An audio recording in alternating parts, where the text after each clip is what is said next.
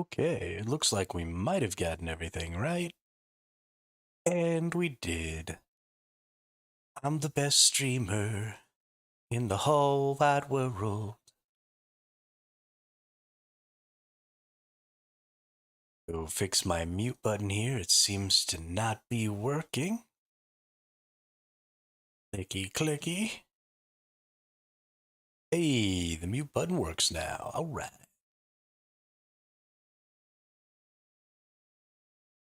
We're going to just kind of bullshit for a second or two here while we wait for some people to maybe go ahead and jump on in. We have a whole lot of people adding me. Um, I'm trying to join different Dune communities and stuff like that in case I end up on the same server as those communities. Because I want to be able to spy on them if they're not my allies and assist them if they are my allies. Uh, well, it just ends up with me getting a whole lot of ads.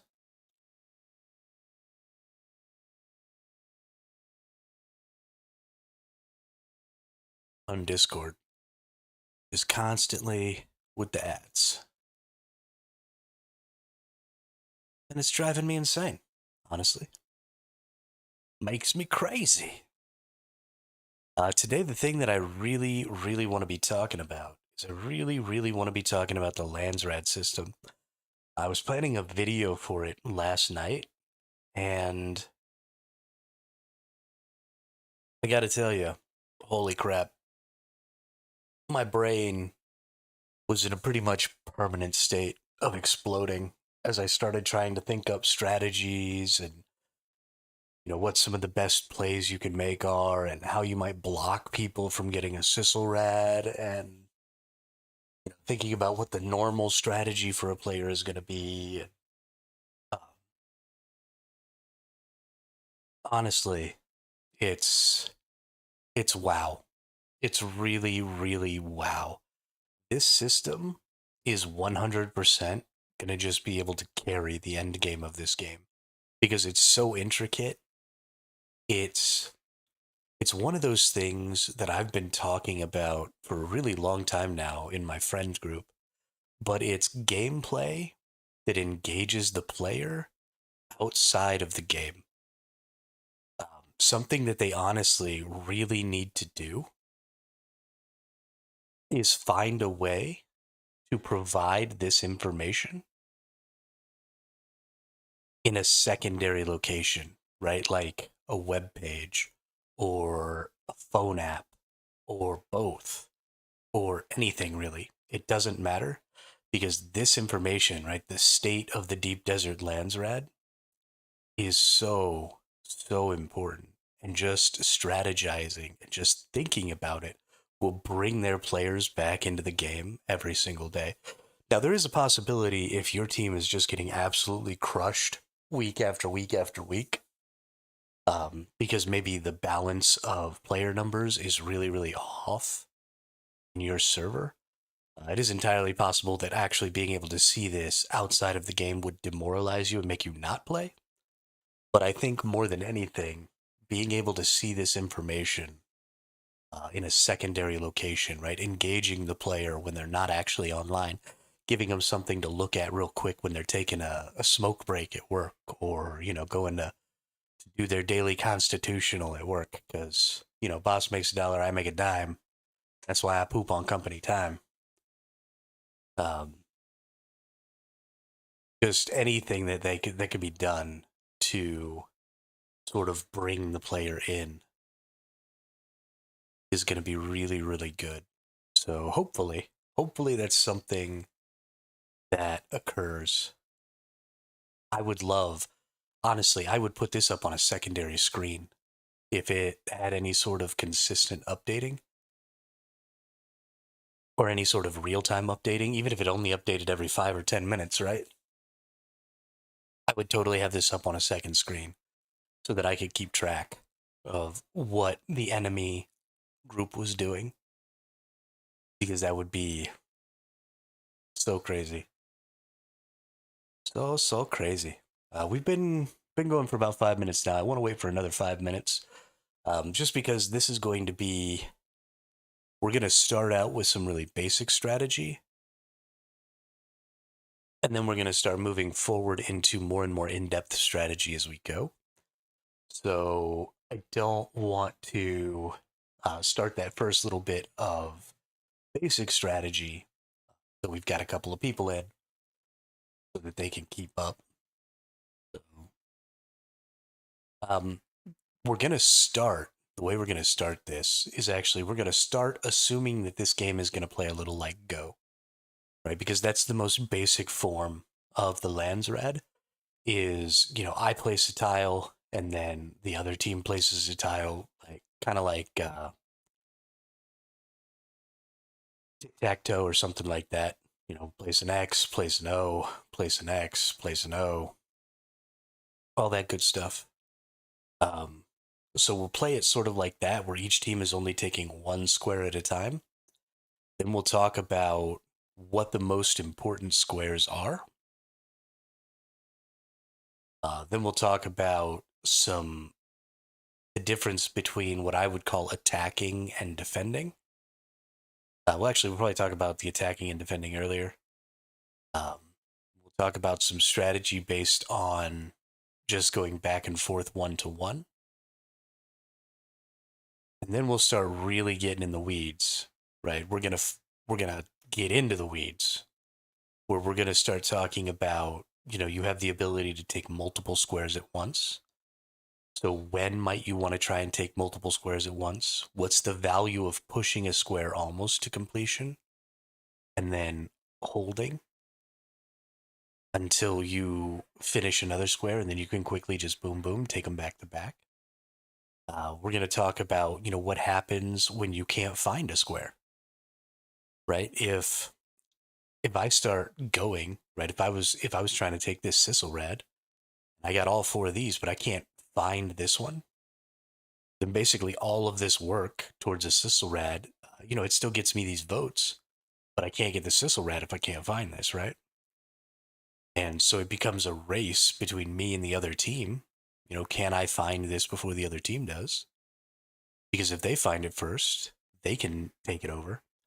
We're going to talk about the implications of being able to dump spice. So something that we heard um, from the AMA yesterday, and something that actually makes a lot of sense, is spice is going to be the only resource that is consistently able to basically purchase votes in the Landsraad. So I'm assuming that it's going to be extremely expensive, right? And not something that a faction could do every week to get a Sissel Rad. But maybe something you could save up, something you could use in desperate times to push a vote in your favor if it was really, really important. Um, so there's tons of implications with spice. There's tons of implications with, whether or not you can cooperate well with your allied guilds. There's tons of implications about, um, what it takes to find and convince um, these great house representatives to tell you what it is that they want. Right? There's tons of implications about different stuff like that. So the game goes from a very, very simple, like tic tac toe connect four kind of game to this like mind bending strategy game that I honestly I spent all night. I fell asleep late. We're starting this an hour late today because I couldn't go to sleep last night thinking about this.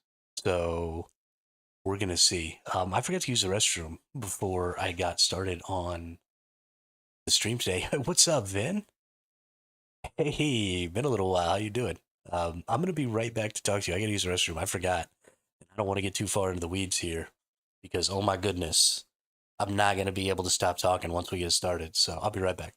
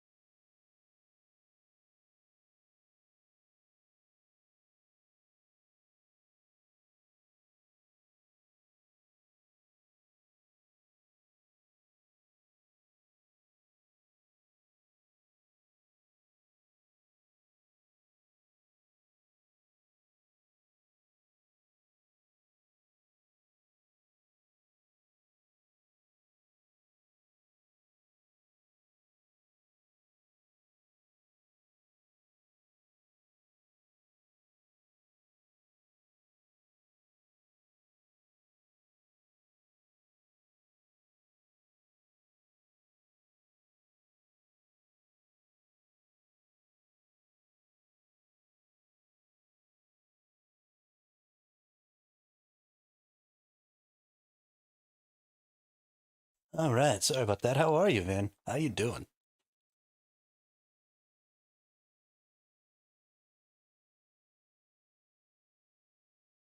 We're uh we're deep in the weeds on the whole Dune Awakening thing. I was I was super against playing this game until about a week ago, but I am all the way in now. All the way in. Oh my goodness. Cannot even tell you. So good. But yeah. So let's get started a little bit on some of the real basic strategy here. So the first thing I want to talk about is the fact that the Sissel Rad is a really important thing to go looking for. So this is the Landsraad system, right? And in the Landsraad system, you have 25 great houses. And these 25 great houses supply votes to determine who gets to choose the decree, right? Which is the thing that changes the rules for the game for the next week. Here we had exclusive tool import rights. Right? That was the decree. So the Harkonnen faction got to get special tools, right? And the Atreides faction didn't. And then the Atreides faction kicked the crap out of the Harkonnen faction. So next week they're going to get something, and the Harkonnen faction isn't. So this is how you get this. But there's a way to win that isn't just about getting the most votes, right? Each of these green tiles is a vote for Atreides, each of the red tiles is a vote for Harkonnen, and each of the yellow tiles is an undecided vote. So if I want to actually win, instead of just getting votes, I can get what's called a Sissel Rad. Sissel Rad is just 5 in a row. So if we think about the numbers here, there's 25 possible votes. If you want to win by votes and you want to guarantee your win by votes, you have to get at least 13 votes. Now, there may be servers where people are less active in the Landsraad, and maybe every vote doesn't get picked up every week. And so maybe, 3 or 4 votes is enough on that server to win this. But if you're on a legitimately competitive server and every one of these votes is getting picked up every month or every week, then you can end up needing half as many, right, votes, because this Sissel Rat, as soon as you get this 5 in a row, the game's over, you win. It doesn't matter how many votes the other team gets after that point, you've already won by getting this Sissel Rat. And that's very important, because if the Sissel Rat system didn't work or didn't exist, then none of these tiles are any more important than any other tile, right? There's no gamification of this board. It's just find any representative from any great house, do the thing they want you to do until you flip their vote, and then move on to find another representative. And then you just, whichever one you find, that's the one you do, and it just doesn't matter. But because of this Sisselrad system, it's gone from a very, very linear, whack the ball, get in the cart, whack the ball, get in the cart kind of a system to a really, really intricate chess game. So the first way that I want to look at this is I want to look at this as if it was a tic-tac-toe system, right? Which is I don't want to think about the implications of maybe not finding one of the great houses. I don't want to think about the implications of my enemy team claiming 2 squares at a time instead of 1. I don't want to think about the implications of my guilds, right? My allied guilds in my own faction maybe taking squares at the same time. I don't want to think about any of that right in this moment. I just want to think about what are the baseline strategies. If I was just playing tic-tac-toe, what would I do here? And the first one is I would take every time the center square. The reason that the center square is the most valuable in this game is the same reason that the center square is the most valuable in tic-tac-toe. And that is because it applies pressure and simultaneously cuts off avenues for 4 of the possible 12 Sisselrads. Right, so there are only 12 possible connect 5s on this board. You have 5 going across, you have 5 going vertically for 10, and then you have 2 diagonals. So just by taking this center square, sorry. Let's go see what I got going on here.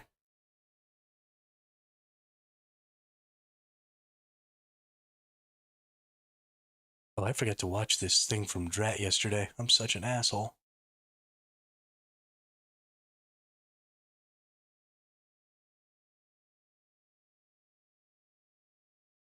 Where am I getting pinged from?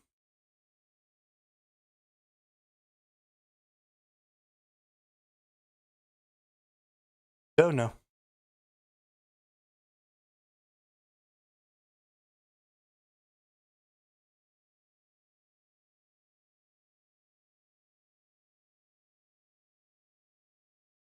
Oh, no, don't care. I actually do care, because it could be one of my brothers or something. Could be important. Doesn't seem like it, but I also can't find whatever it was, and it's upsetting.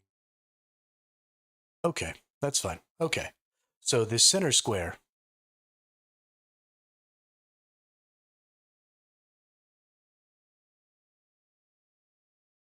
Yagsoth, what's up? Welcome to the chat. Welcome to the channel. Love to see that new face in the chat. Yeah, so as soon as you take this center square, you apply pressure down 4 of the 12 Sisselrads, right? You apply pressure here, here, here, and here. But you also block those same 4 Sisselrads as well. So your opponent loses the diagonals and loses these central vertical and horizontal here. And that's actually going to prove to be even more important in just a second than just giving you this 4 pressure.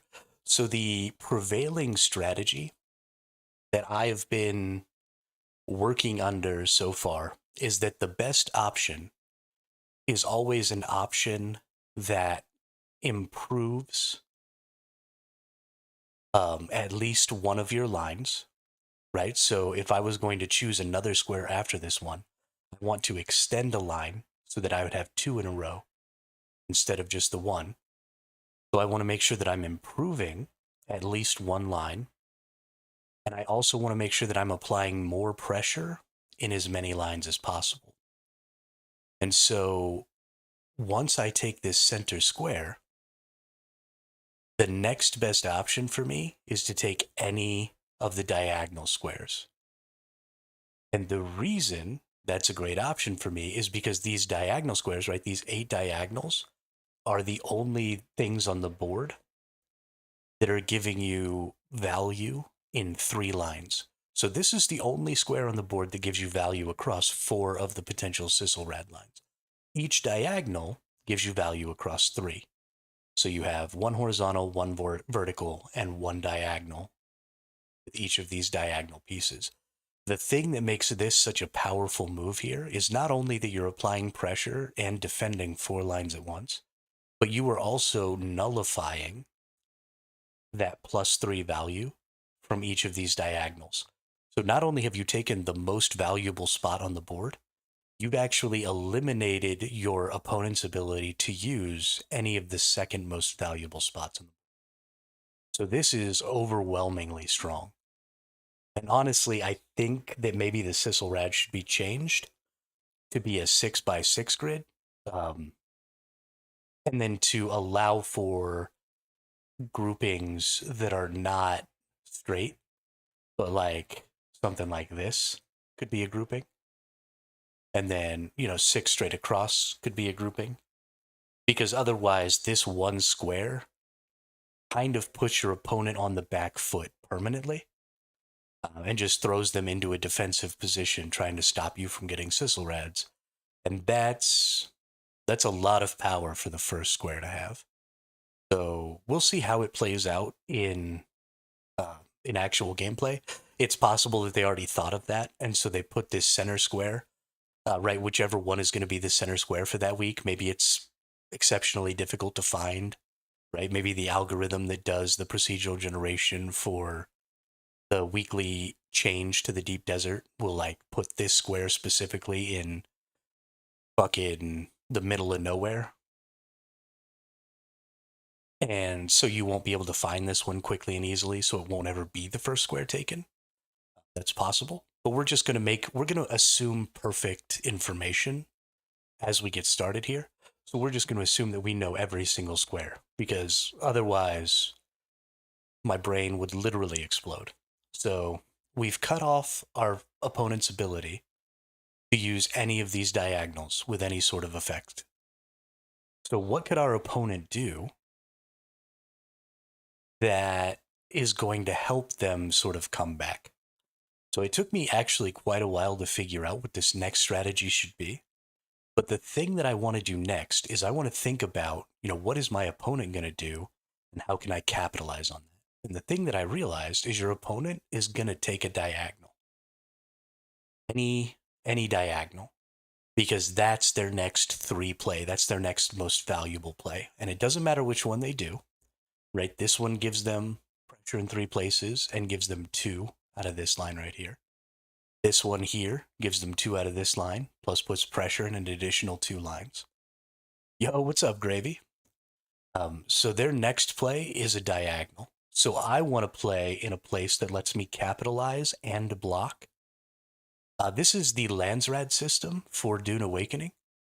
We're just discussing... You do still have to find the emissary, Yogg-Sothoth. So for right this moment, I'm going to assume perfect information. I'm going to assume that I know where every single one of the emissaries is, because right now I just want to get a basic understanding of the base strategy of playing this game of tic-tac-toe, right? So there's a bunch of different things that are going to happen. A, it's not going to be a back and forth, right?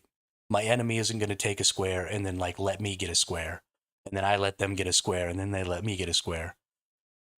They're going to be constantly trying to take squares while I'm trying to take squares. So we're going to play it a little bit like a tic-tac-toe game at first, and then we're going to start expanding. Okay, what happens if you have imperfect knowledge? Okay, how do you coordinate to be attacking and defending at the same time with your guild alliances? And then we'll try and get like a bigger picture. But I think understanding what the best squares are and where some of the plays and counterplays can be in just a one-on-one will inform our strategy when things start getting more in-depth and more fluid. So we're going to start simple, and then we're going to get into the weeds, I promise. So for me, that's also one of the considerations I had here, though, is I'm also looking to play strategies that can be played in a number of different squares, so that if I don't find specifically the square I'm looking for, I might be able to get another square that ultimately gives me the same thing. So for example, if you take the center, right, if you find and take the center, then your next play can be any of these 8 diagonals. It doesn't matter. So instead of having to find, right, if I was trying to go across the middle line here, then I only have 4 possible options, right? I have to find one of these 4. And not only do I have to find one of these 4, I have to find each of these 4. So if I can't find this one, for example, I'm shit out of luck. By taking the center and opening tons of avenues of play, and specifically giving myself a good play on any diagonal, I make my second play potentially really easy. And so that's the same thing I'm doing for the counter, is because I know that my opponent is likely going to take one of these diagonals, I want to be able to block their diagonal, and I want to be able to benefit myself, which means that the best first play for the second person to go after this middle square is taken is actually any one of these off corners. So you could take this one, you could take this one, this one, this one, this one, this one, this one, or this one.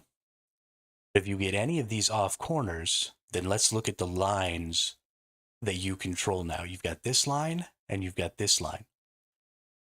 But you have direct access to two spots for each one of the diagonals, right? I can go here and block this diagonal. I can go here and block this diagonal. I can go here and block this diagonal. And I can go here and block this diagonal. But no matter which one of those four squares that I take to block either of those two diagonals, I am in line with myself, right? That's in line. This one right here is in line. This one right here is in line. And if I take this one, that's also in line across here. So I have the ability to block both diagonals ultimately to get 3 in a row. But I also have the ability to block whichever diagonal they attack first for a 2 in a row. So I immediately take away all of the work that they've done, right? Say my opponent goes right here. I can immediately come down here, eliminate all of this work, right? Their line is now completely dead, and put myself in the attack position because now I have 2 here. Actually, probably better than this would be to take here and put myself in the attack position. And the reason this is a better play than this one is because if I take this one, then they actually have the ability to go here, which then gives them the attack position and does the same thing. Well, actually, I guess even if I go here, they could do the same thing there. Okay. So I am in a position where ultimately they are going to be able to do what I just did to them, to me. But I've eliminated that line for them. I've eliminated some of that work that they've done, and I've put myself in a threat position where they now have to attempt to respond to what I'm doing. Now, again, these things could all be happening simultaneously, right? We're not necessarily going to do a 1-for-1. Now, if your factions are evenly split as far as power is concerned, it may end up getting held to a 1-for-1, just because, I'm going to be moving just as fast as you're moving. But because a lot of stuff is going to be happening concurrently, you're going to need to be able to predict what your opponent is going to be doing with some of their concurrent activities.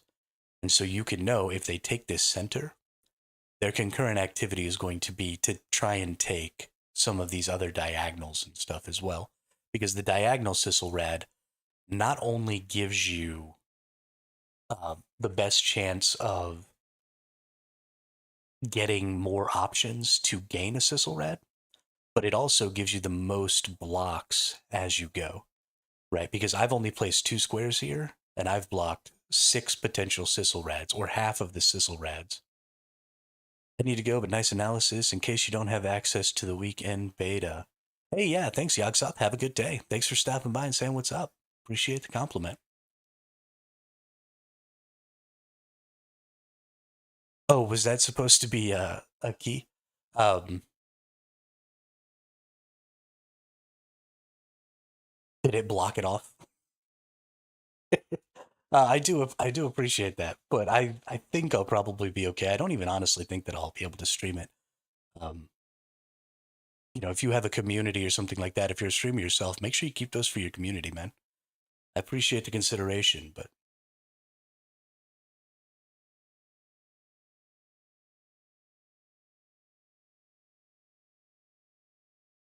don't want to be taken away from somebody else. You know what I mean? I've got my Steam input.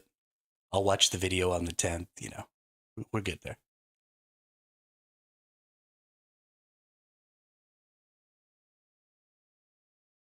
Anyway, sorry, getting back into this. So you want to be able to have some sort of understanding of what your enemy is going to be doing concurrently with some of their other actions. Um, so yeah, let's take a look at what the next possible move would be. Now, again, the biggest goal here is to provide yourself as much value as possible while simultaneously removing as much value as possible from your enemy. So I need to block this here. I've actually made a mistake. Circle has made a mistake here because Circle should have absolutely taken this one, because now what I've left open is the ability for X to take here. And with X taking here, they've actually blocked and ruined all of my work, right? But they've not only made a line here, they've also made a 2-line here. So now as Circle, I'm in a really bad spot. And I need to be able to block a couple of different angles.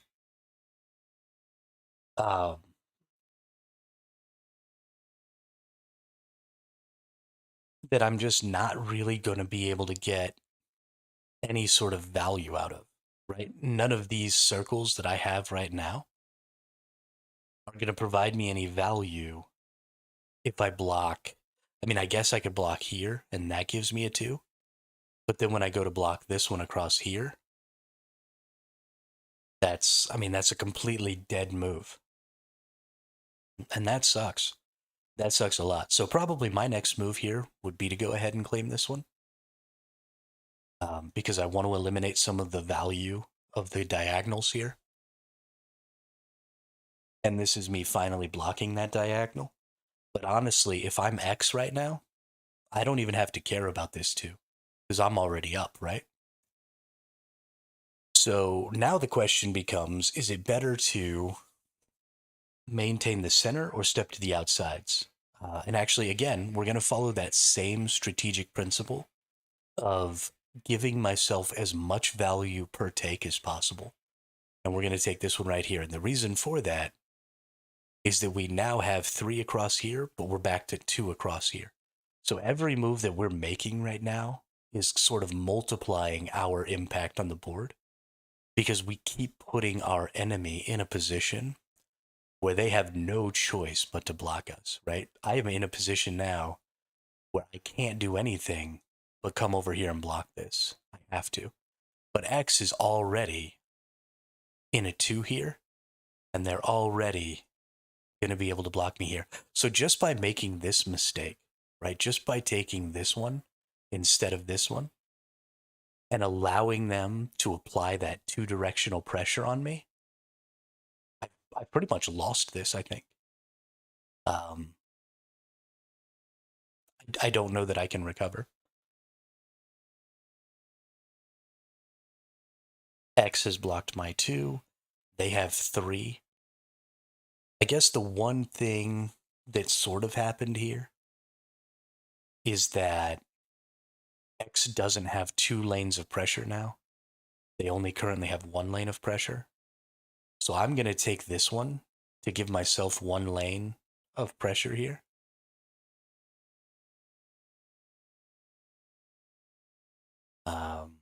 And it actually looks like if I do that, X doesn't have the ability to block me and apply pressure, because this one blocks here. So there. Really, X's only option at this point would be to go here. He's already blocked here, though.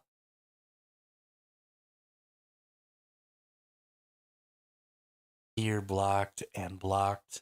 Yeah, so probably the best option for X is actually to go ahead and go here and start working towards this line here. Oh. Nope. X's best option actually probably would have been to go ahead and block here, because then you block O's potential open line here, and you force this and this to be like the only available lines anymore. But let's take a look. We're going to leave it as we placed it. So now O might want to block X here, but X only has 1. We have 1. We're technically up, so we're technically in the attack position right now. So we want to try and get as much pressure as we possibly can and leave ourselves the opportunity for additional lines. So this line down here is open. So we're actually going to take this square right here. Yo, what's up, Damien? Welcome, welcome. We are looking at Landsraad strategy right now.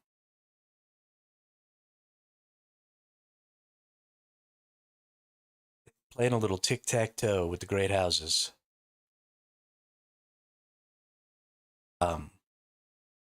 So I've gained myself a second in a line here, but I've also positioned myself across an extra line.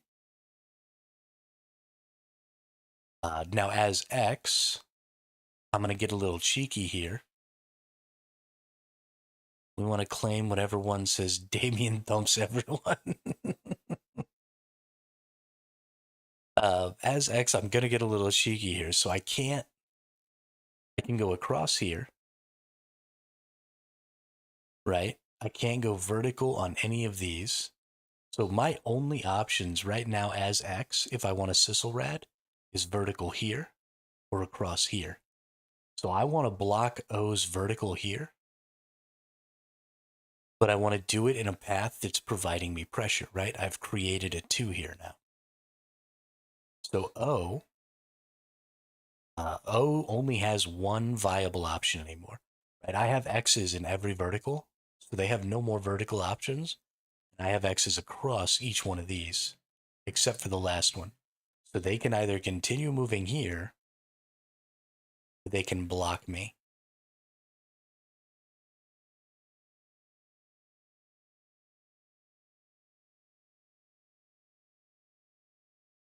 So O wants to block. Where does O want to block from? I don't even think it matters.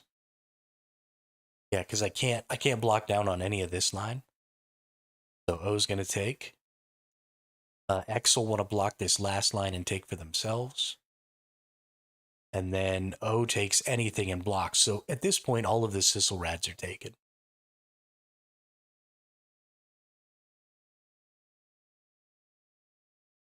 O blocks C1.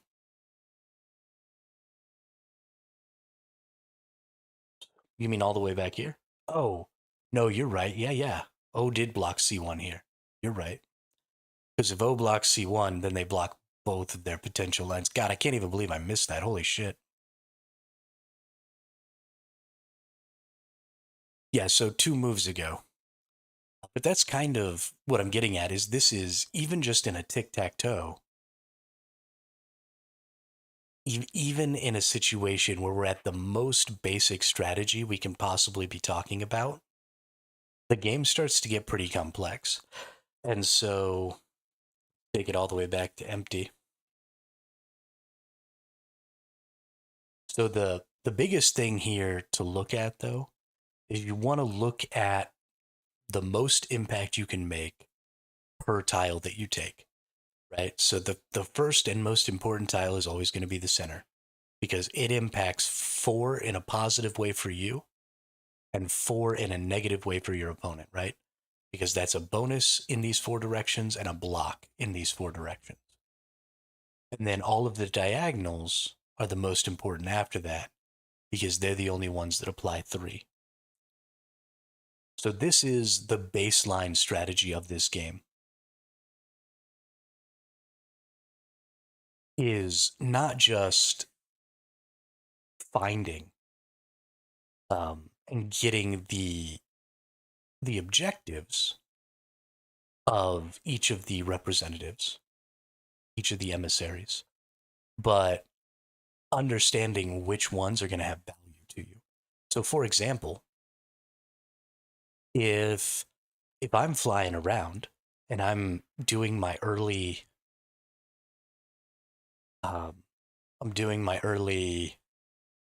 scouting because it's a new week, and I see this one, right? I find this emissary, and I convince them to talk to me and tell me what their objective is, and I flip this over on the board.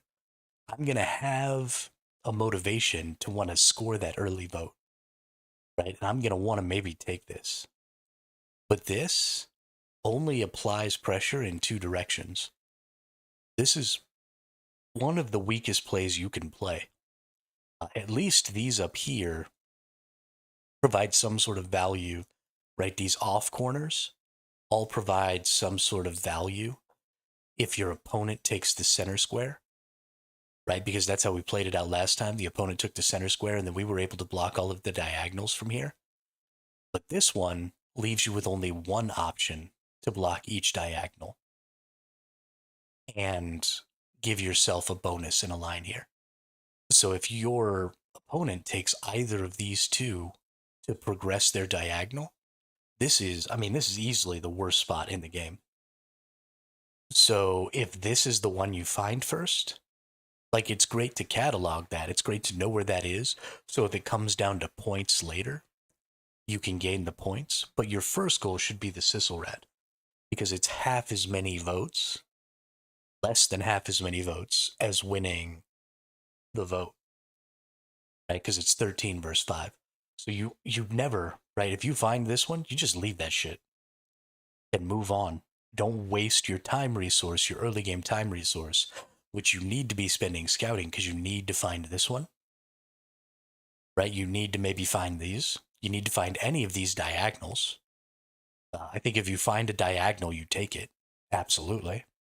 Because it's high impact, right? It's 3 bonus for you, and it's 3 negative for your enemy. So if you find a diagonal, you take it. I think you take any diagonal.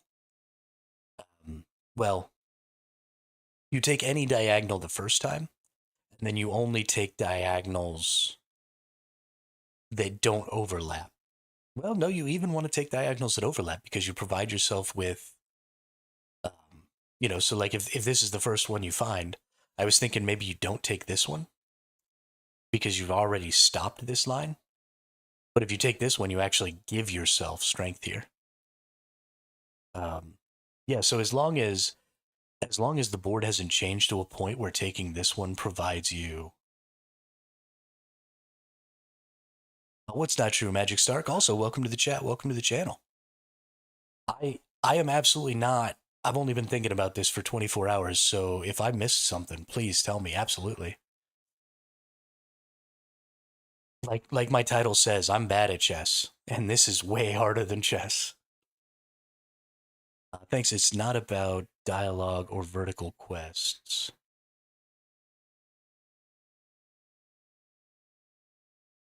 Oh, diagonal or vertical quests. Okay. What's it about?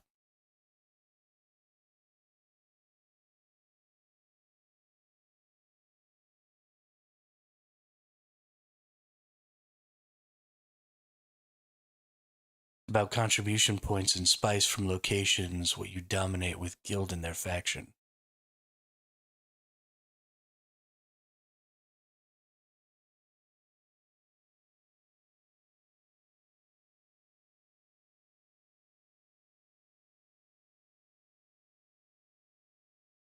I don't think I understand.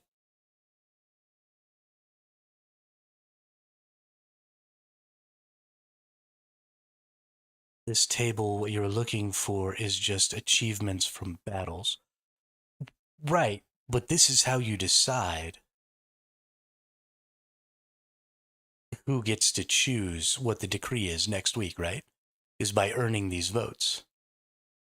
And these votes, the emissaries, will be laid out on a grid just like this. Yes, it is.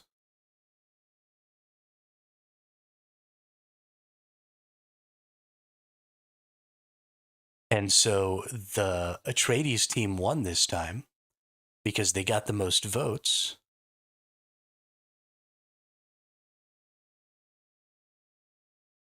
Yeah, they change every week. Absolutely. Absolutely. So this is a weekly game that you're going to be playing. Right? The board is going to shuffle every week.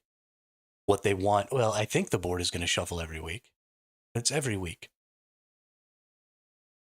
Every week it changes.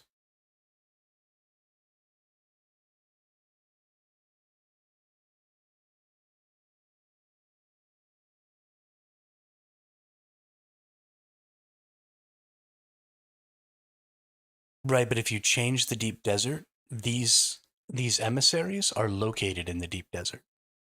So if you change the deep desert, you also change the emissaries and their control point locations and all of that stuff.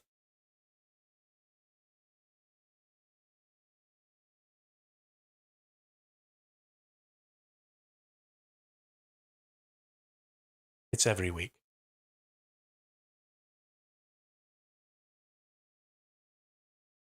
Achievements from PvP are different than changing locations in deep desert.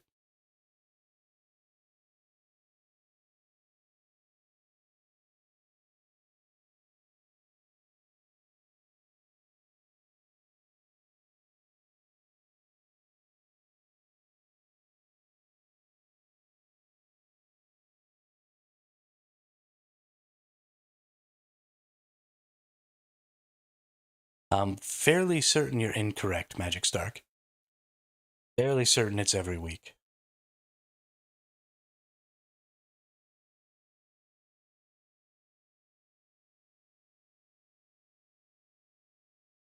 All I wanted to say about it. Enjoy stream. Need to my stream now. Okay, have fun. Have a good day, Magic Stark. Thanks for stopping by and saying what's up.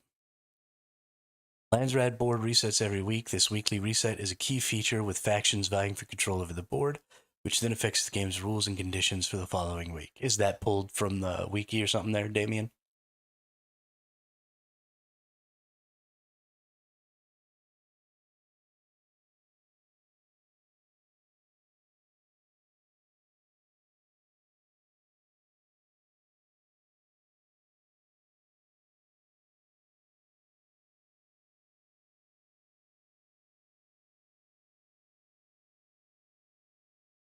This was a good example though. Is misinformation and misunderstanding is going to be fairly common because of the complexity of the system. Pulled it from the Google overview, but also watched the Funcom video on this particular subject, plus a shorter video from Tacticat. I love Tacticat, by the way. Good dude. Puts out some good content. Um, yeah, so that's going to be kind of a big deal. Is misinformation and misunderstanding is going to be pretty common. And so a lot of people, because of how complicated the strategy here can be, are going to play in that same way, where they're just going to see um,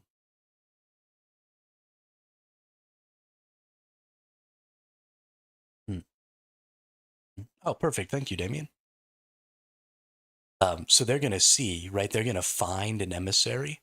They're going to figure out what its weekly quest reward or quest objective is, and then they're just going to do it for the vote.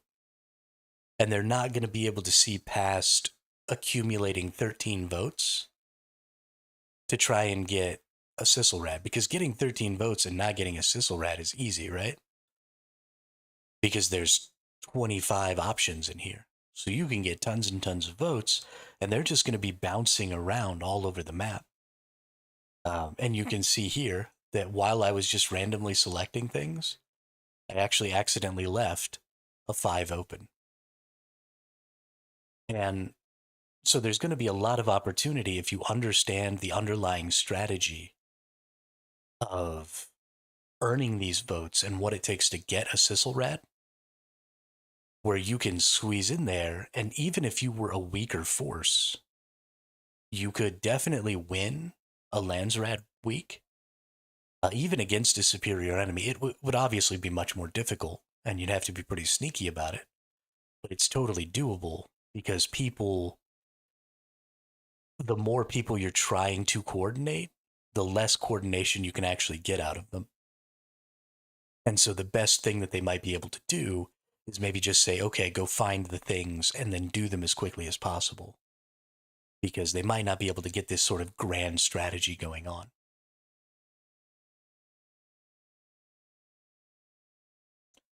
Now, the one of the other things that's going to change, one thing to clarify though regarding your tic-tac-toe thing, uh-huh,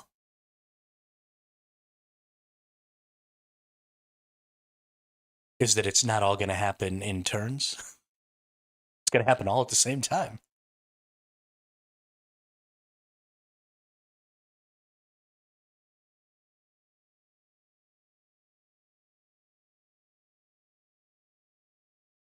Do not have to complete a row vertically, horizontally, or dynamically to win a Sissel Rad.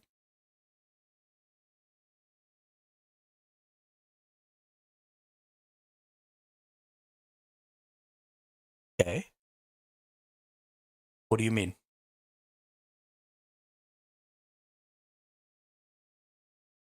You can secure a Sissel Rad by having the most house requirements met by the start of the voting. Yeah, so that's something that we did talk about. That's winning a Landsraad. So this whole thing is the Landsraad. And you can win a Landsraad in two ways. You can win a Landsraad by getting the majority of votes, right? So there's 25 available. To guarantee a win, you can get 13 of those votes, and then your opponent can't catch up. A Sissel Rad is a large clump of the Landsraad. So a Sissel Rad is any 5 vertically, horizontally, or diagonally connected. So you can win the Landsraad by getting 13 votes and just win it off of votes, or you can win it regardless of vote by getting a Sissel Rad, which is the 5 connected. So if, for example, the House Atreides absolutely stomped the Harkonnens here, but if Atreides hadn't gotten this one, and the Harkonnens had gotten all of these, even if the board was the same, and House Atreides actually had 18 votes on here, if House Harkonnen had gotten this diagonal, Harkonnen would have actually won, because they would have gotten the Sissel Rad. So a Sissel Rad is 5 in a row, and the Landsraad is the whole thing.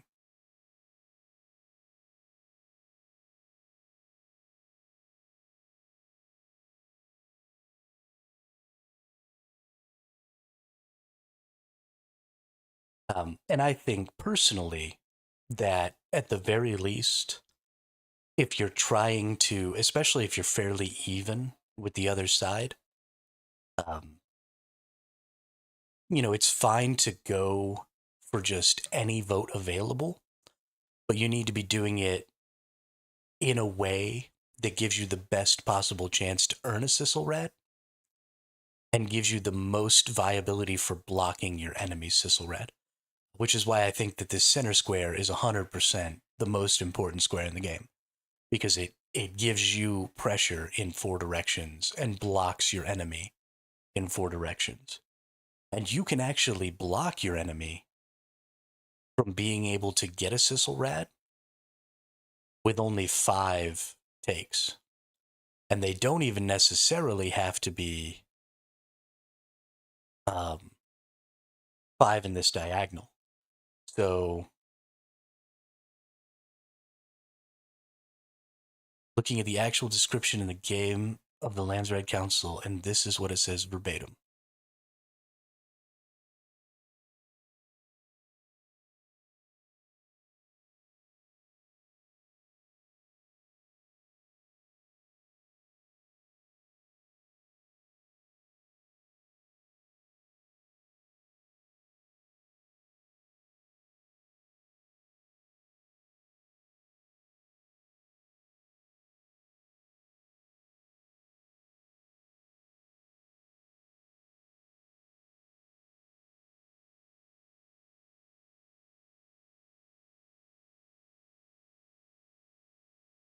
A faction gains control of the Landsraad board by securing a Sissel Rad, which is achieved by completing a row of house requirements horizontally, vertically, or diagonally, or by having the most house requirements met by the start. Okay, so it is referring to. Got it. Well, so I want there to be a different word for earning the horizontal, vertical, or diagonal, because,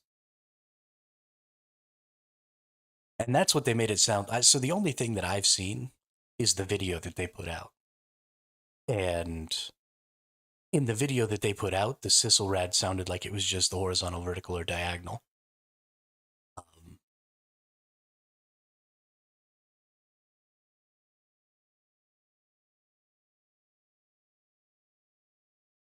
But I need there to be a different word for this. Straight, there you go, Royal Sissel Red. Um, I'm just going to keep calling only these Sissel Reds because that's easier. And everybody knows that you can win by getting the most votes, right? So,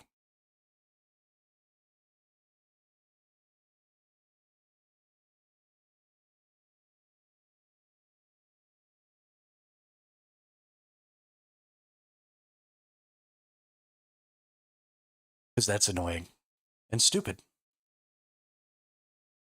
Um,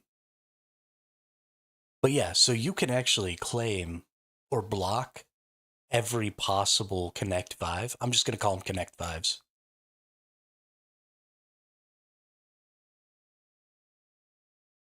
Yeah, so one of the big things for me, Damien, is I wonder when you're going to know what those decrees are. Um, because if you know what the decrees are before the Landsraad is figured out, before someone gets a Sissel Rat, then you can choose to just not participate. Because the other person who was in here, Magic, yeah, Magic Stark, actually made a good point, and that is that they said that spice was going to be the only consistent thing that you could bribe your way into votes for, right? The only resource that you were going to consistently be able to give up to win votes. Now, I don't know if that means that all of them are always going to accept spice. I assume that's what it means, because the whole point of the Dune planet, uh, Arrakis, is for the spice. So I assume that every single week you will be able to either do whatever the quest is or bribe the emissary with spice to get the house vote. And so if you're going to know early on what the possible decrees are going to be, and you don't like any of them, right? Your faction doesn't need any of them, then you could just kind of dude around and not really try that hard to win the Landsraad, right? You'd have to try hard enough to make your enemy waste some resources, but then you could stockpile up maybe a couple weeks worth of spice, and then just at the start of a faction week or a Landsraad week where you really liked the objectives, you could just drop spice into a Connect 5 and just win it on day one, right? Send out everybody in ornithopters, find as many of the things as you can, and the second you find 5 in a row, you just fucking eat it. Take the win.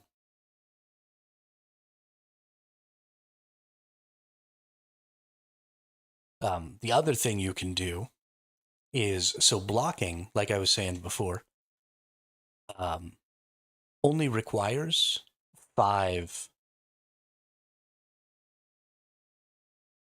five cards, and it doesn't even necessarily take all 5 cards in a line here, because there's 12 possible Connect 5s, right? You've got your verticals, you've got your horizontals, and you've got your 2 diagonals. So 5, 5, 2. So as long as you get opposing diagonals, right? You have to have opposing diagonals because you have to cover these outside and the upper and bottom lines. Then inside of this little 3x3 square, these 9, if for some reason you were only able to get this one, then you could also claim this one and this one, right? Because you have to claim the opposite diagonal with one of these two outside if you don't get the middle square. And that covers that vertical, that horizontal, that vertical, that horizontal. It covers that diagonal, that vertical, that horizontal, and that vertical, that horizontal. So just 5 squares. And this can be backwards too, right? Like if you got this one, then you would need to get this one and this one. As long um,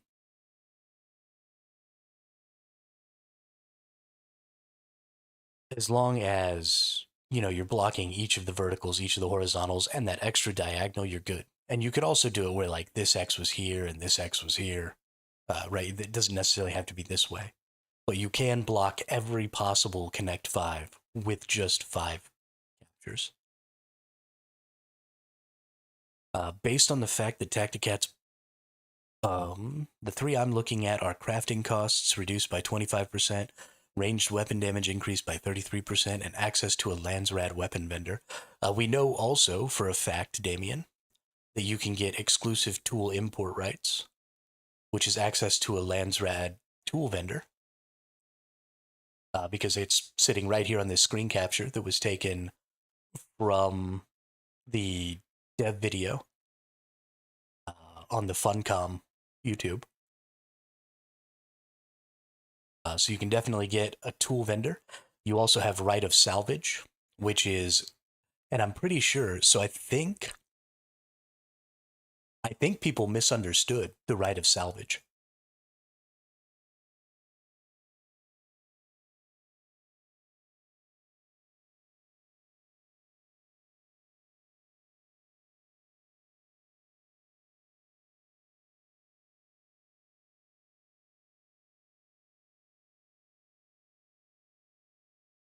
But I gotta get something to drink.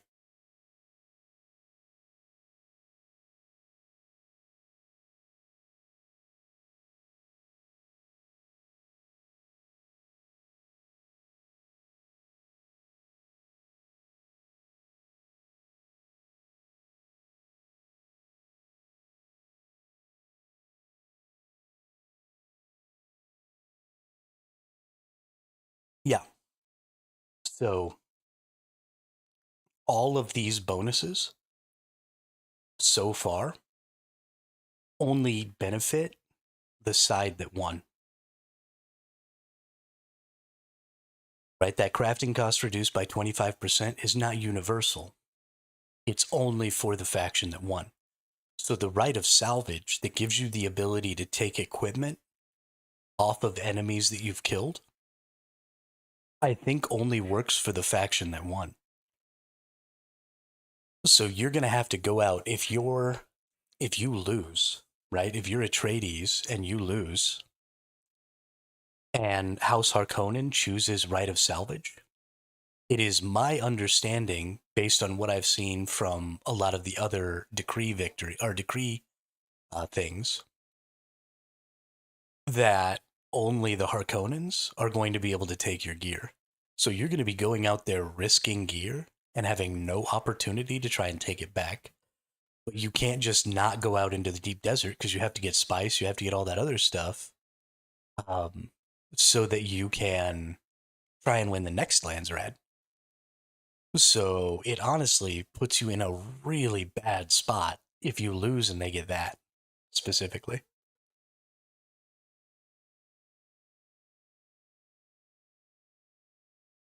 Oh, sorry, I didn't read this next one. Based on the fact that Tacticat's board has nothing claimed, and he can already see all three options, I'm guessing you can see options right at the start. Okay. Okay. Sorry, I got distracted by the fact that I needed to drink water there, and I kind of lost the train of thought here. That's important to know, because if you ever see that right of salvage show up, you actually probably want to really, really go for it, because that sounds overwhelming. Losing my gear to a team that I can't win it back from sounds like shit. Sounds like big duty.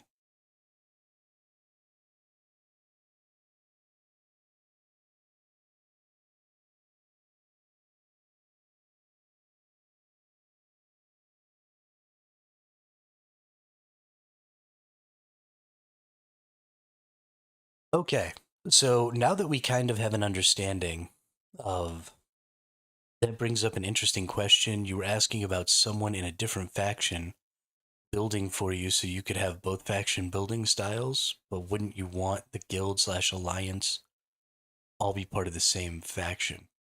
Yeah. Yeah, you do only. So not only do you want your guild to all be part of the same faction, you don't have a choice. When I was watching one of the videos, one of the dev videos for guilds and groups the other day, one of the devs, as a way to try and get some information out, asked the other person, "Well, what if you and me are in a guild, or what if I'm an Atreides and you're a Harkonnen, and we're in a guild together, and then um, because you have to choose a faction not just for yourself but for your guild also, and so if a guild is allied with the Harkonnen faction, anybody in the Atreides faction in that guild gets kicked. So you do all have to be in the same um, to participate in the Landsraad. You have to be in the same faction. Now you could be, I think, in a guild that doesn't have a faction, but you do have to be in the same faction to participate in the Landsraad. So yeah, absolutely. And then of course your alliance, you kind of feel the same way about that. Now we could have, you could have just like a crafting thing going with one of the guilds, like the Atreides guild, if you're a Harkonnen. Um, I'm wanting to go with whatever faction has the fewest people in it. I honestly don't care. Um, the aesthetic thing, like I've always said, is completely inconsequential to me. But I don't want to be on the team that's just automatically winning.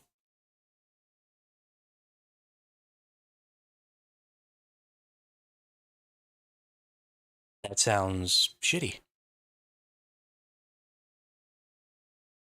I assumed you would go with Harkonnen since you were a dirty Rosetta. And once I only went Rosetta because it made me. The first time I picked Mayfly, I always wanted to be Mayfly. I was Mayfly or die. It forced me to play Rosetta.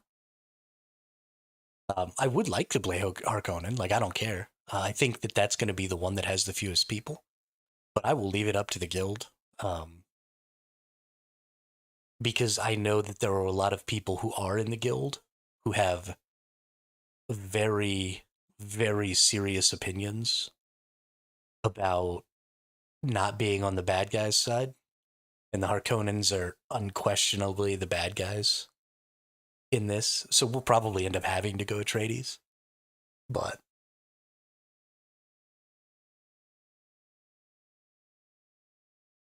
you know,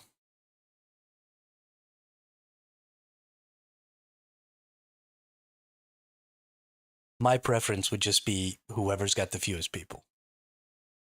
The Harkonnens are the Horde, the Atreides is the Alliance, basically.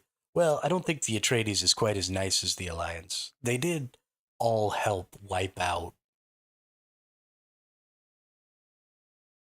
um, the Fremen, right? They are all still part of the Empire.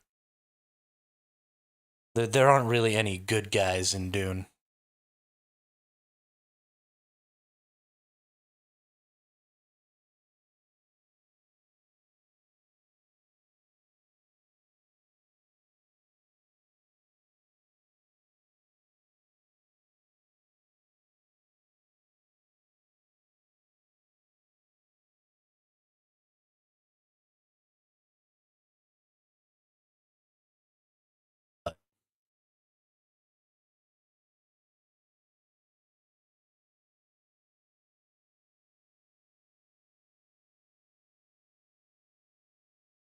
Yeah, this system is just so deep. So we've been talking mostly about this system as if it was tic-tac-toe, though, right? And mostly about the fact that we were going to be doing a one for one. And the understanding that we've gained from that has been pretty important because we know that it's now the most important thing you can do is take the center and the diagonals and to try and set yourself up in a position where you only need to take five of, whoops, where you only need to take five, right, of the spots to block every possible connect five. And so if you block every possible connect five, then you leave yourself still open to winning by Connect 5, unless your opponent basically does the opposite of what you did, right? So, um, if you claim a Connect 5, well, let's go circles.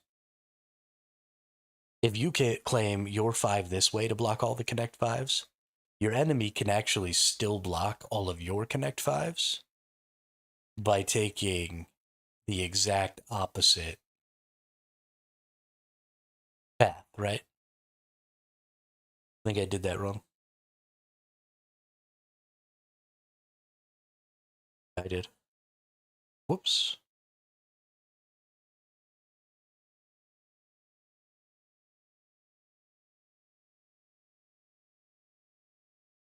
I broke it. Oh, I like all the way broke it.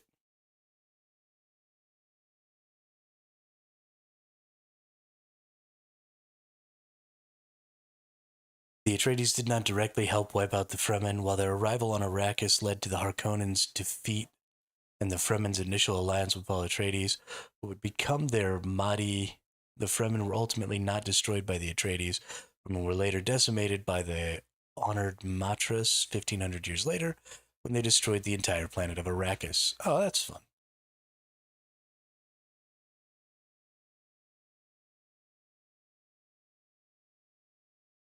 I'm having some technical difficulties.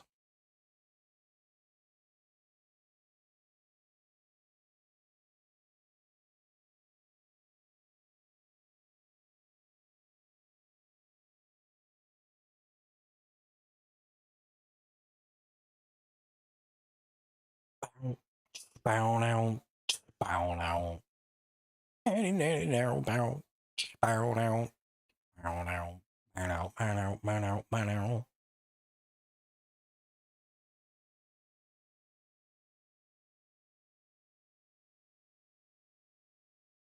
don't know what I'm doing, 'cause I broke everything.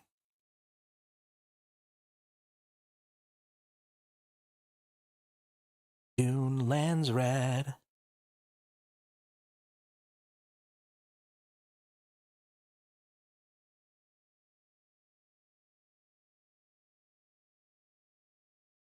Okay. Now you all can see again. Yeah, what's going to be interesting is to see whether people will actually employ strategy on the Connect 5 board, or if they'll just try to complete as many tasks as possible to win by majority.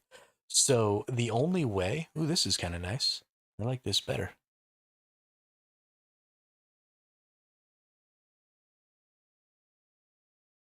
The only way winning by majority is actually going to be a viable strategy is if you have more people. If you go in here all half-cocked and sideways and just start claiming whatever random garbage you find with no thought whatsoever about strategy, you're leaving yourself open.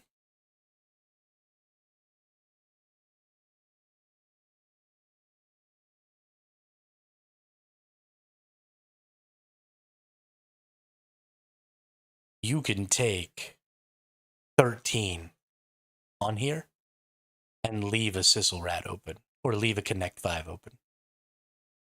Right? I can take all of these. That's 8, that's 16. And that still leaves 2 Connect 5s. So 100%, if you have a huge, massive supermajority on the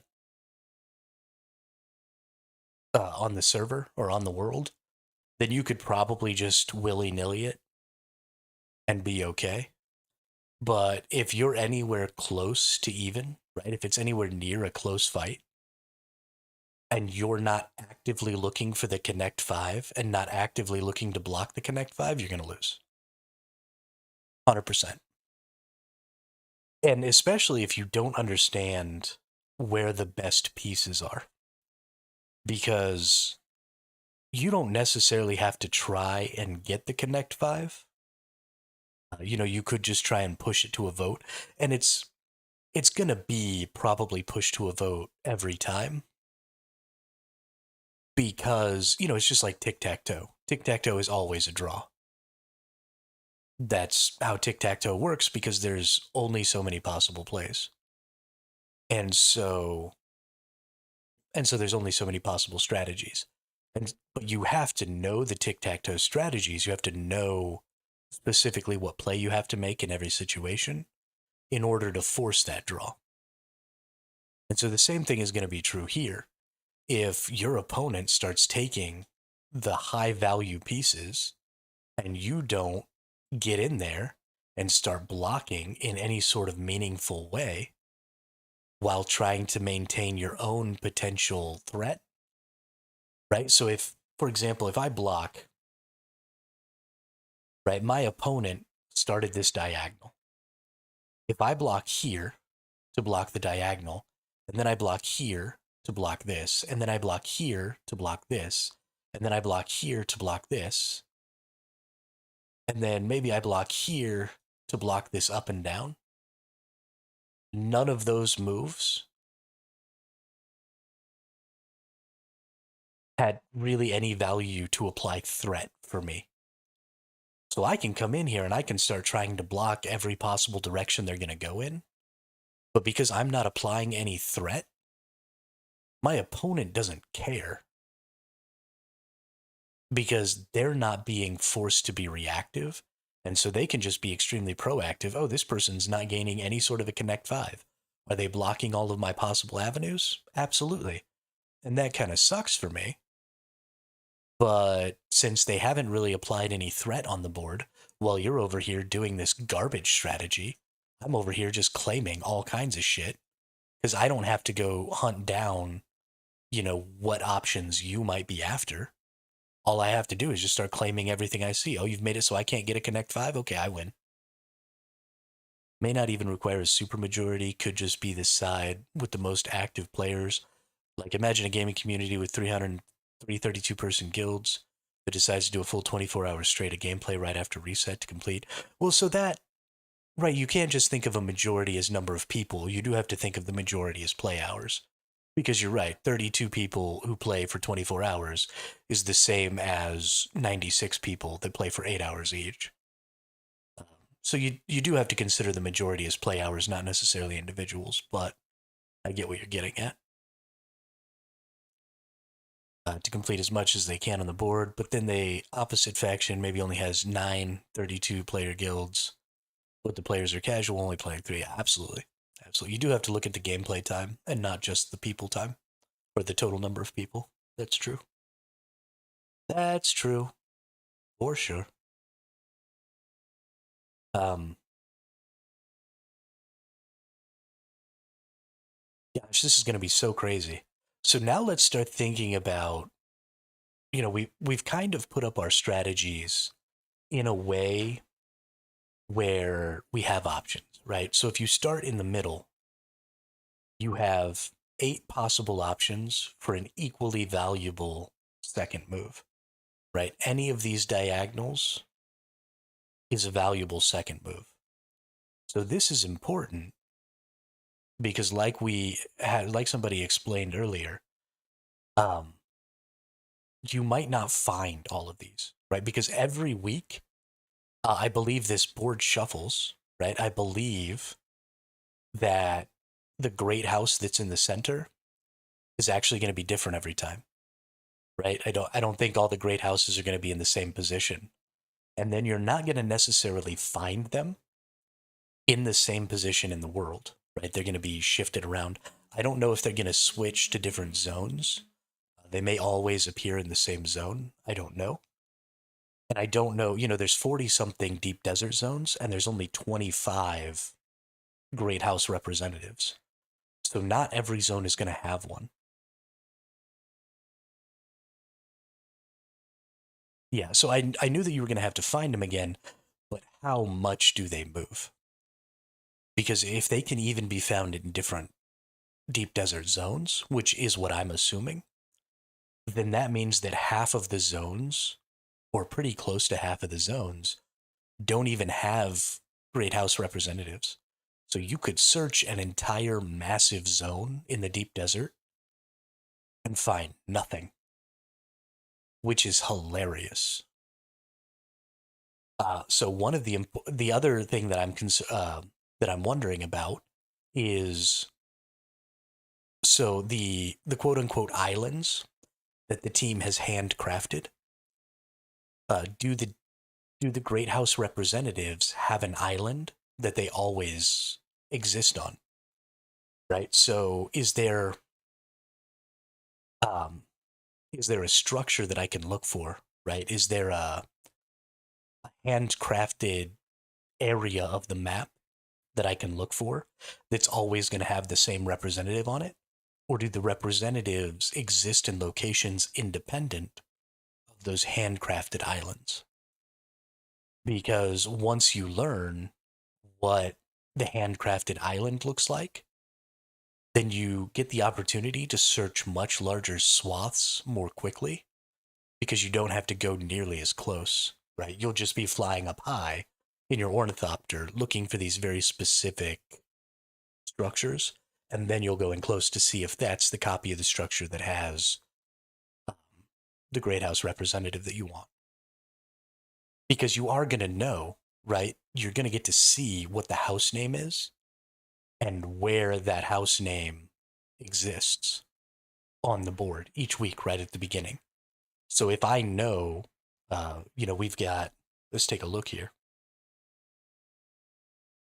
If I know, for example, that Sita is the center,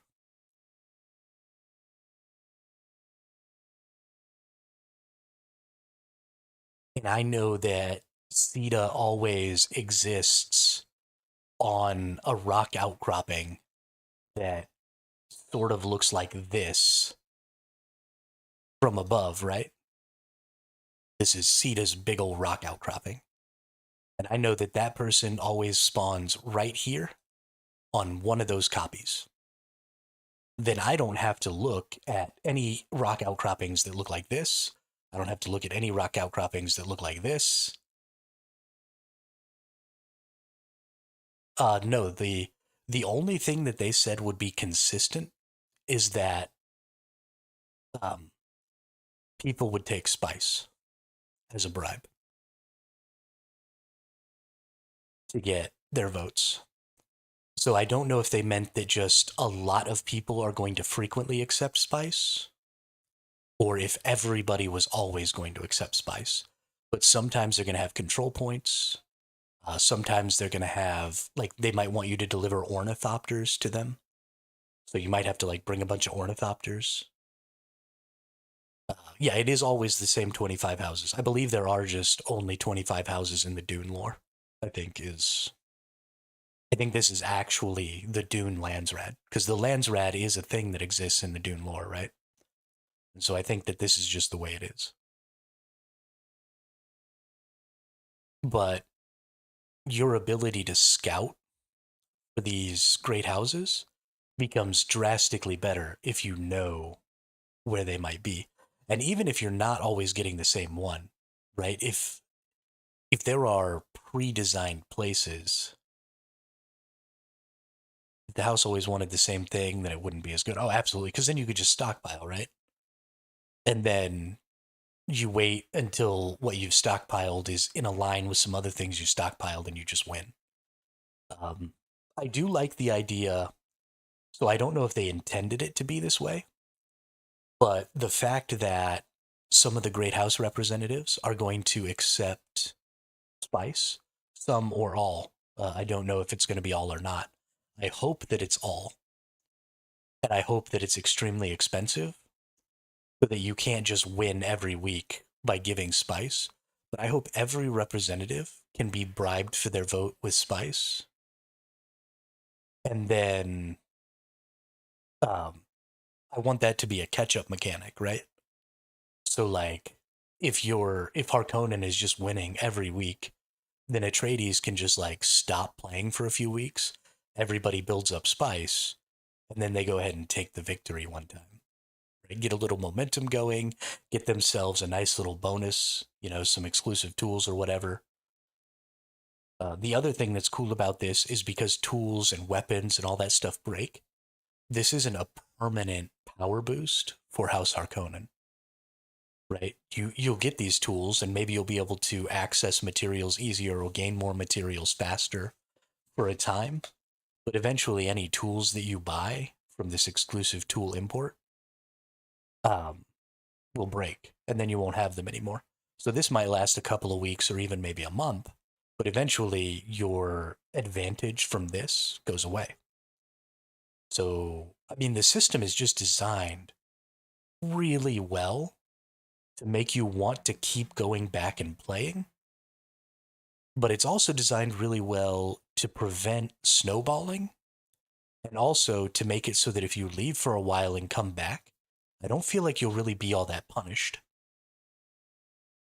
If you're in a guild that's, in Harkonnen and you're winning and then you take a little break and then Atreides starts winning, you don't come back to Atreides being like overwhelmingly powerful because most of their benefits, except for the ones that maybe they've gained in the past couple of weeks, are not really active anymore. And so you can kind of just jump right back in and start fighting again. So it's a really well designed system. I'm very excited. I'm still gonna stockpile still suits, ornithopters, major stuff. I'll be stock. Yeah, absolutely. I think probably the best thing to stockpile is resources more than crafted stuff. That'll depend on how long it takes to craft things, I guess. Though, um, if somebody's gonna take ornithopters as a bribe, then depending on how long that ornithopter takes to craft or how many I can craft at a given time, I might just want to go back to my base, craft, all the ornithopters I need, and then take them instead of having a bunch of ornithopters lying around that basically don't do anything until I need to give them up. But I don't know. Maybe I'll have, as a guild, maybe we'll just have enough resources that we can just have a bunch of everything.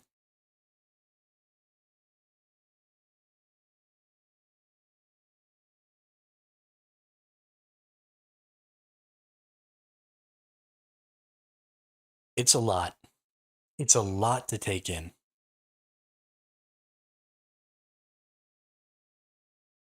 Like I said, I was just hours last night. I was awake because I couldn't stop thinking up, like, what happens if I do this? What happens if this happens? Sure, you can even coordinate with guild members while you're out scouting as soon as you find, oh, yeah, oh, yeah. And it unlocks on the board. You can just craft whatever. Yep, absolutely. That'll be, so it's not just going to be about coordinating with your guild, though. You're going to have to coordinate with your whole alliance. And I've actually created a really cool system on our Discord for how we communicate what we're doing. And that system is air gapped so that a spy, I'm using announcement channels because you can follow announcement channels on other Discord servers and get the information automatically to a different Discord server. But I've air gapped that announcement channel so only the leadership members of the guild see the announcement channel. And then I've just followed that announcement channel on a regular channel so that everybody else in the guild can see our activity in our Discord. But then I'm going to make alliances with other people in our faction. And then I'm going to get them to give me a little bit of access to their Discord for a second. And then I'm just going to follow our announcement channel on theirs. And I'm going to follow their announcement channel on ours. And then we'll be able to say, like, okay, our clan is doing this right now, or our guild is doing this right now. And we'll get some standardized verbiage like scouting, deep desert zone C5, and then the next thing will be like whether or not you need assistance. So like guild assistance needed or alliance assistance needed or no assistance needed. So that way anybody who sees from any of the allied things can know whether or not you're asking for help or whether or not you're just providing information. So you type in there like scouting C5, no assistance needed. And then that can be the end of that message. Or, if we're trying to take over a tile, maybe we need a vote here. So we'll be like claiming control point for CETA, um, alliance assisted needed, um, deep desert zone C3, right? And then everybody from our alliance will have that access to that information, but then we'll also have access to the same information from our allies.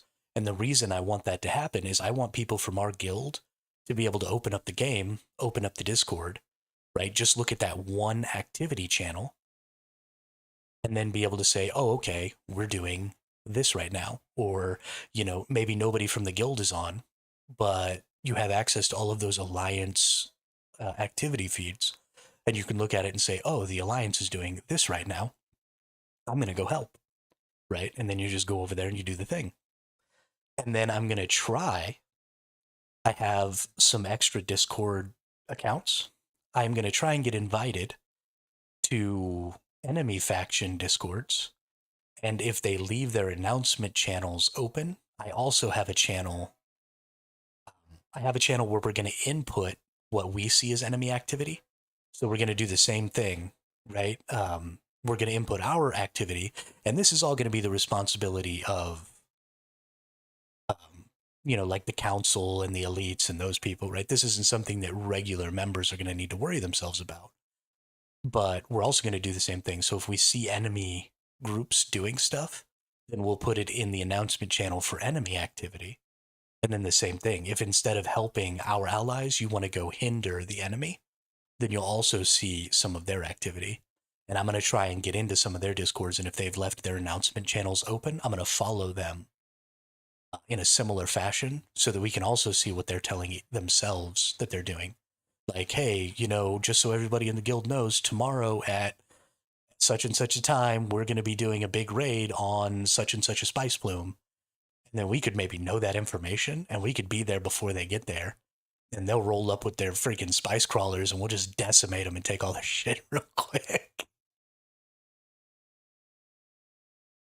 It's going to be a heck of a lot of fun. Like, so much fun. I'm really excited.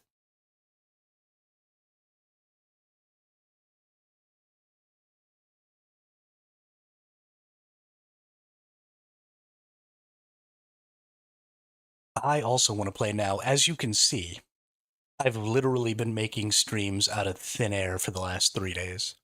I don't know how I'm going to keep this one up much longer. We've kind of already talked about all the grand strategy stuff here. I'm also, honestly, Damien, I'm kind of thinking about maybe getting the early access and then just playing that 5 days and trying to make some videos or something. And, not doing it on the server that the guild will eventually be on, but just jumping in, playing by myself for a couple of days. Yo, what's up, Looper Cal? Welcome to the chat. Welcome to the channel. Love to see a new face. I would totally give you a key if I had any keys. But I am unfortunately not one of the creators that has been like working closely with Funcom.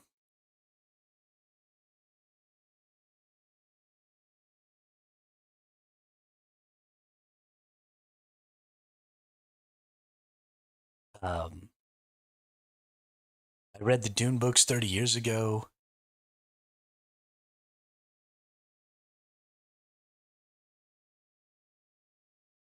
Oh, you're a game dev now? That's cool. Yeah, I'm just so excited. I wasn't even going to play this game until like 6 days ago.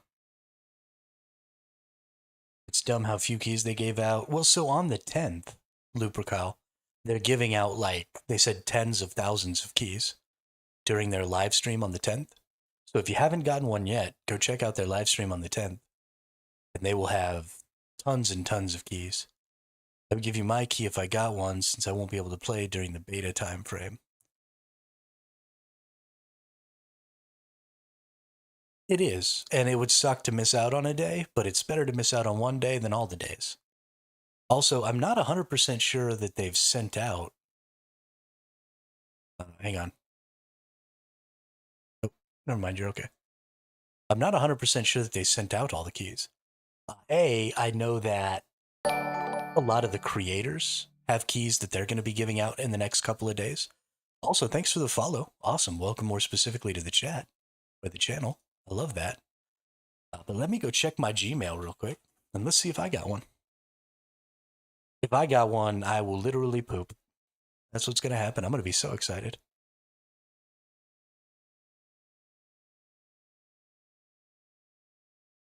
Doesn't look like it. Twitch, twitch, twitch, twitch, twitch.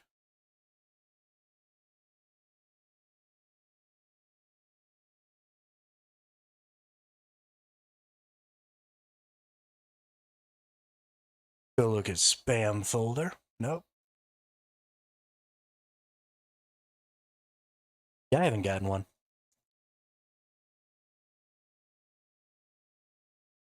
I'm gonna be streaming Dune daily. So if I need a starting buddy, I got you. Nice. Yeah. So I have a guild. I'm starting a guild. We're not going to start the guild activities until we get on one of the worlds that's starting on June 10th. Um, but I'm thinking about maybe getting in on the head start so I could maybe make a couple of videos. Right now we have 10. I've got probably at least another 3 or 4 that are going to be coming in who just haven't done their applications yet.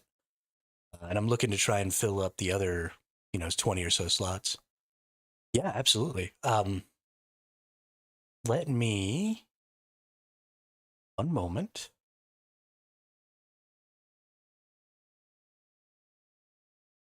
I'll get you a link that you can share with them. Oh, I actually have a pending application right now. Nice. Very nice.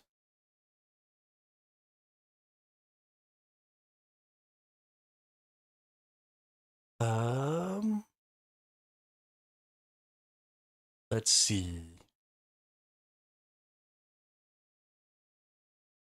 Invites.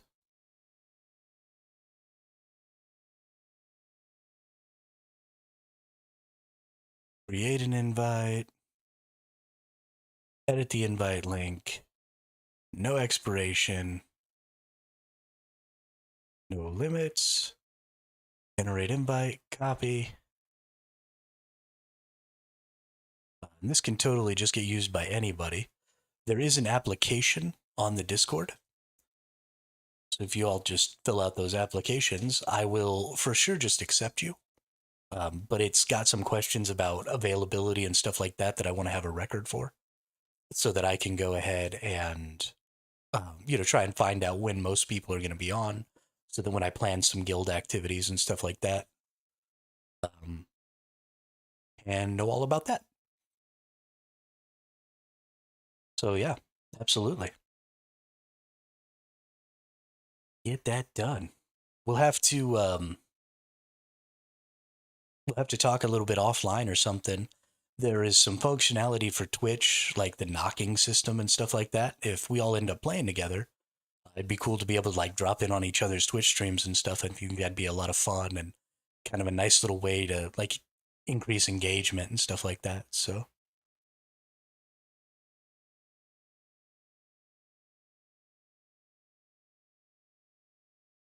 how do you see what? How do you see how many people have applied?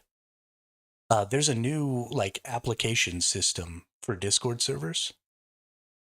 And so I just went in and I made the Discord server application requirement.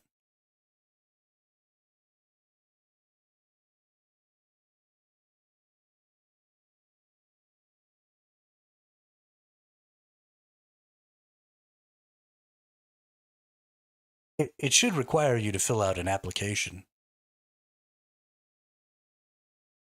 And then once you put all the application information in, then it should let you join.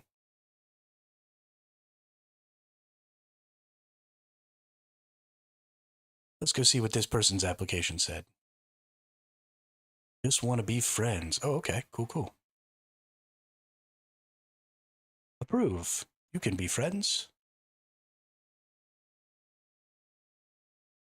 members.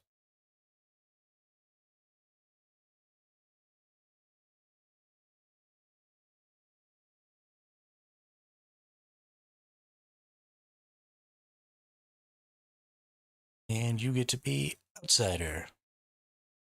Hey, we got our first friend.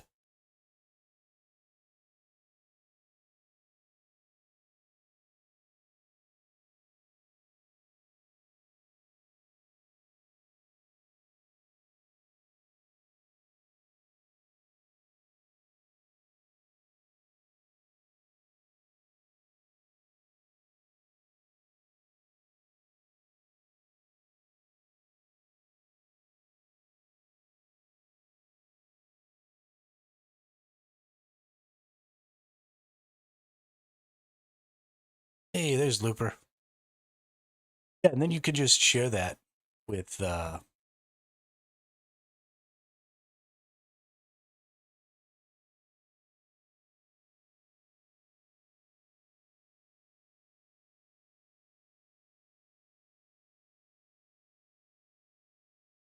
can share that link with the other 3 people and get y'all all in there.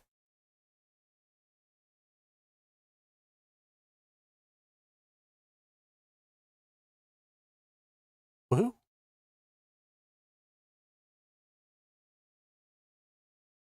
So I will leave that up to the guild. I don't really care. What's up, Carl? Welcome to the chat. Welcome to the channel. Love to see those new faces in there. It doesn't matter to me what faction we go. My preference would be to go on the faction that has the fewest people. But I will leave it up to the guild. I think for the most part, the people in my Discord or in my stream community will likely want to go Atreides because they're like the good guys. And most of the people in my Twitch community don't like playing the bad guys. When we played Once Human, everybody wanted to go Mayfly instead of Rosetta. So I assume that's what they. I mean, Harkonnen could be fun. Come on, don't you want to just pillage and rampage?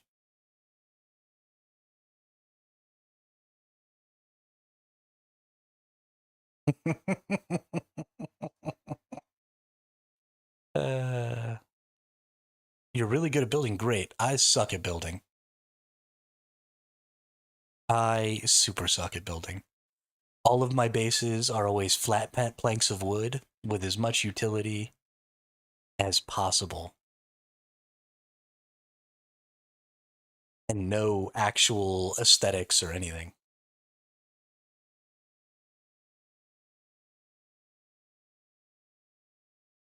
That's pretty funny. I hate albino bald Harkonnen people. There you go.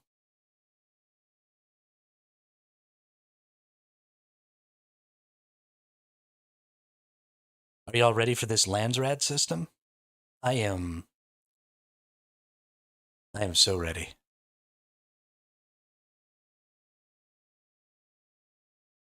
Got to get this square right here. Every single time. Always got to get the middle square. Apply pressure and defend from 4 different spots.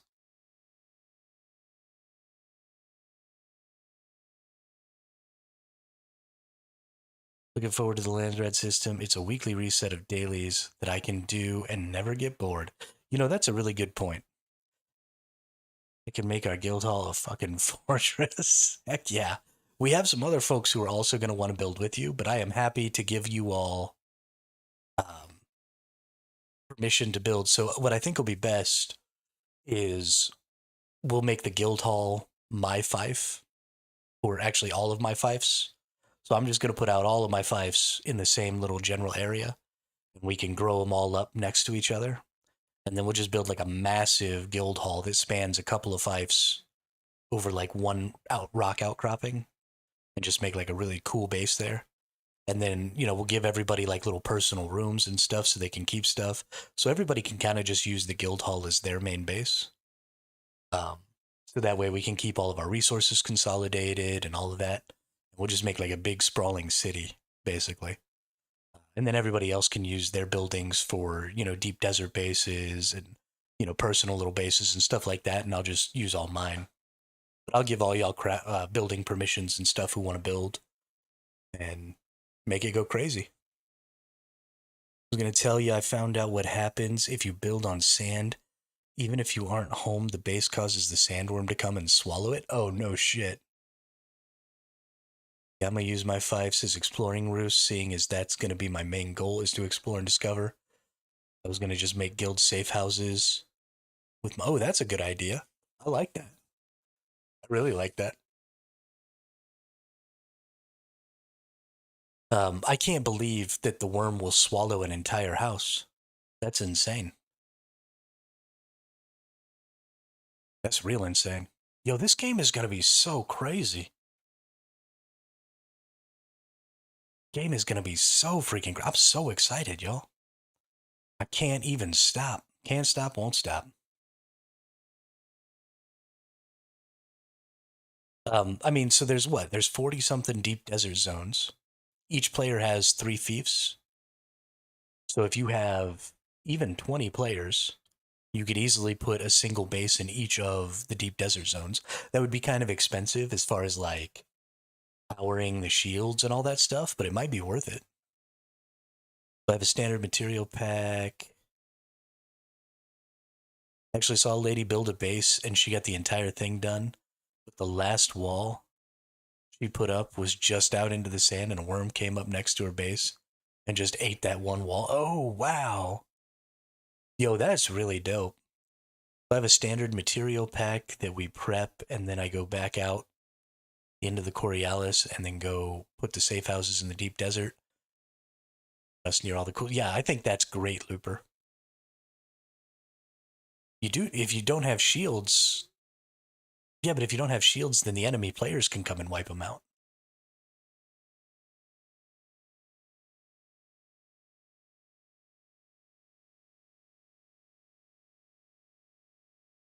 You gotta have shields so that enemy players can't destroy them.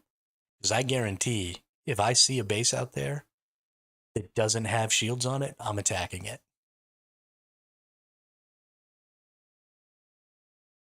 Yeah, but I mean, the expensive part will be like power cells, energy cells, and stuff like that. Uh, I I think the shield is just a part of the fief console, but I think you have to give it power cells so that the shield stays up. But I'm not 100% sure, honestly. But the expensive part is the fuel cells because you can't craft fuel cells. You have to find fuel cells. So we're gonna have to be doing tons of runs. Yeah, gonna have to be doing tons of runs on the dungeons and stuff to get lots of fuel cells.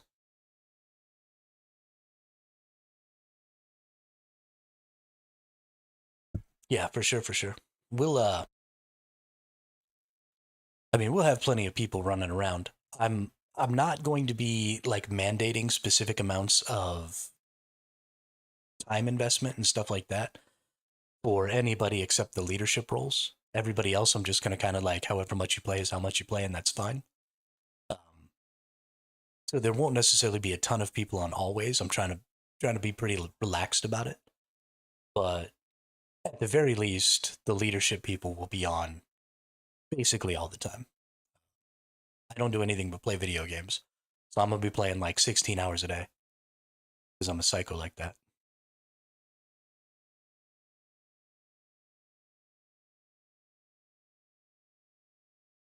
I just, I mean, the Landsraad system just makes the end game so compelling that I don't know how I'm gonna ever stop playing. Like my life is over.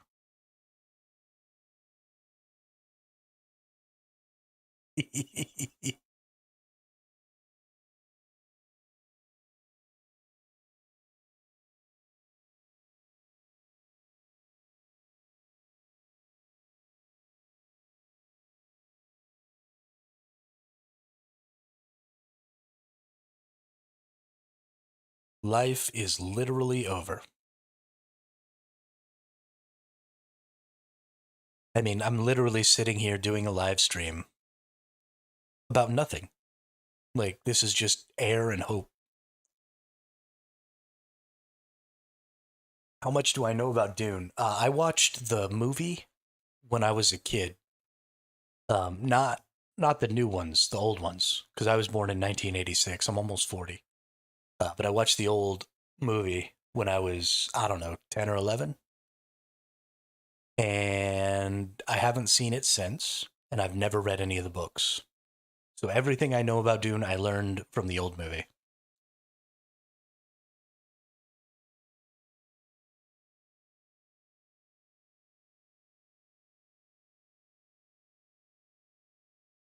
I don't really have any of that stuff set up, Lupercal.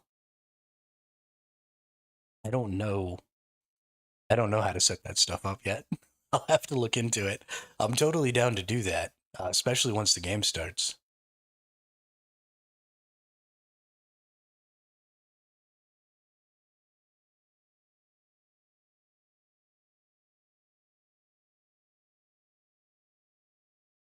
I also haven't had a chance to actually speak to you yet.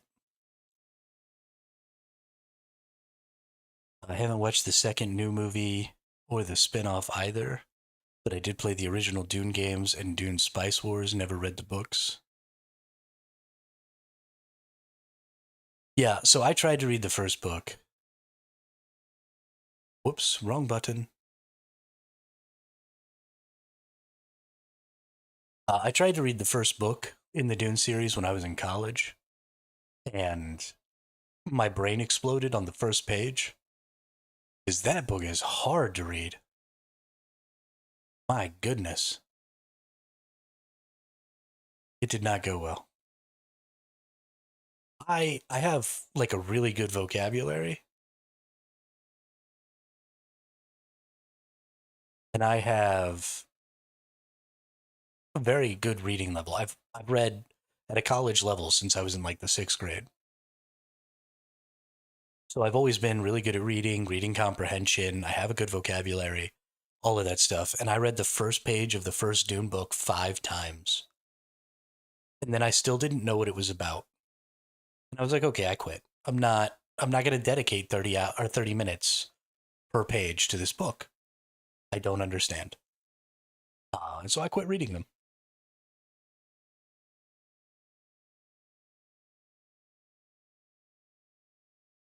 What's going on? There we go.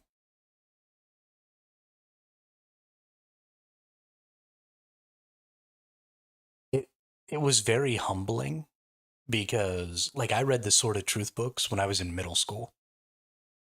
Um, I read Hitchhiker's Guide to the Galaxy when I was in high school.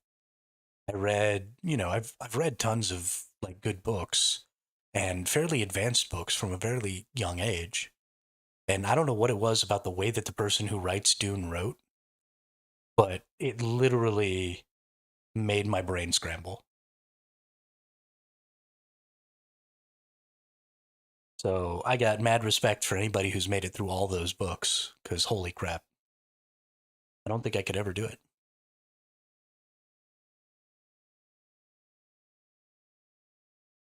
Yeah, no, I don't. That seems insane. It would take me a decade to read all those books.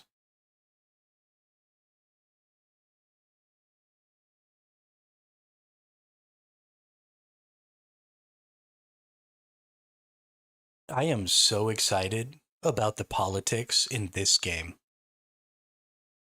Like, this Landsraad thing is going to be so interesting. So, something I wonder, ooh, this is really intriguing. So, when you play, um, when you win the Landsraad, you get access to whatever the decree is, right? So last week here, based on this image, the Harkonnens got the exclusive tool import rights. So they got access to a Landsrad tool vendor. So here's my question. Can they give these tools to Atreides players. Because if you can get stuff like the tools from the Atreides or from the Harkonnen players as Atreides by doing like in-person trades, then that means that there's a legitimate, valuable reason to betray your faction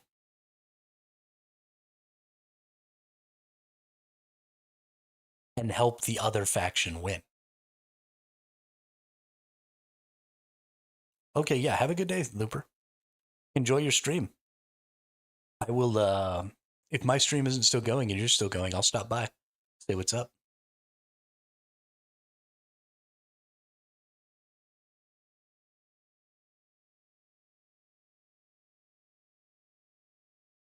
But that's wild because if I can still get these rewards,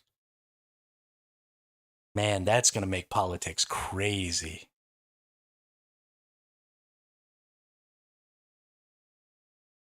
Yeah. Have a good lunch, Damien. Have a good lunch. So there are some benefits, right? Like reduced cost. So then there's sort of like a double cross in there, right? So it looks like you're going to get three options for what the decree could be. And it's going to be three random options. And it looks like you're going to be able to see what those options are before the Landsraad is over each week. So if there's something like reduced material cost here, reduced materials, and then there's something like the tool vendor here, and then there's something like the right of salvage as the third one. I don't do this as well as pirate software, but something that could be interesting is if I'm an Atreides, right? Diagonal symbols on the middle. What diagonal symbols?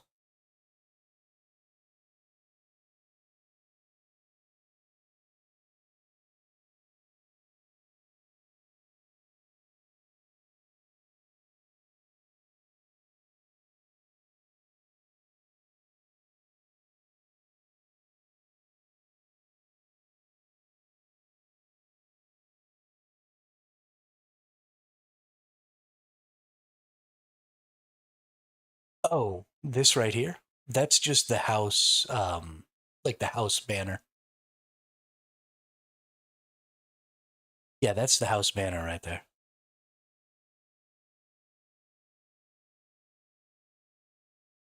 So this is House Sita, and this is their banner. This is House Hagal. This is their banner. This is House Waku, their banner, and Moritani, and their banner. Um, but so if there's reduced material costs, the right of salvage, and the tools, and I'm an Atreides, and I offer to provide information and basically betray Atreides so that Harkonnen can win. And I do that uh, under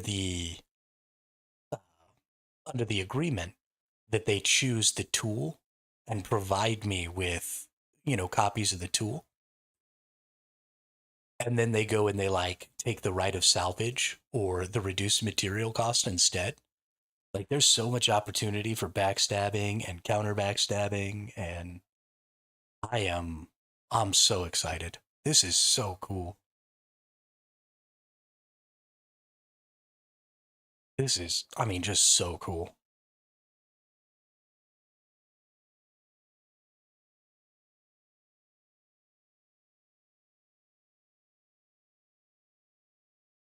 Bro, Richie's one attempted to kill a Carino Emperor with a thinking machine. Yo, I want to kill the Emperor.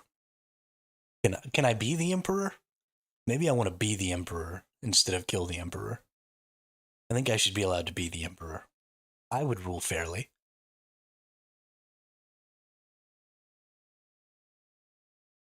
100%. I'm a good dude. I could totally rule over Dune. Super fair.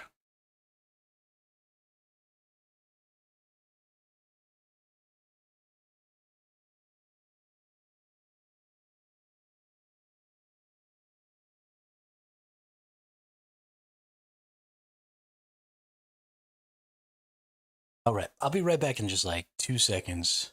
Don't even get me started about Prince Romber of House Varanus. I don't know who any of these people are, Lupercell or Lupercal. Never read the books. I'm sorry. All right, I'll be right back in a second. I gotta use the restroom.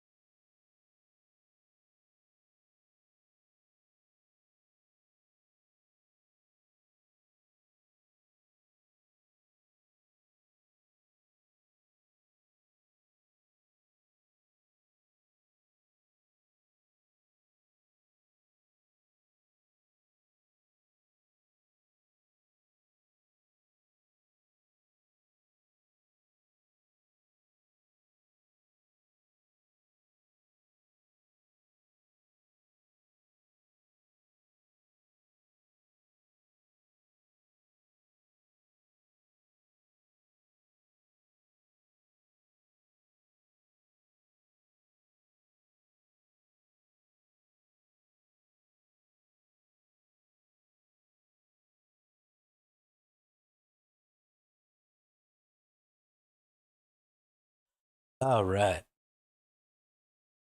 we back. So we keep getting a little off track, but that's fine. I like getting off track. But we have already established a very solid vector of attack here. Figured out how to co-stream accidentally, good old millennial style. Nice. I'm talking about. Happy little accidents. But we've already established that the best attack vector is to take the center square and then start using diagonals to produce um, pressure in a lot of varying directions, right? So this is an extraordinarily good attack vector. But something we also need to look into is because of how strong this center square is, we need to start thinking about defensive vectors as well. Because if your opponent can secure the center square super early, then we already know that you can easily take any one of these 8 off corners, right? Because as soon as they go for any of the diagonals, all of these corners have access to 2 possible places to block any diagonal. So any of these off corners are great. So there's every off corner ultimately has 4 viable block options, 2 for each one of these diagonals. So that's an extremely strong position to be in.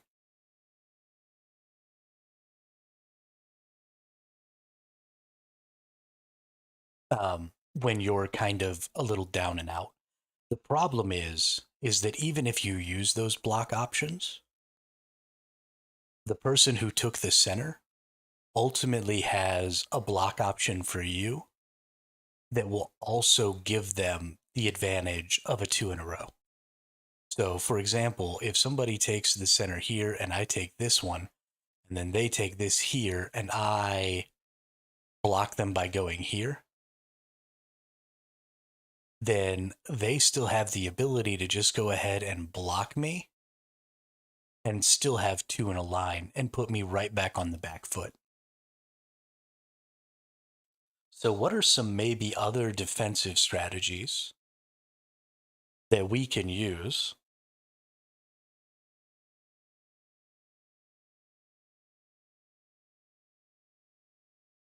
We don't want all the things because some are negative, right? What do you mean some are negative?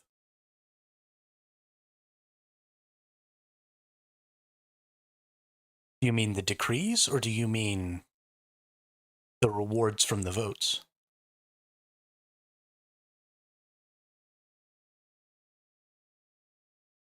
Like, not all the decrees can be good. I think the decrees can be bad for your opponent, but I don't think all of any of the decrees can be bad for the winning side.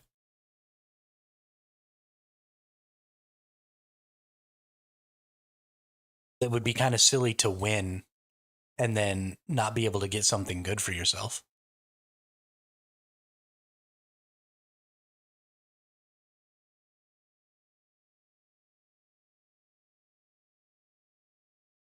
I have not played any Dune game ever in my entire life, no.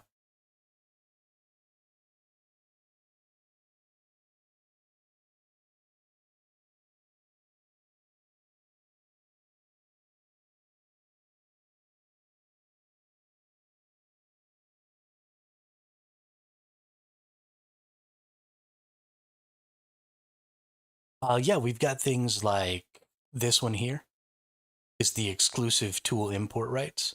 So they all seem to only positively affect really the faction that wins them. So this faction currently has a Landsraad tool vendor that gives them access to special tools that they can purchase.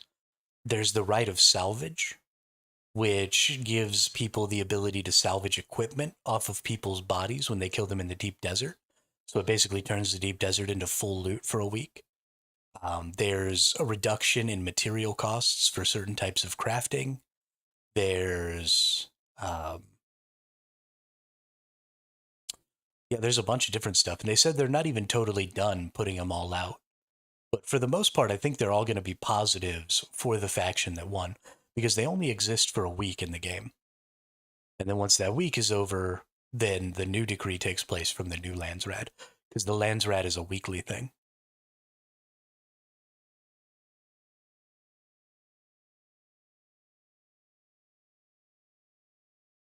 There's an exclusive weapon dealer as well. So, yeah, I think it's mostly just beneficial stuff. But it's also temporarily beneficial stuff, right? Like these tools will eventually break, the weapons will eventually break, the resource reduction for crafting eventually goes away. So instead of being able to just snowball out of control by winning these decrees, eventually things kind of come back down to zero, and you're really only going to be getting benefits from the last two or three decrees that you've won, even if you've won those two or three in a row, because of, using up your tools until they break, using up your weapons until they break, doing different stuff like that. So it shouldn't snowball too out of control. It should stay pretty even. Um, there's also kind of a catch up mechanic. So I don't know if it's always going to be every representative, but I think it probably is always going to be every representative. But instead of just following the quest that the representatives set forward to win their vote, you can also bribe them with spice to win their vote, to get all the points. And I assume it's going to be extremely expensive. But, because the whole point of Arrakis is the spice, I assume that every house will always accept that as a bribe. So the catch up mechanic is sort of going to be that you just don't How you get beta key to play this game. Right now, I don't think they gave out the beta keys yet, Gold Crisis. Also, welcome to the chat, welcome to the channel. For sure, by the 9th, you'll know whether or not you got a beta key. If you don't get a beta key by the 9th, go to the Discord, the official Dune Discord, and there are lots of content creators and stuff talking in there all the time. Go and follow their channels, and they will have live streams where they're giving out keys. I am currently not affiliated with Funcom and Dune at all, so I don't have any keys to give away, unfortunately. Um, I'm not part of their creator program or anything like that. I'm just some random schmuck who streams. So, unfortunately, I can't give you one. But there is a creator I know for sure. I think they actually might be streaming today. It's going to be today or tomorrow for them. But their name is Dead Woman Walking. I know for sure that they're going to be giving out keys.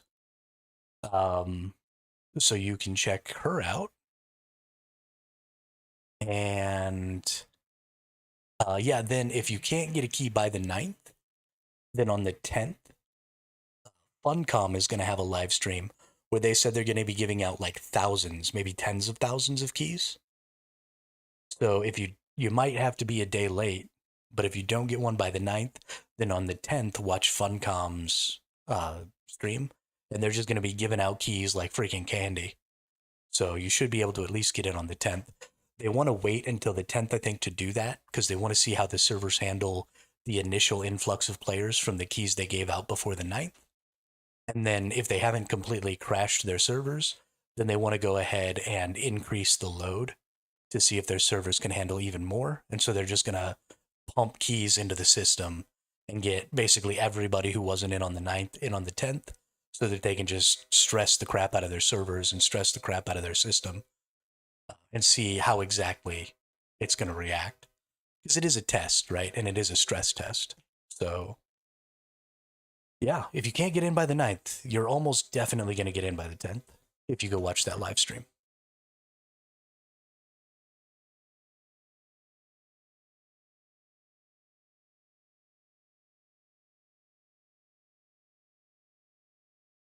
For sure, for sure.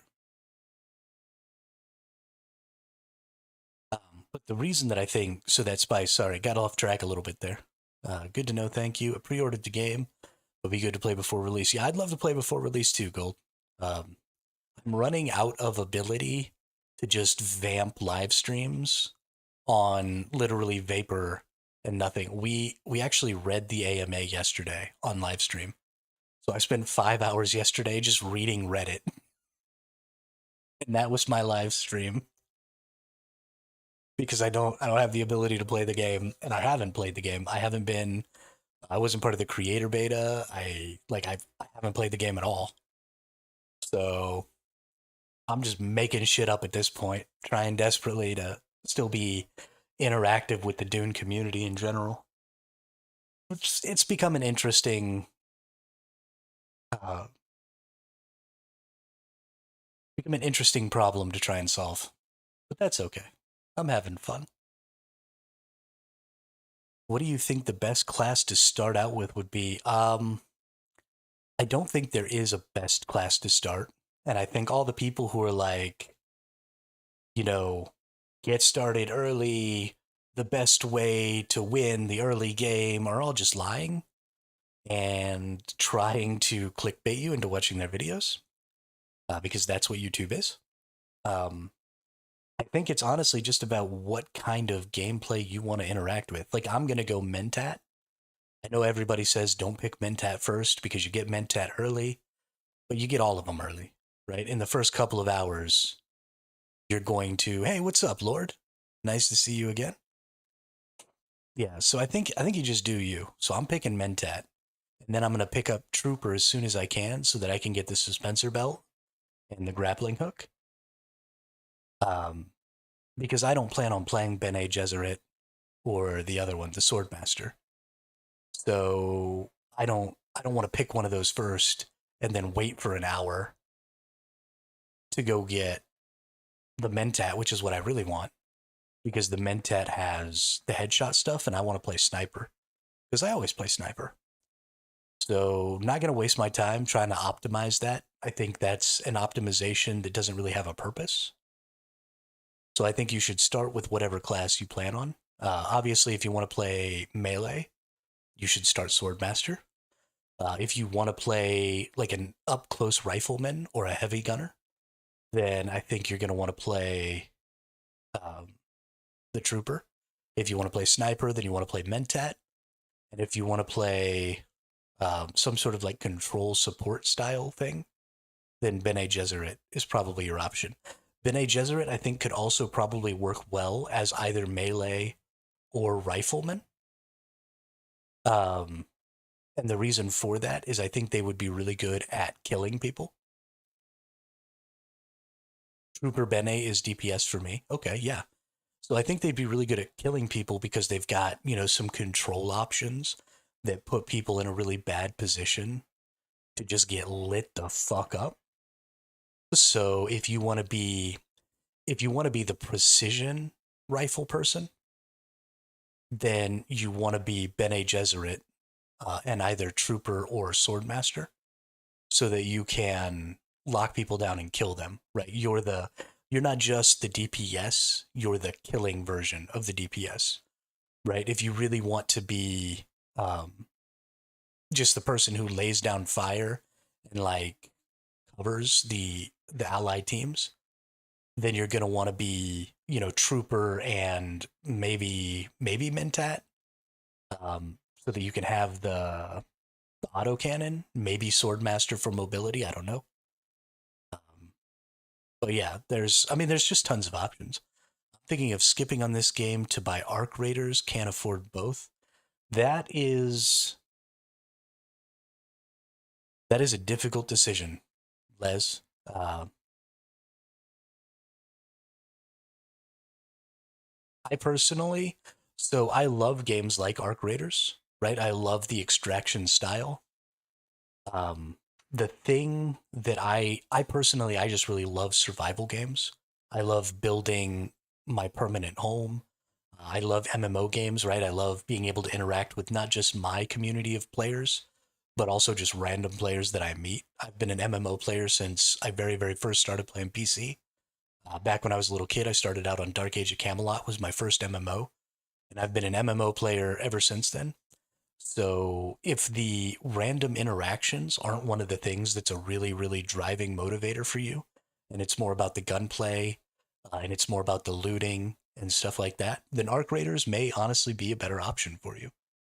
It may just be the game that is going to suit you better. Personally, it's not for me. Um, Mostly because I'm bad, and MMOs are a little more forgiving when you suck because you can just power through with time and ultimately make progress. But with things like extraction games, you have to actually be able to beat the other teams to make significant progress. And I'm bad because I'm old and I got arthritis. And so I lose a lot. So, yeah, that's that's where I'm at. Want to lead a team of death commandos? Heck yeah, Looper. Heck yeah. We're gonna send you out. We're gonna send you out and get you murdering people.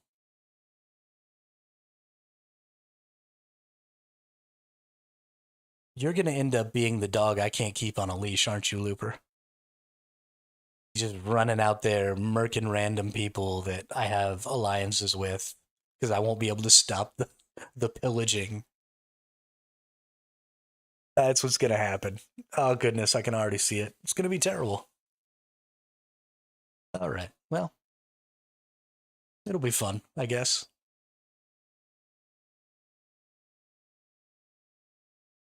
Yeah. All more murder people necessary. Okay. Okay, so only necessary murder. That's good. That's good. I appreciate that. Makes me happy.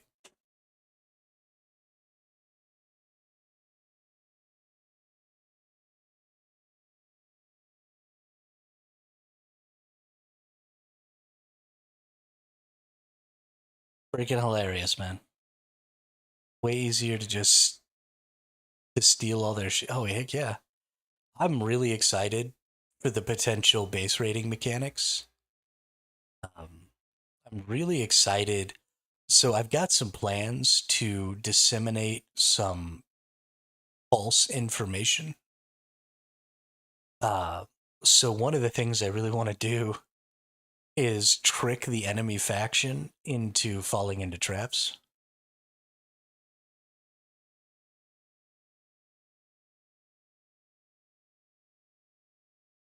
Um, by like making announcements that we're going to be doing something at a certain time, and then getting there early and setting up and waiting for the enemy faction to show up, and then just murdering all of them.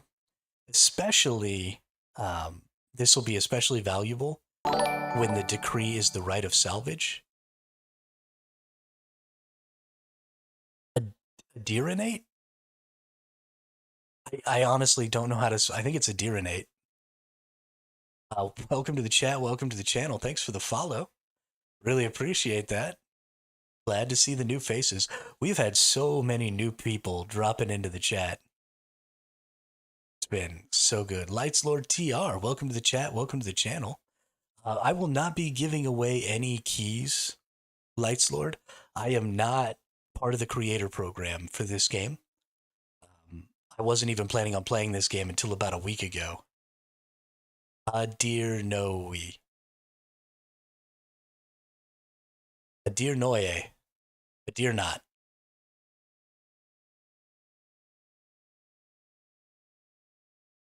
A dear naughty. All right. Fantastic.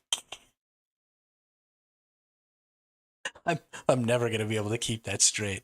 I'm gonna call you a deer if that's okay with you, because I at least know that it's supposed to be a deer first. Addie? Ooh, perfect. Addie. How are you, Addie? Welcome to the chat. Yeah, but Lights Lord, I'm not affiliated currently with the game, so I don't have any keys, unfortunately. I know there is a person, I've spoken to them a couple of times on Discord. Their name is Dead Woman Walking. I know they are planning on giving out some keys. I don't know if it's today, though. Loop for informal things? Okay, excellent. Excellent.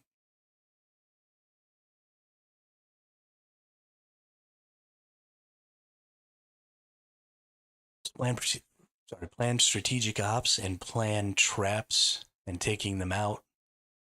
This is why my team would be really good to do. We can locate POIs. Yeah, absolutely. So yeah, absolutely. You can't set a trap at a POI until you find it, right? And they're going to be changing every week. So you got to find the POIs. You got to find these people, right? These representatives. So excited for this game. Pre-purchase the $90 waiting with bated breath. Yeah, absolutely.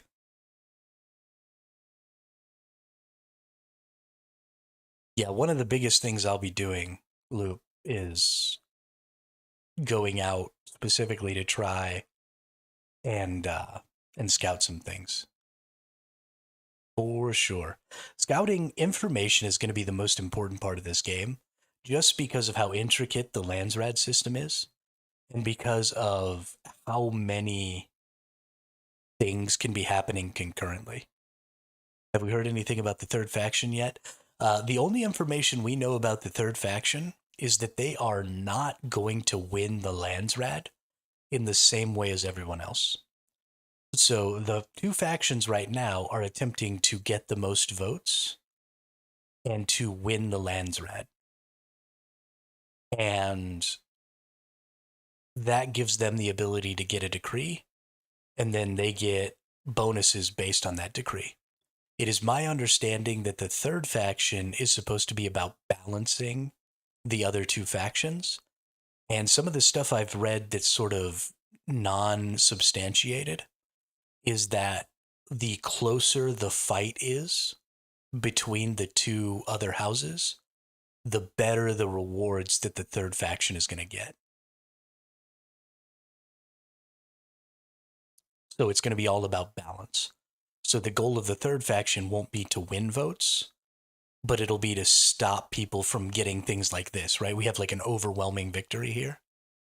So the third faction will want to be like blocking House Atreides from getting all of these. Now that's unsubstantiated as far as how their rewards will work, but that is what I've seen and what has been proposed as potentially um, the way that it will work. And I think that's actually a really cool idea to have a third faction that's going to swap its alliances based on who's doing better. I think that's really cool. And honestly, a faction like that would be something I would be interested in playing. And I may try and convince my guild to swap once the third faction comes out. Yeah, so that's kind of the prevailing thought process, also, Addy, is that it's probably going to be the Imperial faction. Now, there are also some other good factions out there, right? You mentioned one of them, the Scavenger faction. Um, and if the system works differently than we think it does, then some other factions may make more sense, like a Scavenger faction who, I don't know. Have you gone and done the character creator? I haven't, actually, Loop. I have not done the character creator. I haven't even downloaded it. I play all of my games on NVIDIA GeForce Now. I don't actually play on my computer because my computer is super old, and it actually has a 1060, which is um, the minimum requirements. So if I run out of ideas, if I run out of different things that I could do to try and make new streams, then maybe in the next few days I might go ahead and do that. But I have a really hard time like running games on my local machine and streaming at the same time. My video card doesn't like it. So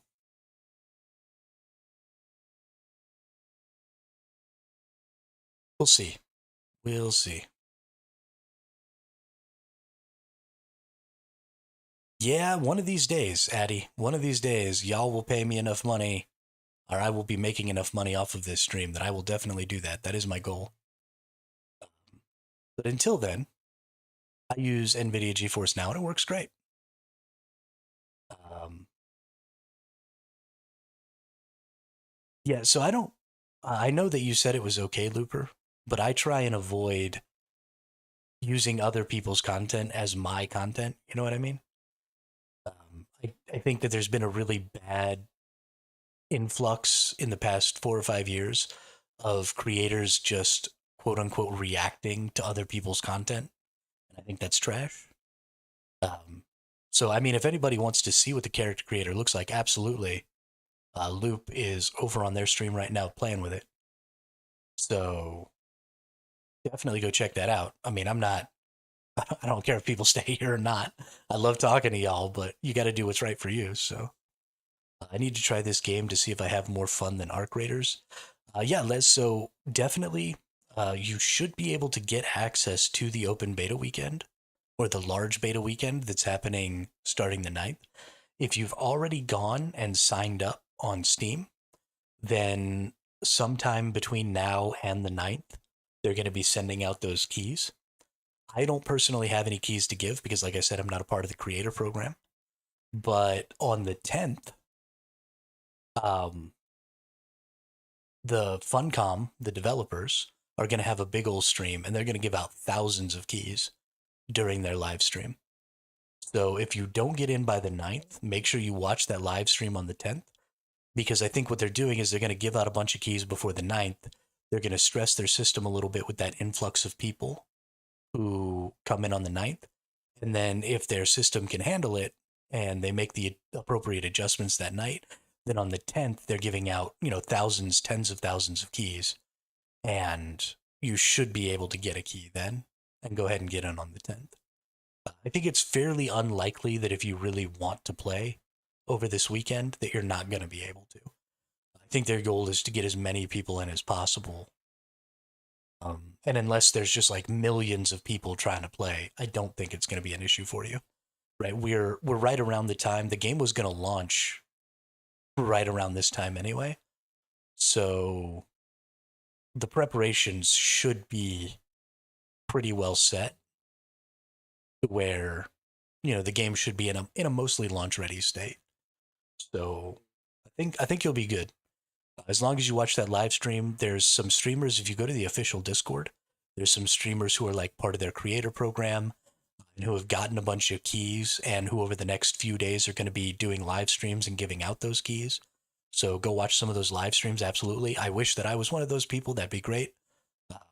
I'd be giving out keys right now, but I don't have any to do. So I was not in on the bandwagon early enough because I wasn't going to play I wasn't going to play this game until about 5 or 6 days ago. I thought it was just going to be another PvP grief fest, and I didn't want to be a part of that.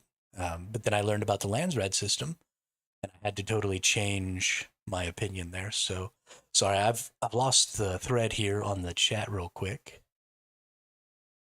Let's see. Yeah, I'm running a 4070. I've been playing Swoter and Eve, waiting for this. Yeah, Eve is definitely a good game to play in preparation for this game for sure. Supposedly they're giving away 10K keys. It's a stress test. They have to put as many people as possible. Exactly. Yeah, they're trying to get everybody that they possibly can in there.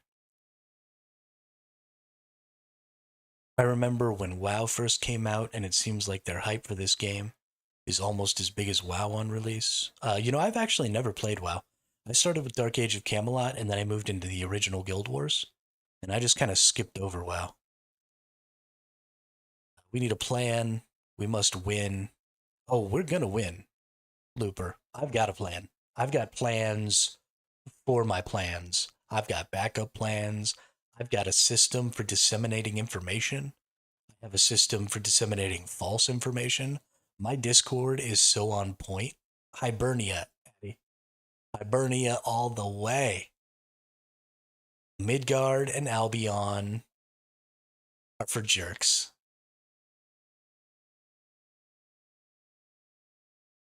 I played a Furbolg hero.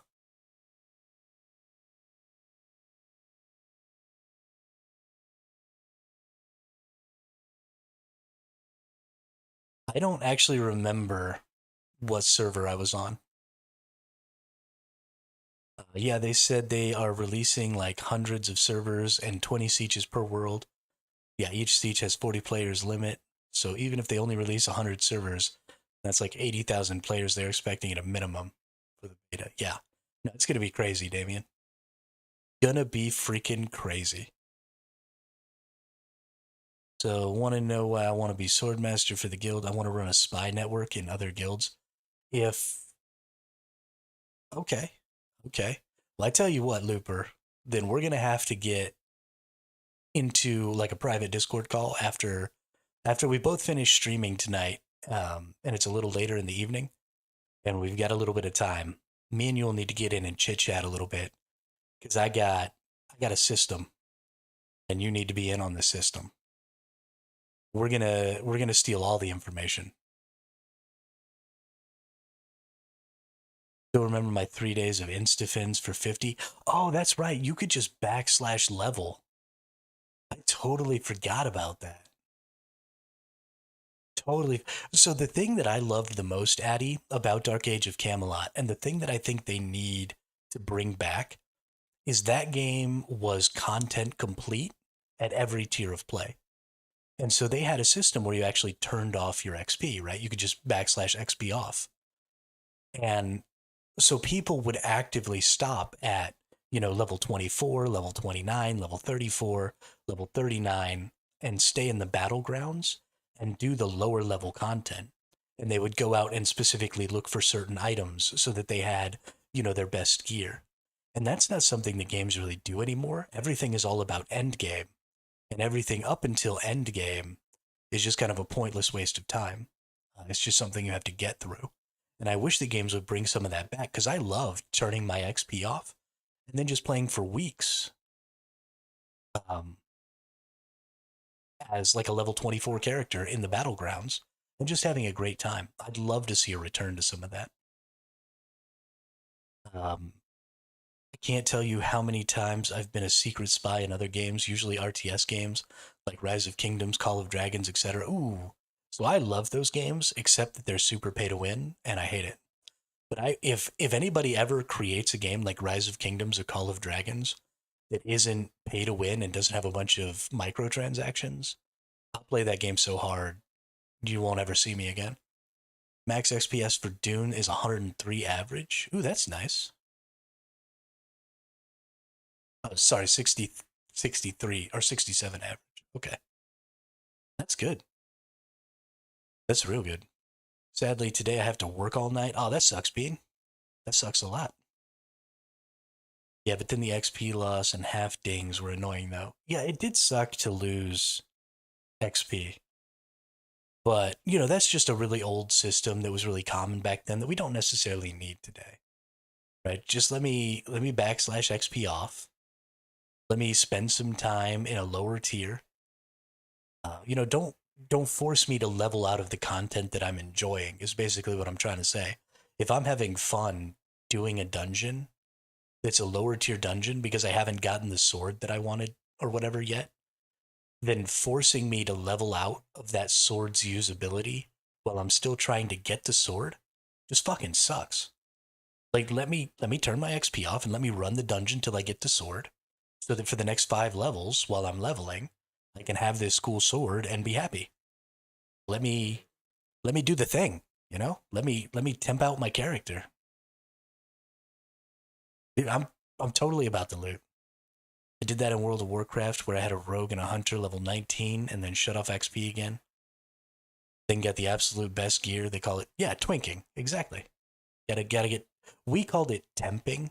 Um, we did use the phrase twinking in DAOC, but it eventually became temping or templating. So we would temp out our characters.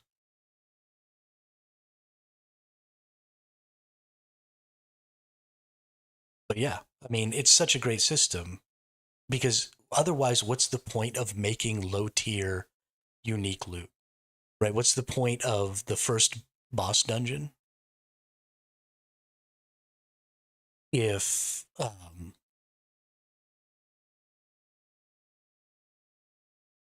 what's the point of the first boss dungeon and having a named loot drop if you can't really use it? If you've already leveled past it by the time you get it, Like it's dumb. Sorry, I don't actually think I have that turned on today, Bean. I forgot to turn on my bot.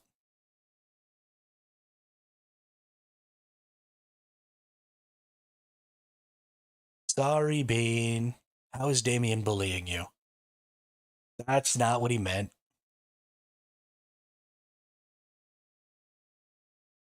That's not what he meant. It's an expression about a character. Yeah, I'm turning them on right now, Bean. I'll let you know when they're on.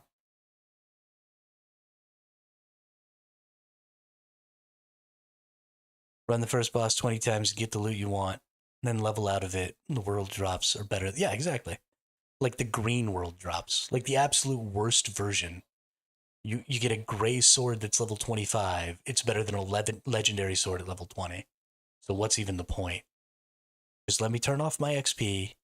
Let me use my level 20 legendary sword until level 24 and be happy about it. Okay. The TTS bot is on now. Sorry about that, y'all. Totally forgot.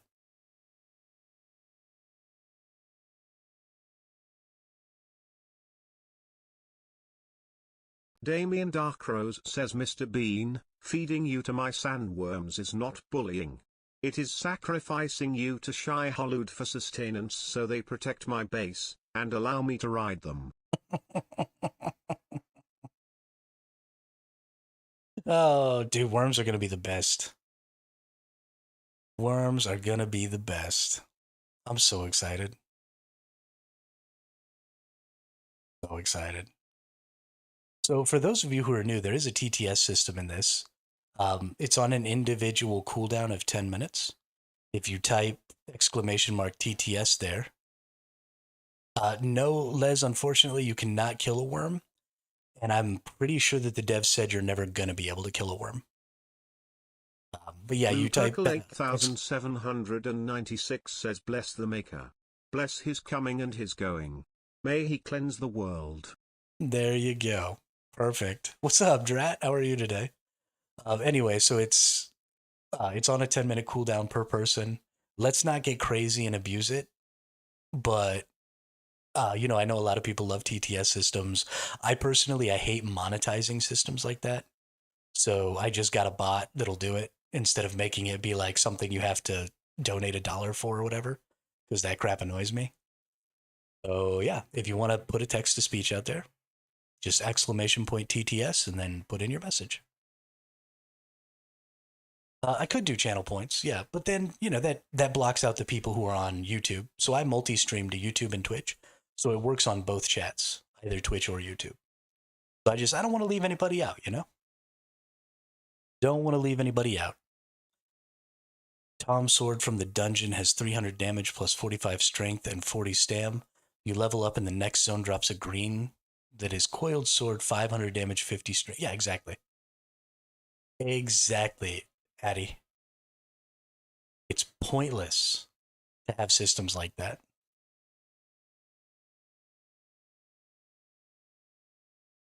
Right, right, Luke, but you can't earn channel points on YouTube. And I want the YouTube people to be able to join too and be able to do their TTS over there as well.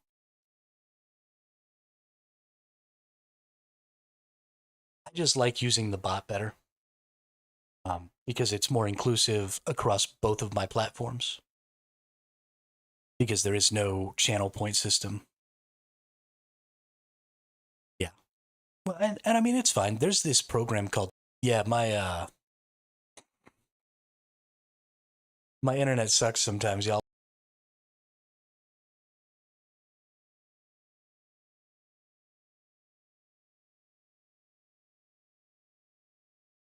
Oh, yeah, I don't know what exactly is going on with my stream right now, but it's disconnected twice.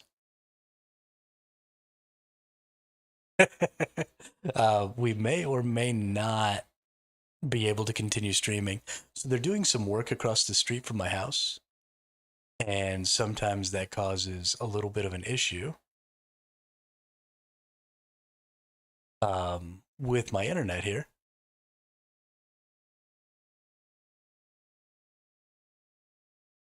Yeah, Hermit's getting nerfed.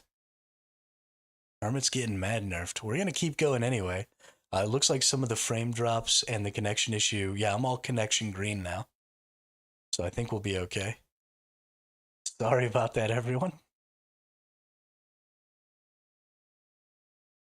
And the random streams where I just talk and don't actually play any video games are doing way better than my video game streams, which is hilarious.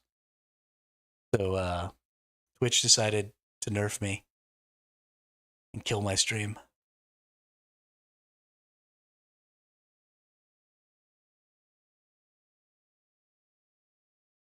We back. I think we're good. What's up, Loop?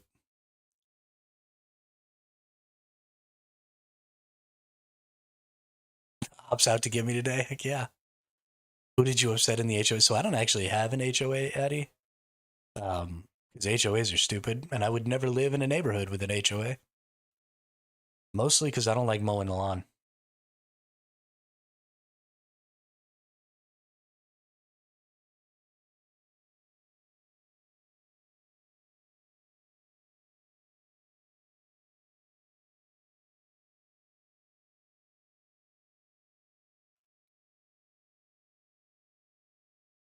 Don't like mowing the lawn.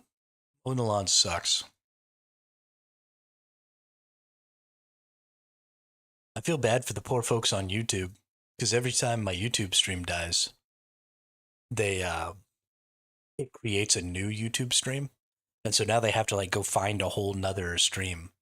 At least on Twitch, it dies, you stay on the same screen, and eventually it comes back. But YouTube's like, nope, it's a different video. Got to go be on a different web page to see it. Neighbor Gestapo, yeah, exactly. Hate them. Hate them. I would never, ever, ever give just another random person control over the rules that I had to follow like that. Like, gross. Gross. You're just some random. person.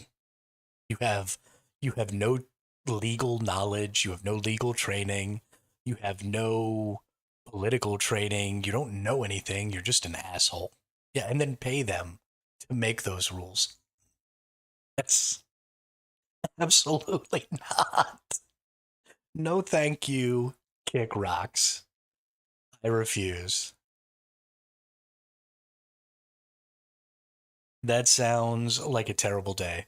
I spent 6 years in the Navy. I've had more than enough of my fair share of people getting to tell me what to do. Absolutely not. Yeah, I saw that, Loop. I saw that. Yeah, I was a fire controlman for 6 years. No, I was not a nuke. I never graduated high school, so they wouldn't let me do the nuclear program.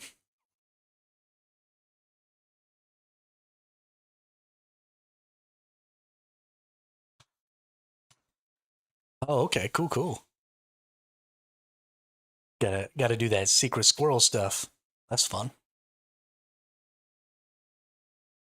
Yeah, I don't usually either, Loop, but it comes up because it was such a huge part of my life that it just kind of informs a lot of things about me, you know?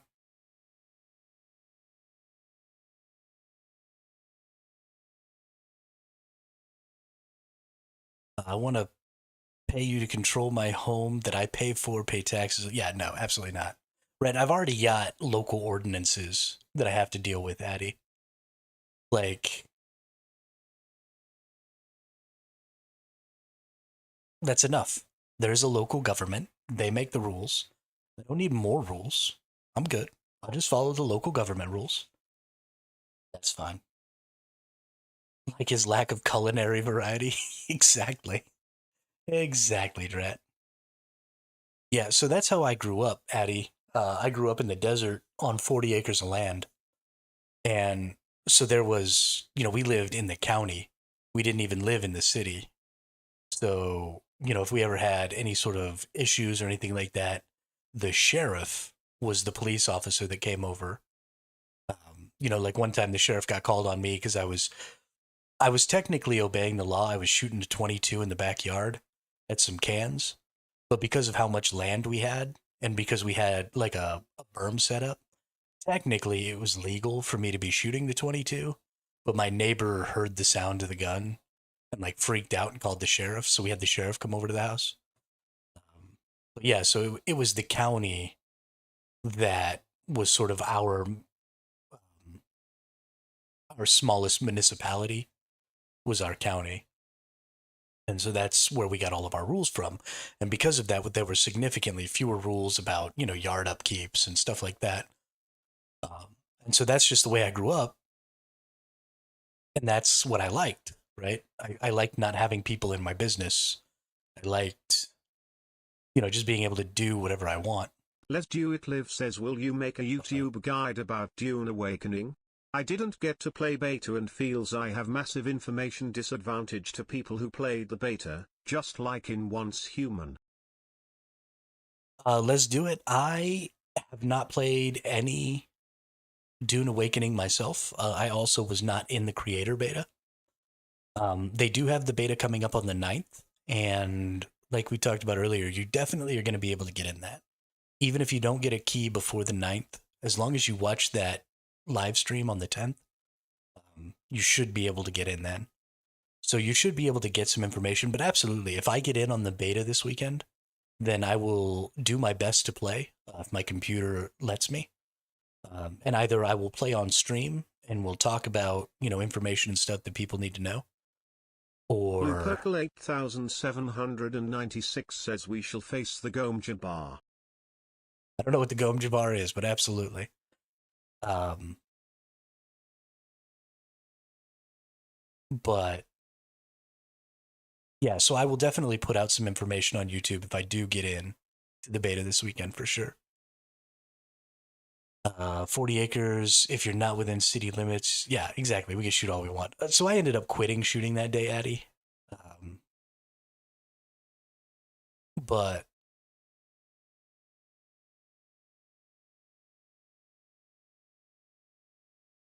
that was just to appease the sheriff so he didn't have to come out and bother me again.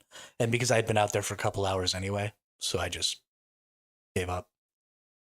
Um, India and Pakistan started a war. No kidding. I didn't know that. Did not know that. That's unfortunate. War anywhere in the world is a terrible freaking thing.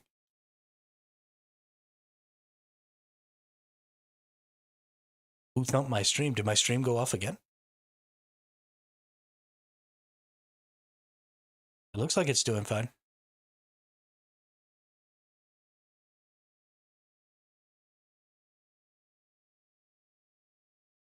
Just got back and had to refresh. Ah, okay, yeah.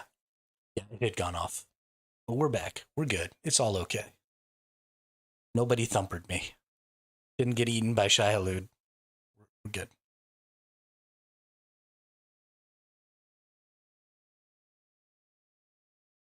I also blame Mr. Bean. Today, everything is Mr. Bean's fault. It was the workers undercover for the HOA cutting the net. Yeah, exactly. Exactly. They're building some massive structure over there. There was like a huge empty lot across the street from my house out the back door. And there was just like this huge empty lot. And it's been there. We've lived here for 3 or 4 years now. I forget how many. And it's been empty the whole time. And they just started some construction recently.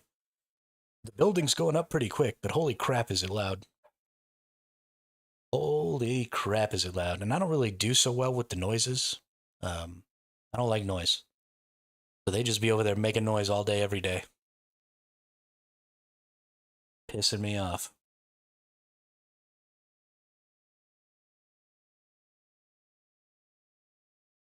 I still can't think of any good defensive strategies here. I'm pretty concerned. So where did you pull the Landsraad map from? This was from one of their live streams. That's just a screen cap of their live stream.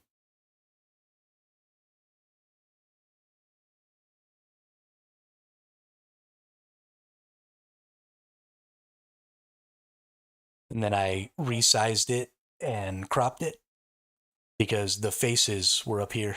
The devs' faces were up here. It's going to be one of the 6G radio towers that causes cancer, makes you see dead people. Yeah, absolutely. That's even a real thing. I got to admit, I would love to be able to see dead people. I don't believe in ghosts, but if they were real, I'd definitely like to be able to see them. Because could you imagine the wealth of information Skosky you could says, have? hello Hermit and chat and all the new viewers, how you all doing today? Smiley face emoji. I'm the smiley face emoji guy. Smiley face emoji. You will all soon realize why. Smiley face emoji. Smiley face emoji. Smiley face emoji. Smiley face emoji. Winking face emoji. Ha ha ha ha ha ha ha ha ha ha ha ha ha. What's up, Skoski? So Skoski is actually one of the council members for the guild. Y'all are just gonna have to get used to the smiley face emojis. That's Skoski's signature. But yeah, seen too much in my life. Seeing more people, dead people that are moving around, would not be something I need. I would love to be able to like talk to Albert Einstein, or a lot of times information about history is really skewed because the victors write the history books is the expression or whatever. So I would love to be able to like, instead of learning about Genghis Khan, for example, from the perspective of Genghis Khan, and the historians in his side of in his camp. Like it'd be cool to learn about the history of Genghis Khan's overtaking of different countries and peoples and stuff like that from the peoples he attacked instead of from his own historians. Mr. Bean says, how much caffeine do you prefer, guys? I prefer all the caffeine. Will endeavor to scare you forever. That's funny. I saw a guy decide, yeah, I don't even want to top that. I want it to be fake, Eddie. When we talk about stuff like that, I want it to be the Disney version.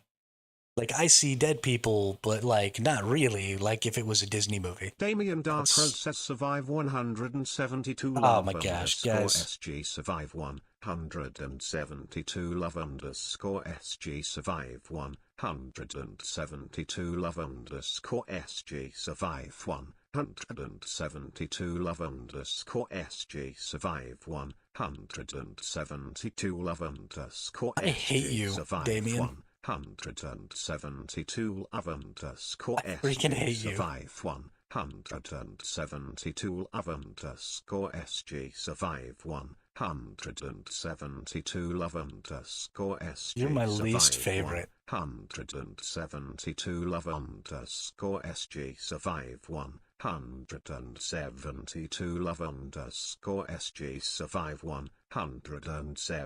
Yeah, so 172 love unfortunately, underscore my SG survive emojis have that stupid 172 love survive underscore SG survive 172, 172 love and I can't underscore get rid of it. SG for Skoski. Because if I could, I would. And then it could just be like, I've got one emoji that's the Aloha Raptor. And then it could just be like Aloha Raptor instead of survive 122 Aloha Raptor.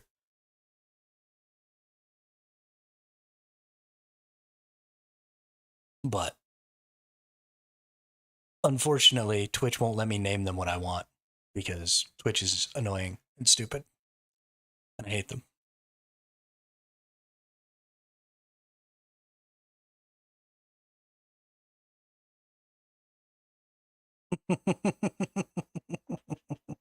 I mean, it's not really that big of a deal, Damien. Just everything is now your fault instead of Mr. Bean's fault. You could have gotten away with things not being your fault today, and we could have just blamed Mr. Bean. But now it's all on you.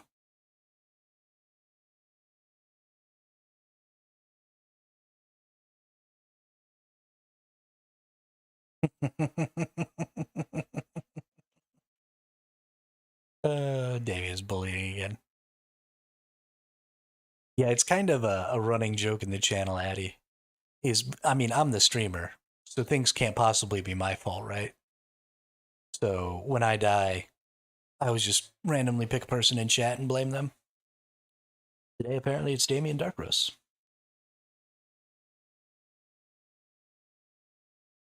I want to make like a little wheel that we can spin, but I haven't quite figured it out yet, where it takes the names of people who are currently actively watching and then spins it on a little wheel, like Wheel of Fortune or something, and then randomly picks a person. I think that'd be fun. Didn't say it's your fault. I said I blame you. Exactly. Exactly. What is that from? It's from a TV show, isn't it?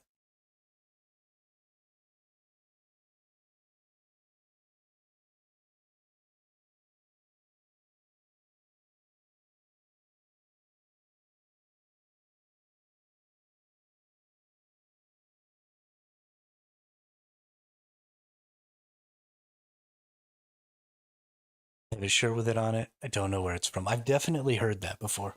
For sure, for sure. And I feel like it was on a TV show.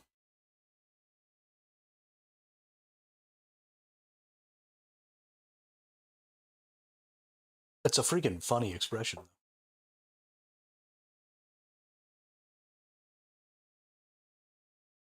Freaking funny. Not always right. I'm just never wrong. That's a good one. Does hermit mean crab? Um, I am a survival crab.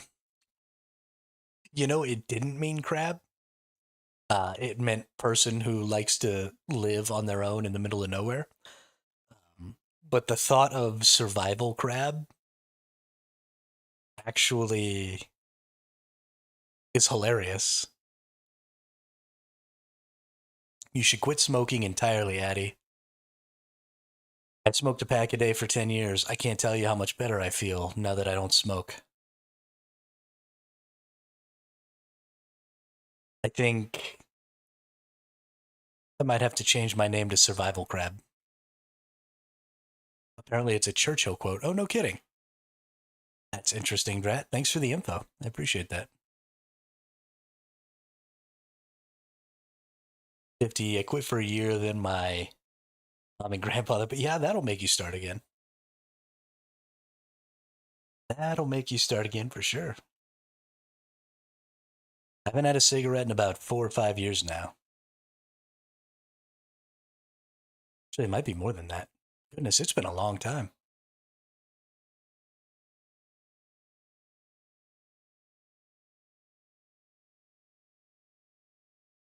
Dasha UFA, welcome to the chat. Welcome to the channel. Sorry, can I find out how to get the beta test key? I don't have time to take it. The YouTubers were giving it away. Yeah, so I don't have any keys to give away, Dasha. But if you go to Steam, not Stream, and go to the Dune Awakening Steam page, you can apply for the beta there. If you don't get into the beta that way, on the 10th, which is, I believe, this Saturday, then Funcom, the developers, are going to be having a big live stream on the 10th where they're going to be giving away thousands or tens of thousands of keys for the beta as well. So go to the Steam page, apply for the beta there. You don't have to buy the game to apply. I personally haven't purchased my copy yet because I'm going to be playing on NVIDIA GeForce Now. So I want to make sure that it's out before I actually buy it on NVIDIA. So yeah, go and apply.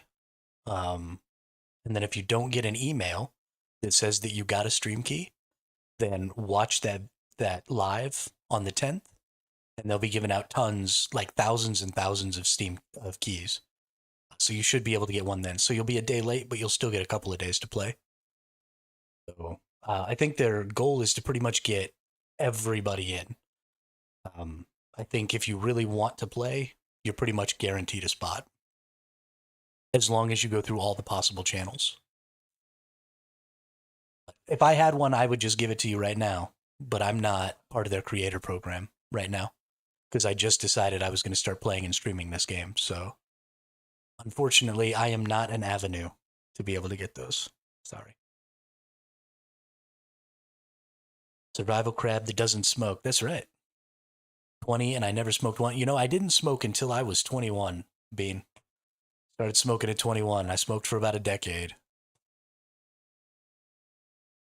Finally, one day I just didn't have enough money to buy a pack of cigarettes. And then I never bought another pack of cigarettes again after that.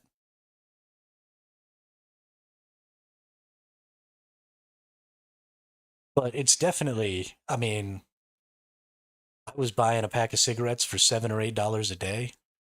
It's gross.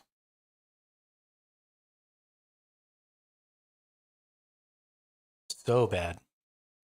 How long will the beta be? It's going to be the 9th through the 12th. Let's do it.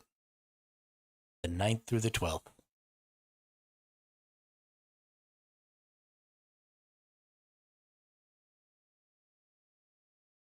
So let's see. I think the 9th is Friday, right? Yeah, so Friday, Saturday, Sunday, a little bit of Monday, depending on where you live.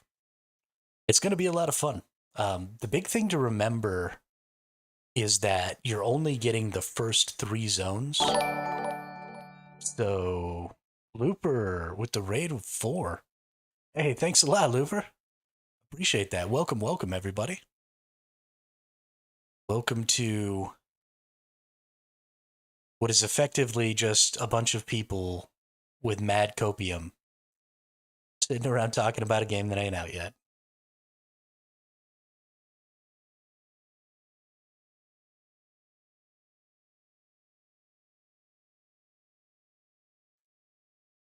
I appreciate that, Luke. How are all of you? How are you all feeling about the Landsraad system? Those of you who are new to the stream today. We've been talking a little bit about strategy, a little bit about how you want to go about picking which ones to get. Even though you do have to find them, there are still positions you can take here.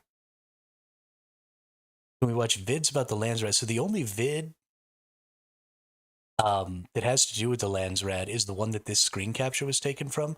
Again, I don't really want to watch other people's videos on stream because there's copyright issues and stuff like that.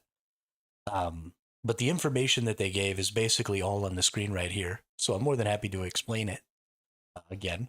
So the way the Landsraad is going to work is pretty simple.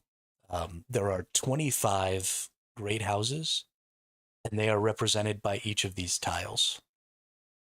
And this whole board changes every week. And in order to unlock the board, there is a representative for each great house that lives out in the deep desert somewhere. And where they live will change every week as well. So you have to physically go out into the deep desert.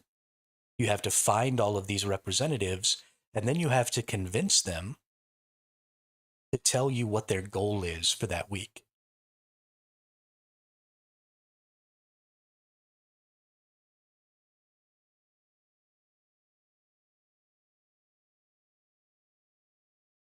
Um,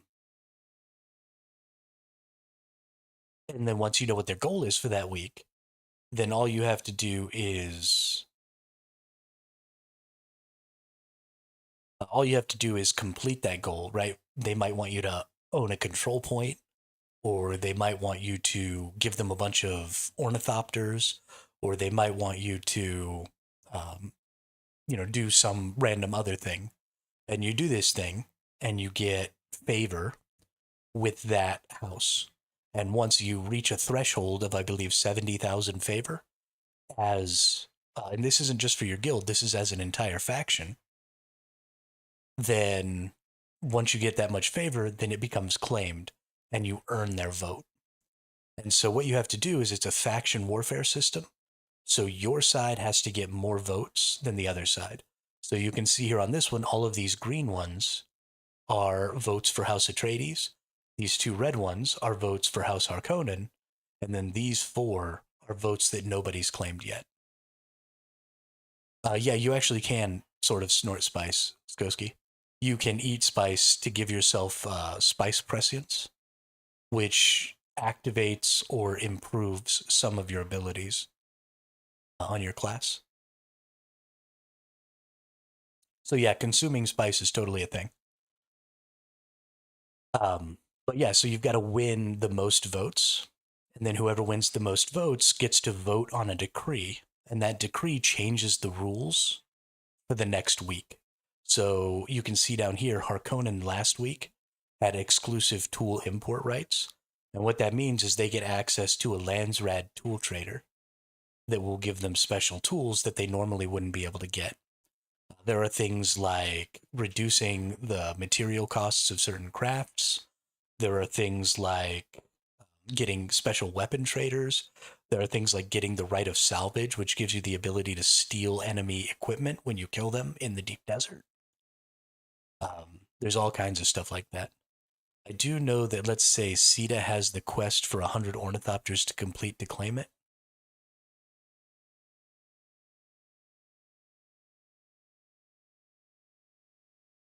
Mr. B, no, the copyright thing I was talking about is I don't want to watch other people's videos because of copyright. I wasn't talking about Mr. Bean's name. I don't think anybody's ever gotten a copyright thing over a name.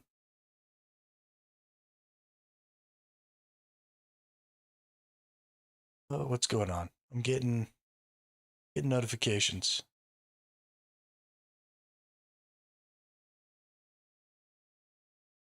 Let's turn those off for now.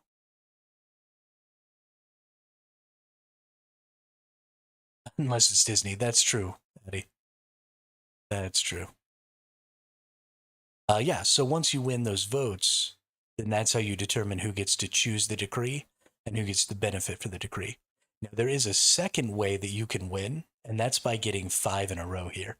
So you can get 5 vertically, you can get 5 horizontally, or you can get 5 diagonally.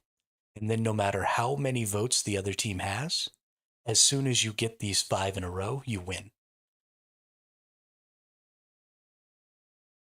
And so what we've been talking about primarily today is which squares give you the most value.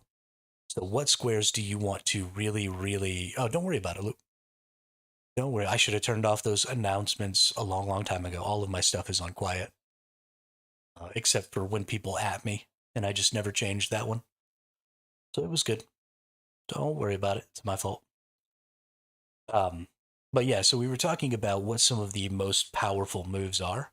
And so one of them is that as soon as you find this center square, you need to take the center square. Because the center square by itself blocks 4 of the 12 possible 5 in a rows, right? You've got vertical here, horizontal here, diagonal here, diagonal here. So there's only 12 possible 5 in a rows, right? You've got 5 this way, you've got 5 vertical, and you've got 2 diagonals. So you can block a third of them just by taking this square right here. And that's really, really important. The other thing that's important is that if you own the center square, then all of the diagonals are actually worth 3. Because each of the diagonals gives you 1 diagonal bonus, and it also gives you pressure across a horizontal and a vertical line. So having the center square means that everything else you do is more valuable. Because if you own the center square, then your opponent doesn't really gain anything from taking this one, right? I mean, they block you, but they're not gaining pressure here. So it's very, very important, if you can, to go ahead and take that center square. So take 3A, B, C, and D, and see 1, 2, 3, 4, and 5. Take A, B, C, D, A, B, C, and C, 1, 2, 3, 4, and E. Well, so you don't need 2 5 in a rows. You only need 1 5 in a row. So just specifically this square gives you access, right? Because you can also get here. You can also get here. So if you take this center square, the board is extremely versatile for you.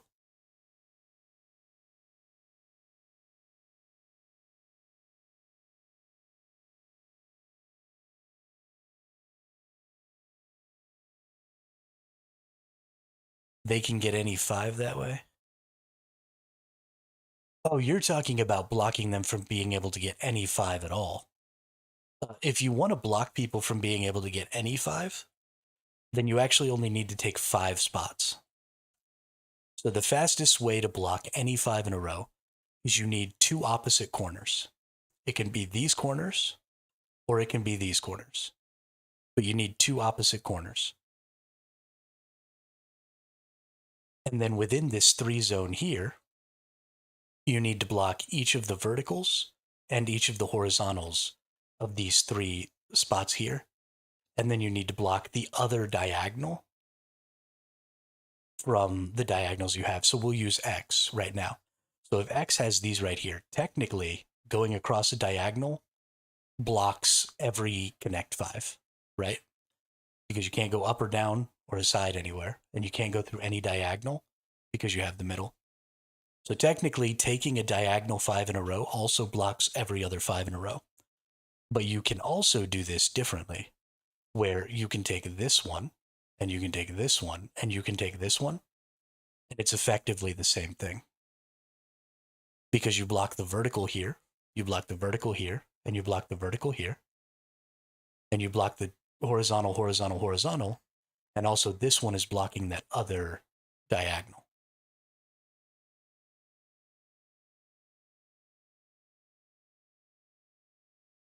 Yeah, so there are personal bonuses for each of these.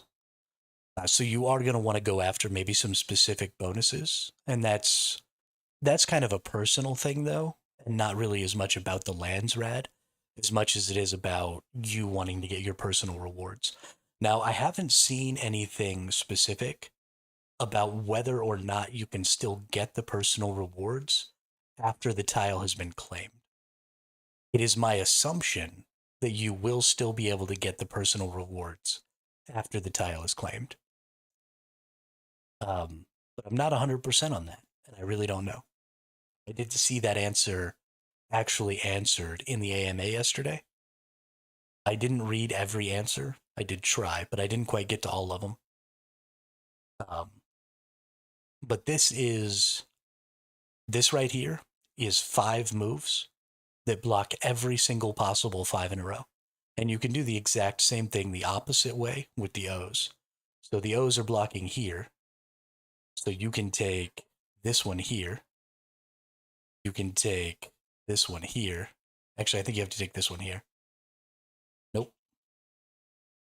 Yeah, you could take that one. You could take this one, and you could take also this one.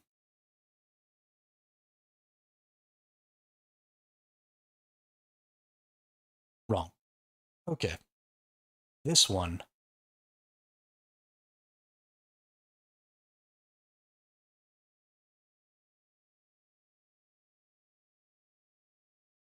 Wow, that's interesting. So by doing this with one set, you actually break it with the other set.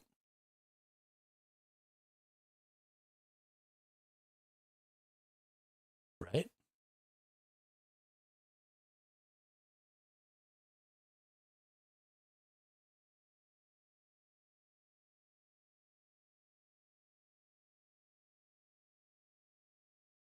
Yeah, you kind of do.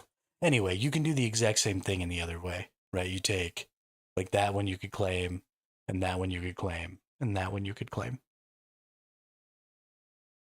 And that would also block all 5 or all of the potential 5 in a rows. Yeah, so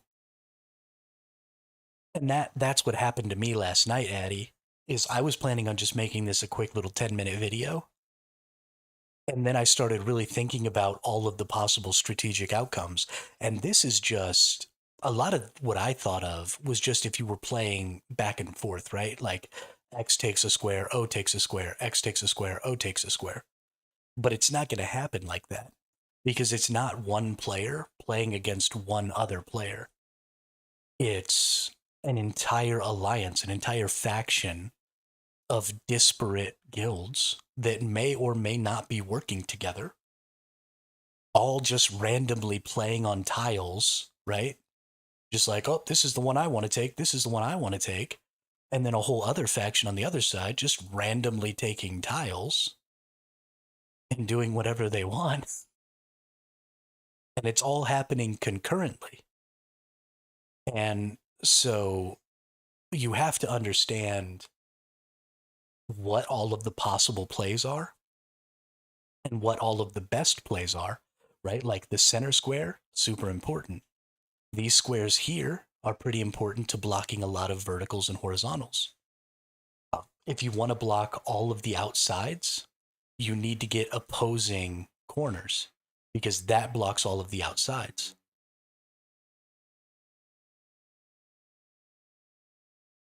Right, exactly.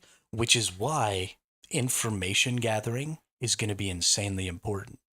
Either you have to be sharing information with the other guilds in your faction, or you have to be flying around and like seeing what they're doing and then making a note of it so that you know what's going on. Information gathering is the most important part of this game right now because of this Landsraad. If you want to be winning the Landsraad anyway. If you don't care about winning the Landsraad, then it doesn't matter. But if you want to win the Landsraad, you have to gather information on a ridiculous scale. Because the map is huge, right? There's 44 deep desert locations.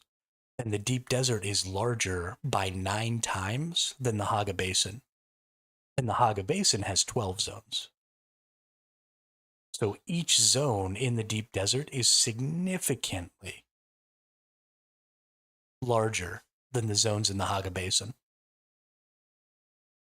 So being able to scout those and know like what's happening at any given time is absolutely insane.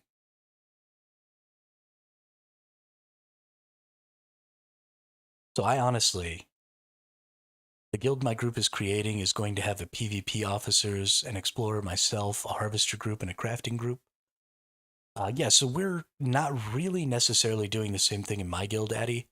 Um, my guild is mostly going to focus on a small core of officers, basically doing the exploring and keeping track of all the information and stuff. And then we're just going to kind of disseminate that information to everybody in our guild so that the members of our guild can quickly and easily decide for themselves what the best course of action is for them.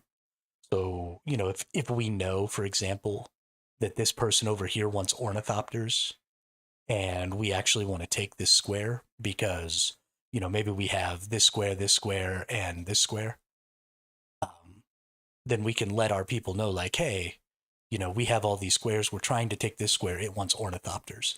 And then if somebody in our guild is like, oh, well, I really like crafting ornithopters, then they can just go ahead and do that.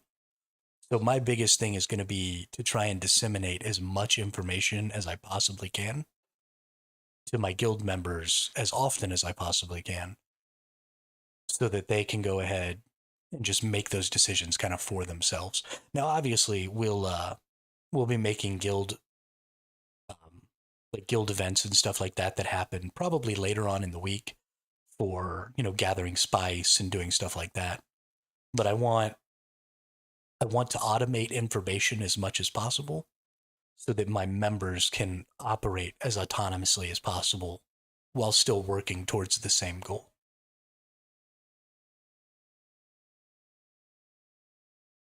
Because I want them to be able to choose, whatever type of fun they want to have. I plan on selling deep maps like crazy. I plan on buying deep maps like crazy. I don't intend to sell them. I think the information is way too valuable. I think if you're a solo player, I think selling maps is a really good way to assist your faction and to make some currency for yourself. Maybe you don't even care about your faction. Maybe you just want, um, to make some currency. Maybe you're factionless. So I think that that's a really great strategy for maybe smaller teams.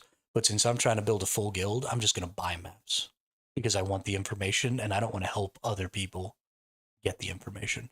I honestly, if there's a map that I think is really important, because you have to have the blank sync map before you can make a map. And so there's only going to be so many of those, right? So if somebody goes and finds a really important trader, like they find the middle square, and then I see that they're selling that information in the market, especially if I see it early, like I watch them put it up, then I'm going to buy every copy that they have so that nobody else can get that data. Because the center square is too important and I want it. So I'll just eat all of these so that nobody outside of my guild can have that information.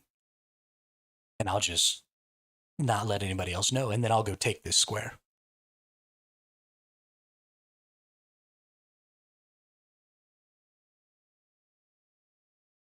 Be exploring every nook and cranny and dungeon for all the equipment blueprints and stuff. Also going to try selling base blueprints, but most importantly, I'm going to thump everyone. Yeah, so equipment blueprints is another one.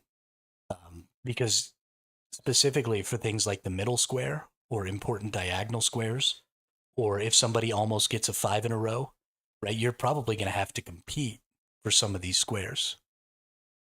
And you're going to be in a firefight. And so if you don't have good blueprints, if you have garbage gear, right, you're just going to get tromped on and it's going to be hilarious.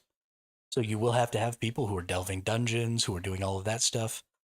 You can't just focus on the Landsraad, but it definitely should be a big focus on the first couple of days when it comes out.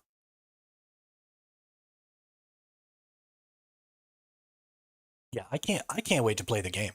Like it's gonna be so good. This system is so innovative. This is such a good idea because it's gonna drive so much conflict. All the people that aren't going to want to change their still suit over to regular armor are going to die so easy. Absolutely. Absolutely. especially since you have to change one piece at a time. Yeah, well, and that's great because it also means that sneaking up on people has value. The lore for the lasgun in the game is so funny. So I don't know actually much about the lore of Dune. What is the lore for the lasgun?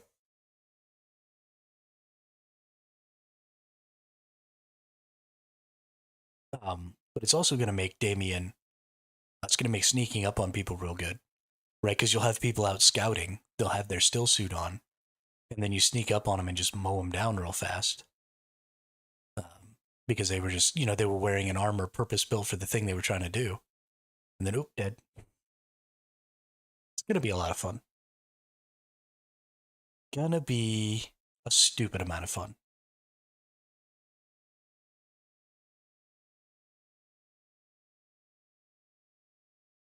Like an unholy kind of stupid.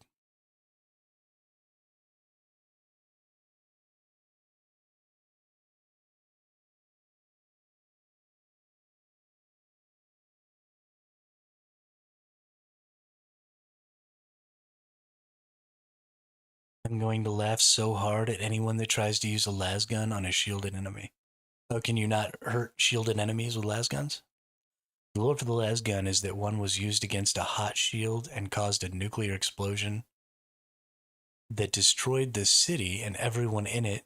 Due to this, the lasgun is unable to be fired at people with their shields on. Oh, that's interesting.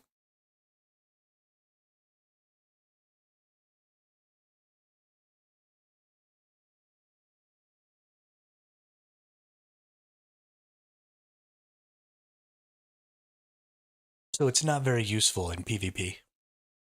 In the world of Dune, a lasgun or laser gun is a type of continuous wave laser, often used by the Imperium. It's a coherent beam of light, more akin to a lightsaber than a blaster, and its use is heavily restricted due to the dangerous reaction with shields. Interesting.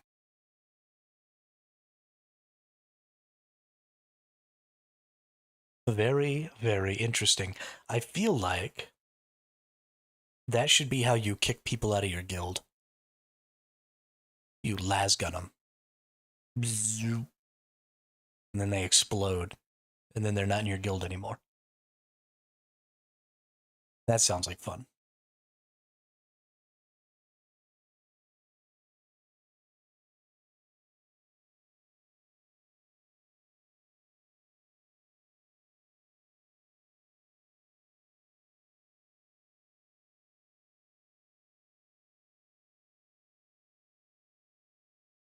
But if you do that while they're in the guild base, destroys your base and everyone and everything in it.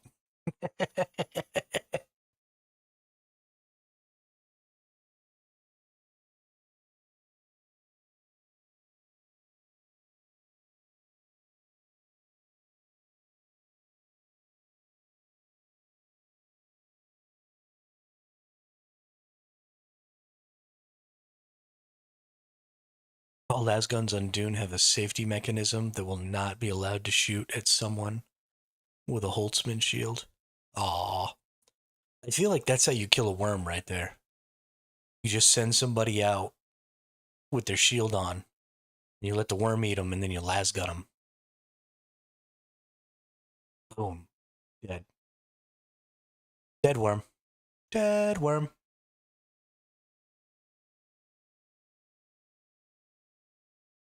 Seems like a good plan to me, honestly.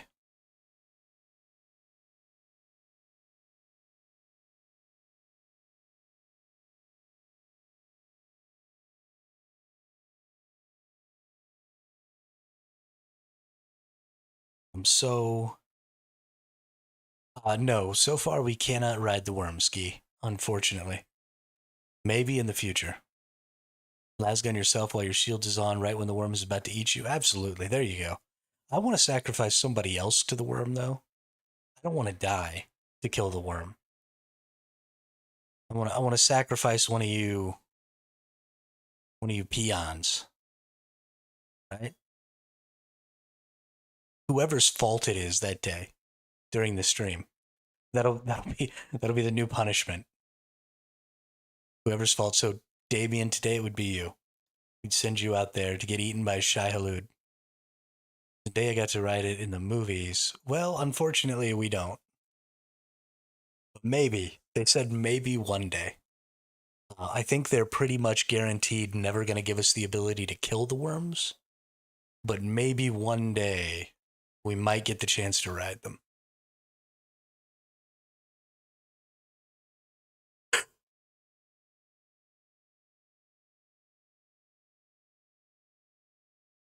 Ride the worm sounds like some sort of surfing terminology or something.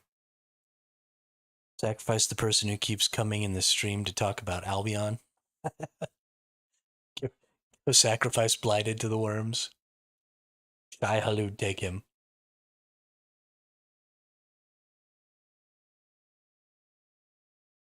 Or blighted. Or blighted. It was so far fetched in the movie too, to be honest. I was like, what the fuck? No way she could survive that. I actually haven't seen the movies. I'll have to watch them before the game comes out.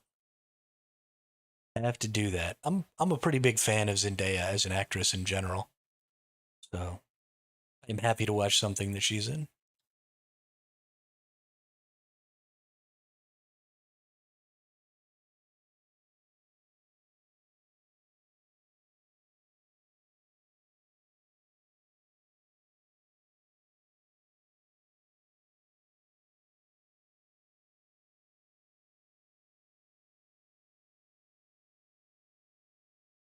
I mean, the first movie's been out for like 4 years.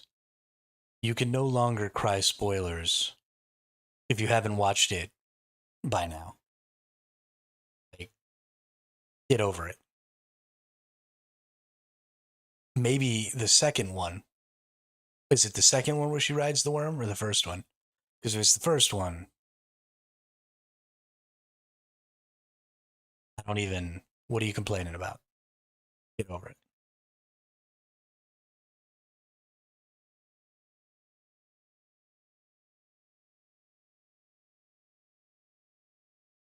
They don't ride them in the first. Oh, okay. Well, then, Skoski, what's with the spoilers, dude? You're a terrible person.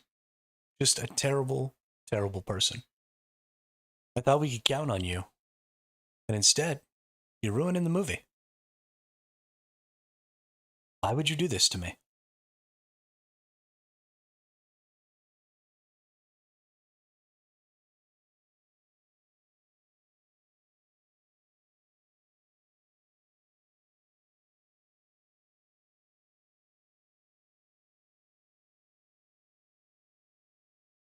I haven't watched any Marvel movies since Infinity War, so don't tell me what happens in Endgame. Any other Marvel movies after Infinity War? um, yeah, that's Skoski's the chosen one. That's what's up.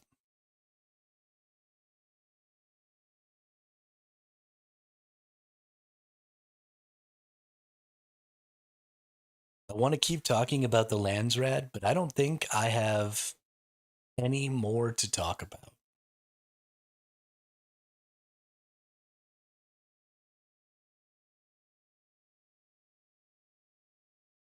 Chosen to be eaten by the worm.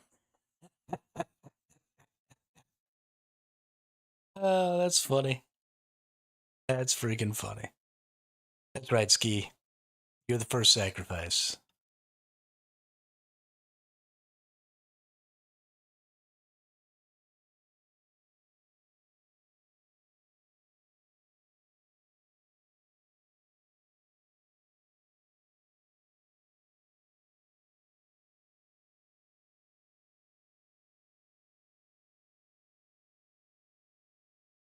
Watch. Oh, if they bring in worm riding, I don't know how they would do that because it seems the worm is just going to be an environmental object.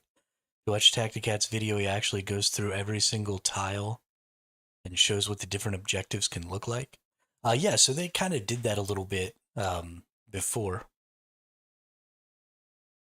Like I said, I don't want to watch somebody else's video. Um, but what the tiles are is sort of inconsequential.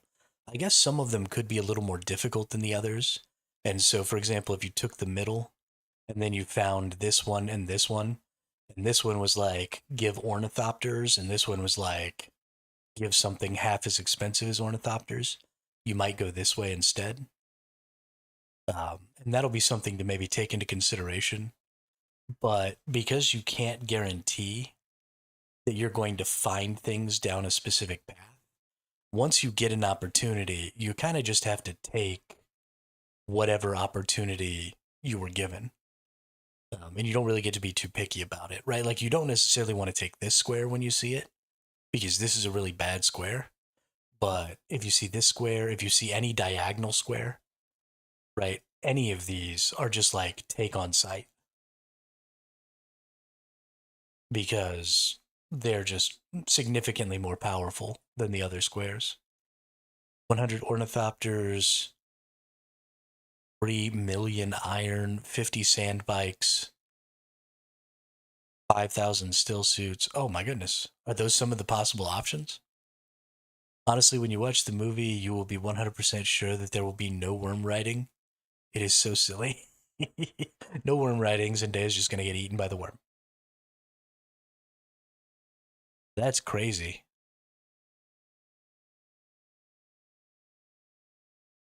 40 million iron.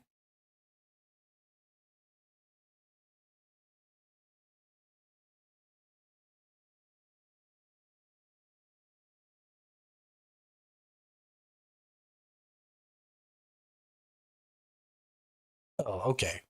40,000, not 40,000. That's still a lot. Still a lot.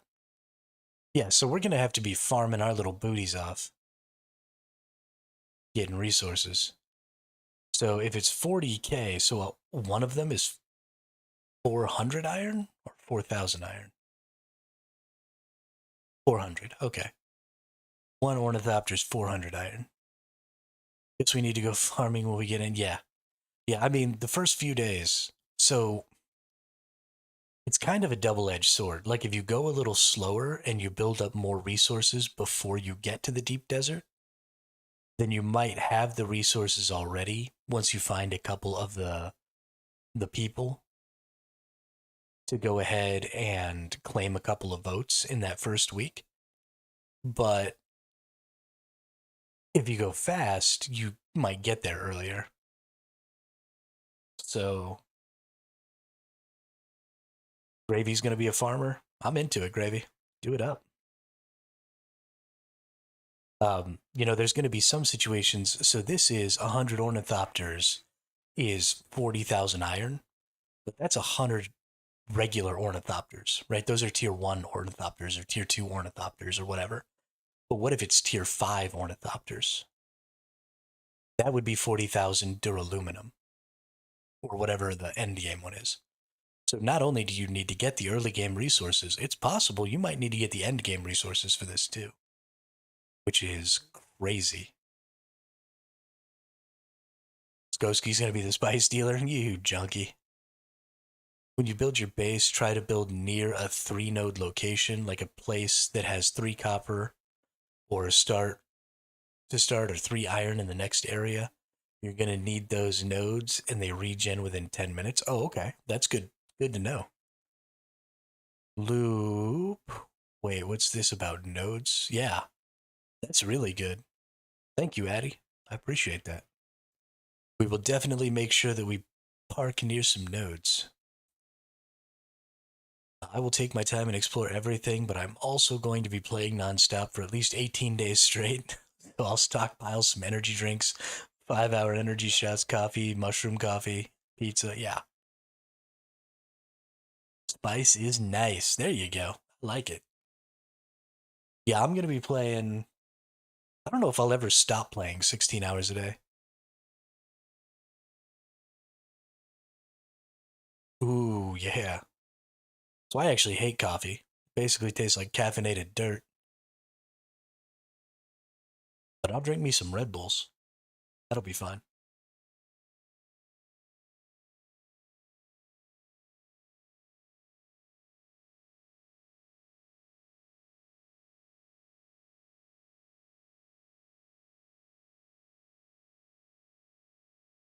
Hell yeah.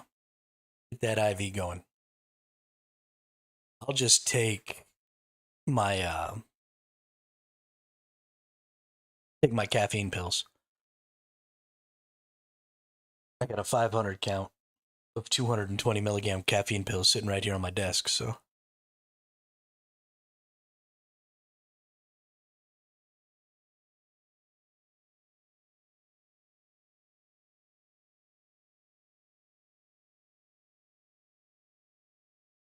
Gravy, you play as much as you want.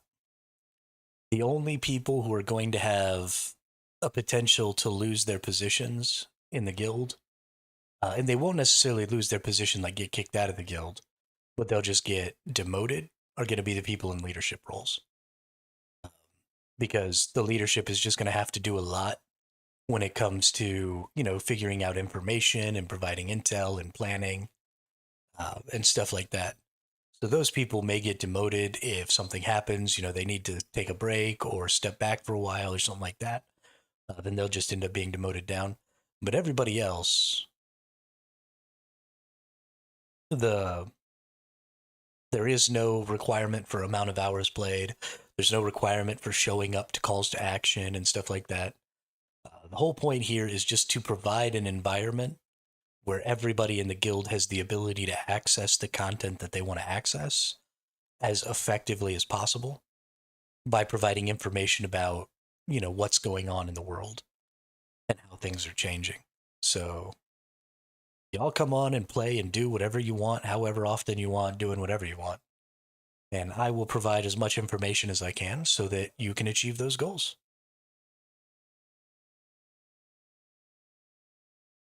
All the while, I'll be pulling the strings, getting people to focus on taking certain Landsraad votes so that we can win. Of course. Of course. Well, and you've got your stream to worry about too, so got to make sure you do your streaming. Very important.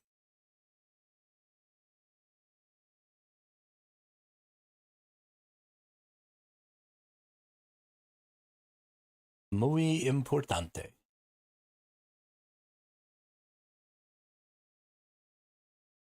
You looked at the DLC they announced for this year? No, actually, I haven't, Addy. I didn't even know they had announced a DLC for this year. A little concerned that they're already announcing DLCs. But I guess that's pretty common practice nowadays. Oh, it's not an expansion, just a DLC. Never mind. Forget they have two different.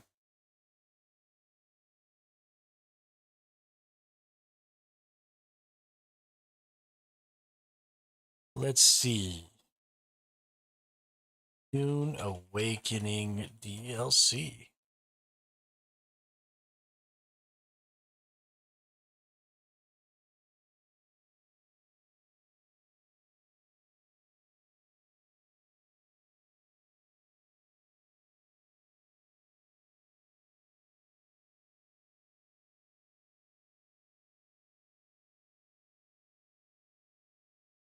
Planned release date is June 10th for the regular.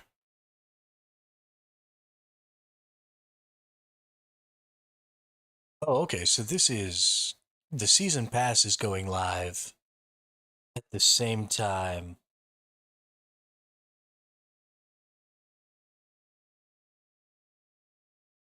as everything else.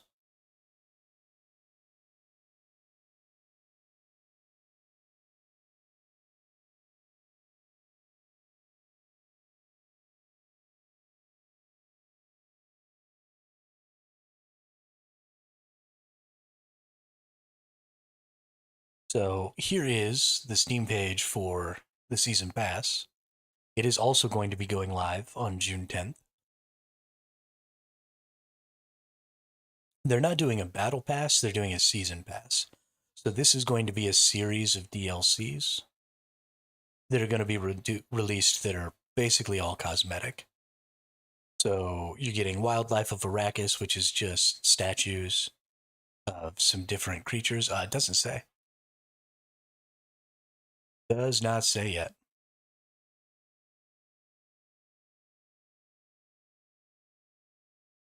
Um, so yeah, so what's happening here is you're going to get Wildlife of Arrakis on June 10th, which is going to be these three little statues. You're going to get Lost Harvest, which is October to December in 2025. This is a side story and cosmetics. Oh, okay, so they are actually putting out content as part of this. So you get side story and cosmetics, a stranded harvester, a desperate crew, a secret that has been buried for over 10,000 years.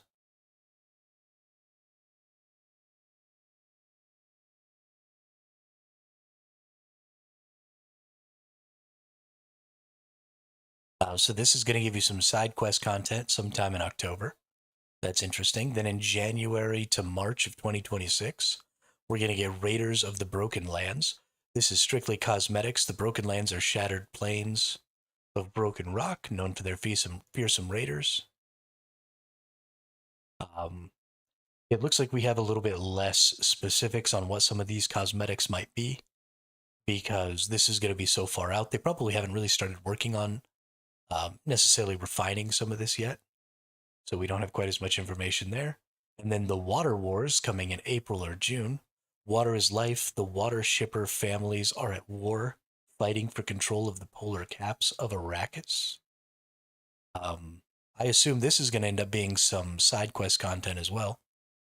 So the season passes might actually be a decent thing to be getting if you're going to be getting cosmetics and some sort of side story quest lines and stuff like that with them, especially if you're more of a PvE focused player and the PvP stuff isn't necessarily going to interest you. The other thing I'll be interested in here is if the side stories are going to provide any sort of like crafting, um,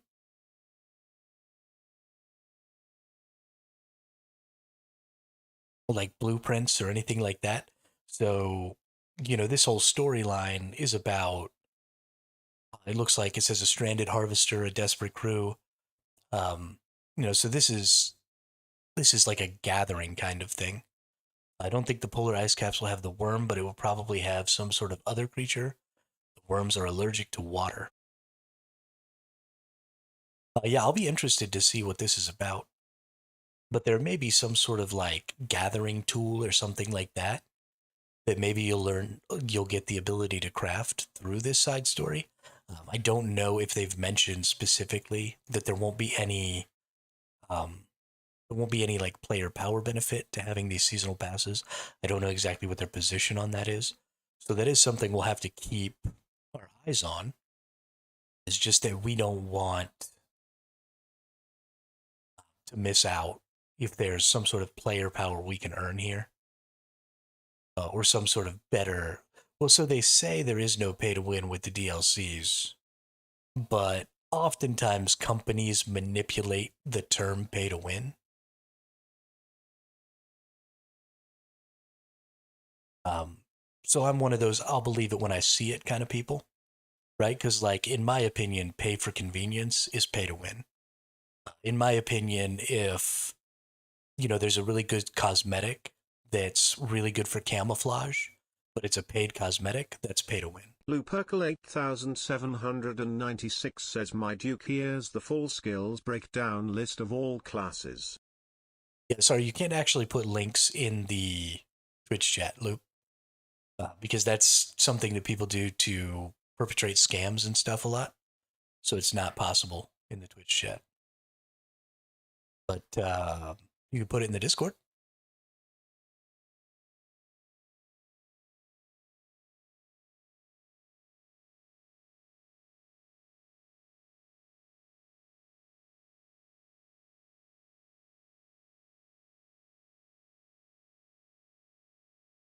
Um, yeah, but I mean, like you said, they said they weren't going to try and put any pay to win in this stuff. But, you know, again, I'll believe it when I see it.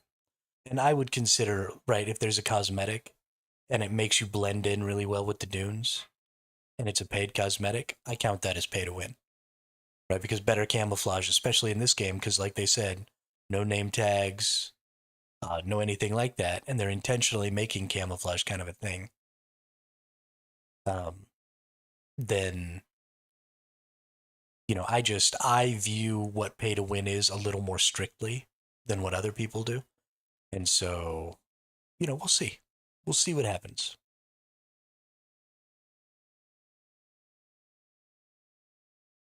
Yeah, pay for extra inventory slots, pay for faster vehicles, bigger vehicle inventories, all that stuff. Absolutely, that's all pay to win.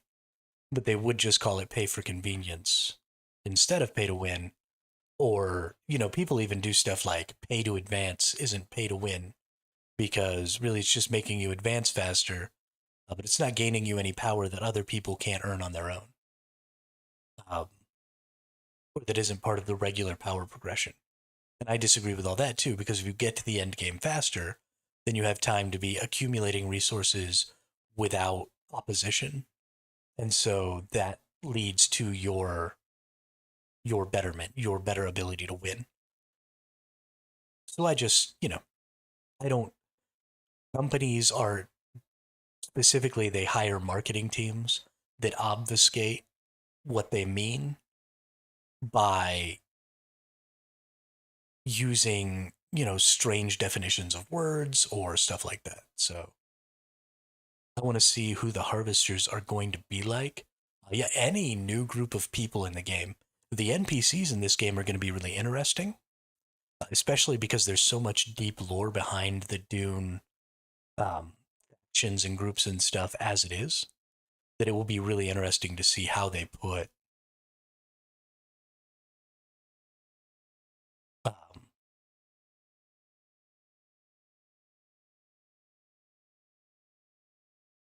it'll be interesting to see how they put that into the game.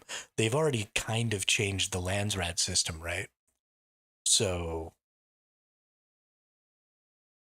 to make it a gamification and to give you the ability to interact and manipulate it. So it'll be interesting to see how other factions and other, quote unquote systems from the lore and the books get implemented into the game in the future. It'll be interesting to see what books they take information from. Are we ever going to be going to other planets, or are we always just going to be on Dune? Um, how many years might this game go on, and how many expansions might we get? Having someone with the carry all has to stay near to pick up the harvester to avoid the worm.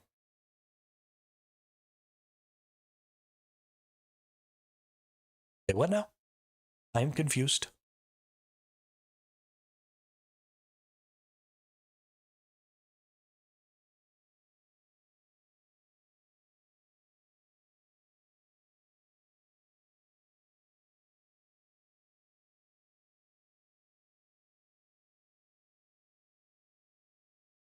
Very excited though.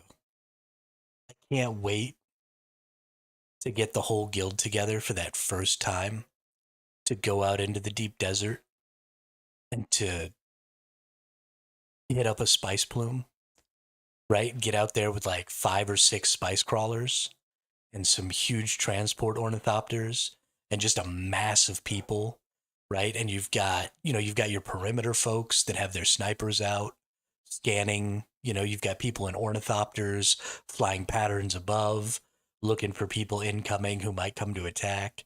You've got crews working on the spice crawlers, pulling spice out of the ground, just working as hard as they can to get that done as fast as possible. I mean, it's going to be huge. It's going to be so much fun, especially the first couple of weekends when everybody can get on after everybody's gotten to the deep desert is just going to be hilarious.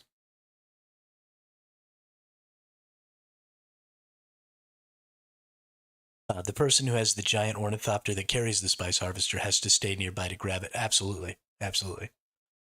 Harvesters use collect spice flower and sand and so forth. You have to carry it with the large ornithopter. Yeah. Okay, is it actually called a carry ornithopter or carry all ornithopter? Is that I just didn't understand what a carry all was, I guess. Um, but yeah, for sure, for sure. Have to have some transport ornithopters, have to have, you're going to want scout ornithopters or combat ornithopters with missiles. I mean, it's just going to be such a huge operation to go out there. Enemies are going to bring thumpers and start dragging worms over near you. Oh, so good. So good. PvP, the carry all is going to be absolutely. So I've played a lot of Ark, and so something that happens. I've also watched a lot of Ark. So something that happens when you raid a base is the objective of at least one or two of the players is always to get the most important loot and then get it in a creature that has a lot of carry weight and then fuck off. Right? You don't try and help defend after a certain point. Don't try and do anything. You gather up all the stuff and you disappear so that the people can't take your good stuff so you can restart again. So the same thing is absolutely going to be true here in the deep desert. If you're out, mining a bunch of duraluminum with a bunch of people or whatever, you're 100% going to have some people who their whole purpose is going to be don't fight, don't try and help us defend the position. If we get pushed back beyond a certain point, you're just, cut bait and leave. Stop harvesting, get your transport ornithopter, grab up the spice trawlers, and go. And then there will be scouts, right, that will be assigned to those spice carriers, and they will follow with them. And then if any ornithopters come to attack, then they'll be there to, fight back and defend and all that stuff. And then the rest of us will try and keep the enemy occupied while those people try and leave. And this is all pretty basic strategy stuff. But the important thing is going to be letting people know what their objective is going to be beforehand. So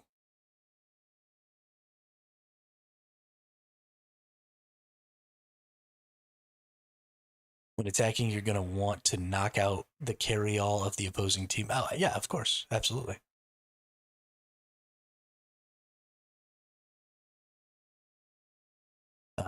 Addy, I feel like the battles for spice is going to turn into like the battle in Avatar, where a bunch of small ornithopters are battling other small ornithopters, trying to get to the big ornithopter. That's exactly what's going to happen. You're going to have people jumping from ornithopter to land on the big one. Ooh, I didn't think about that, Damien. That's a really interesting idea.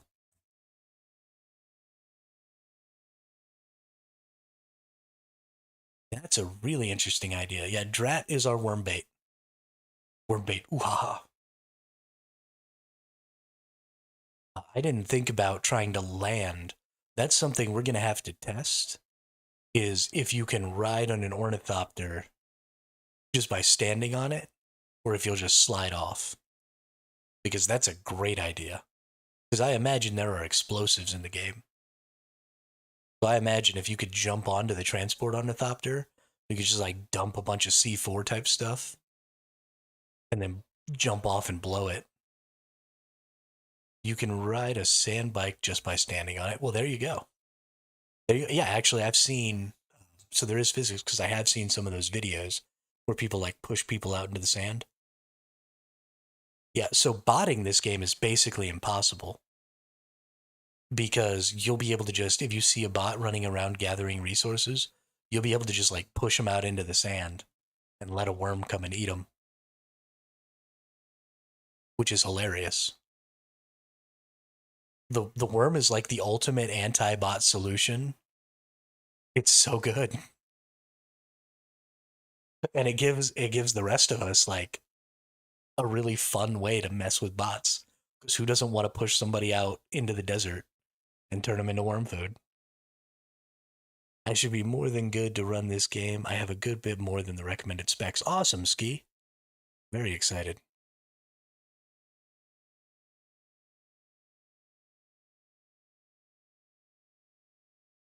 Very excited. Gosh, I can't wait. I wish there was more. I need more. I wish the game was coming out on May 10th instead of June 10th. That's what I wish.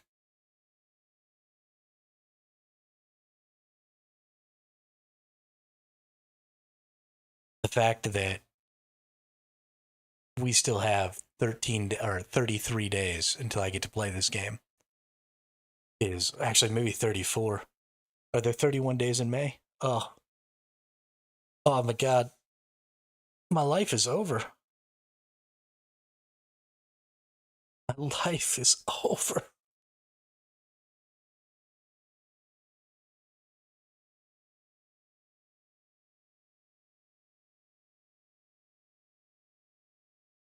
I'm definitely not going to be able to keep streaming based on Dune for the next 30 something days. Unless maybe I get in, maybe, maybe if I can get in to this beta, I'll just have to play for like 72 hours straight and just record it all because I don't think I'll be able to stream while I'm recording. And then we'll just watch, we'll watch, 5 or 6 hours a day of my recorded video while we sit and talk about Dune. This weekend will hopefully give me a sort of Dune fix. Be like free. Yeah, that's exactly right. That's exactly right. And then it's going to be so long. The 12th to I mean, 28 days from the time, 29 days from the time the beta ends until the game actually launches fully. I'm going to lose it. I'm going to lose it. There's no way. I've never been this excited. Well, I haven't been this excited for a game in a really long time. The last time I was this excited for a game was New World. So hopefully Dune doesn't treat me the same way New World did. Because I was super excited for New World, and then that game shit the bed. I still played 1,600 hours of that game before I quit. But it was an awful experience.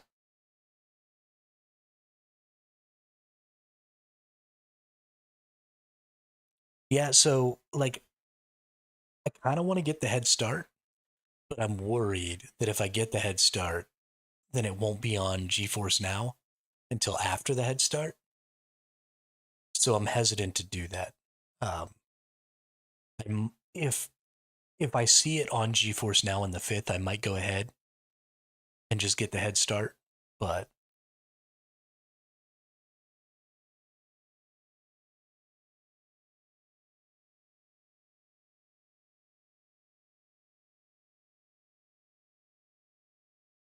gonna be curled up in bed. Yeah, yeah. Well, so I will be buying the game on Steam, Addy, but I don't play on my local machine. I play on a remote machine.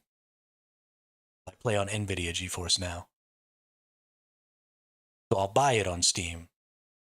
But I need I need the game to be available to play on NVIDIA GeForce Now so that I can stream it.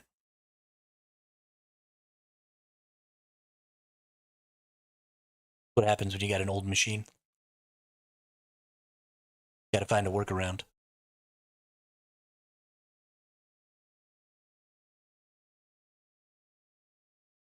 I'm pretty excited about this season pass system though. That's gonna be okay.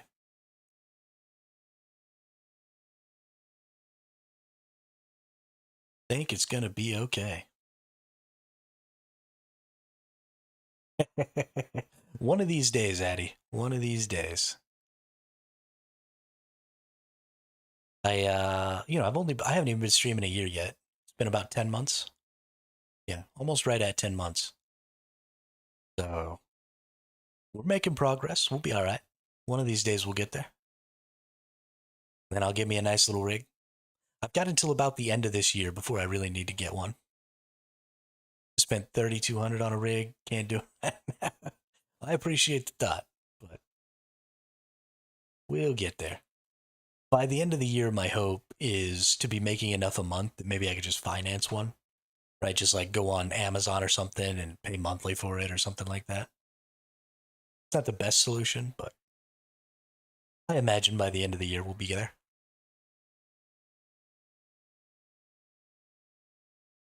MDG, there you go.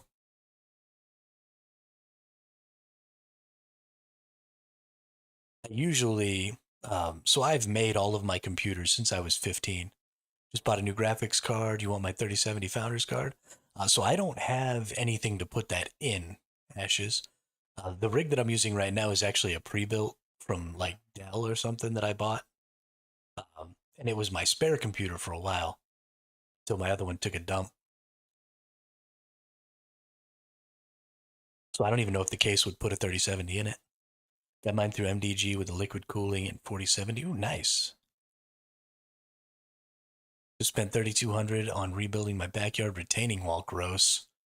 Taking out 13 tons of dirt from my backyard and removing/replacing a rosemary bush. My front yard. That sucks. Ooh, 32-inch curved monitor and everything. Yo, you fancy. You fancy. Ooh, 5070 Ti with an A85G. 1200 on Newegg. No. No. There's no way.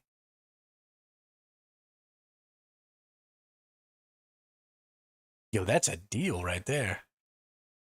See, that's where I normally get my stuff from, is I always go to Newegg, and I just order all my parts and put it together. Oh, okay, so you just got those two pieces, not a whole car, or not a whole PC.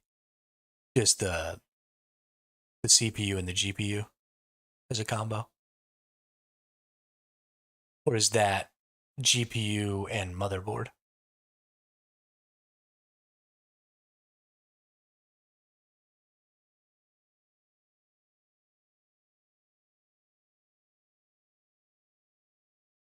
Is it bad? I remember when Newegg launched and all the gamers I knew were going nuts. No, I remember. I was one of them.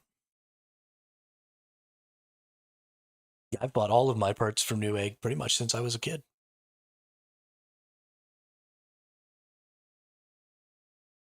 GPU, PSU. Okay, that was my next guess. Upgraded the rest about 6 months ago. That's nice. That's real nice. That's a solid little upgrade there, dude.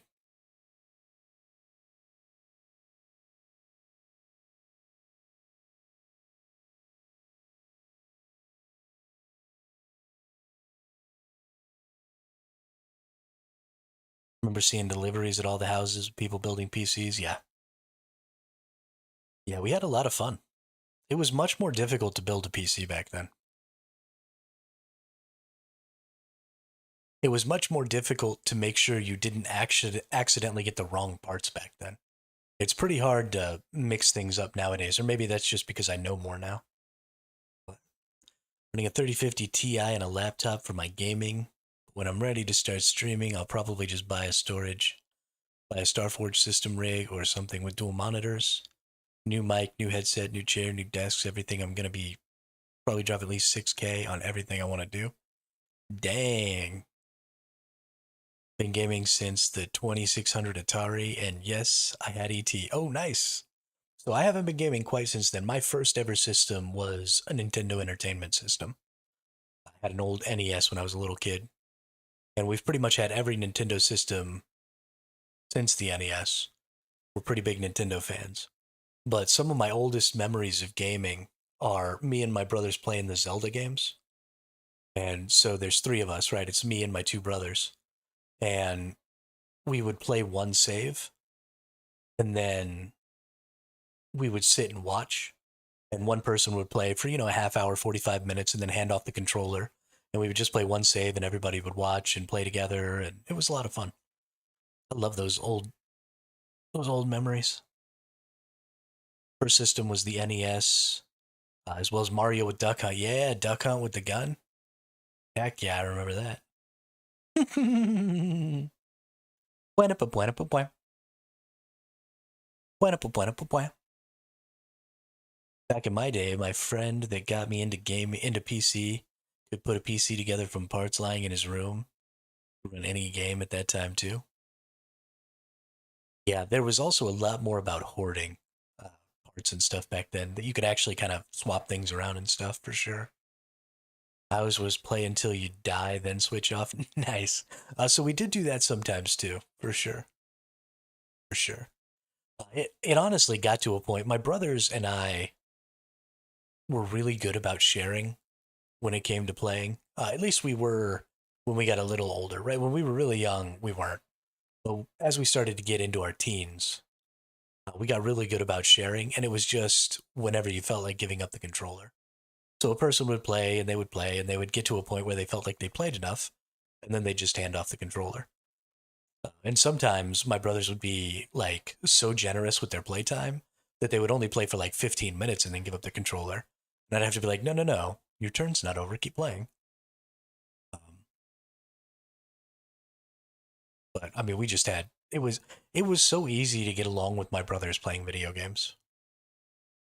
I had to spend 2K to get my PC I have now. Yeah, but I mean, those parts that your buddy had back then were still probably pretty expensive, Ski. They might have just had them lying around because maybe they were able to get the parts for cheap because people didn't know back then what the parts might be worth. But the only game on the NES that had a save was Zelda. Atari had no save available.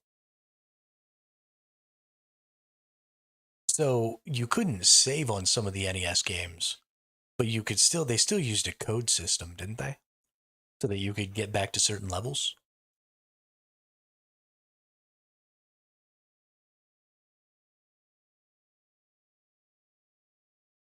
By playing Oblivion for 10 minutes, no chance.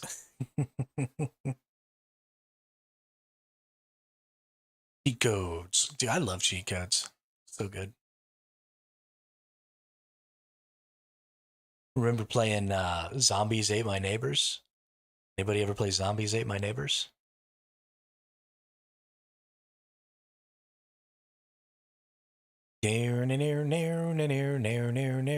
Uh-oh.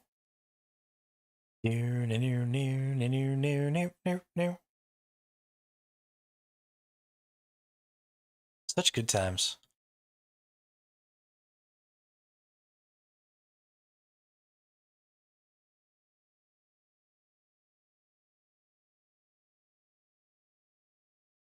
Or I don't even remember the game anymore.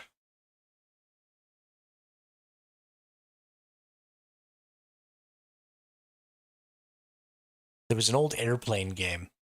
It was a side-scrolling airplane game, and we used to think when I was a kid, we used to think it was single player, but you could put in the up, up, down, down, left, right, A, B start code to make it multiplayer, and use the second controller as well.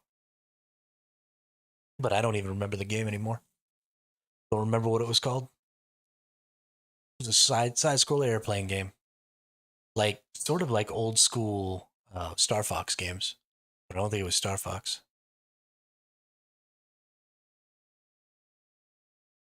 I don't really remember.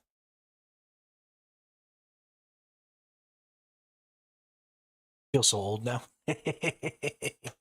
It's all right, Ski. It's good to be old. Just means you're experienced, right? Just means you're experienced.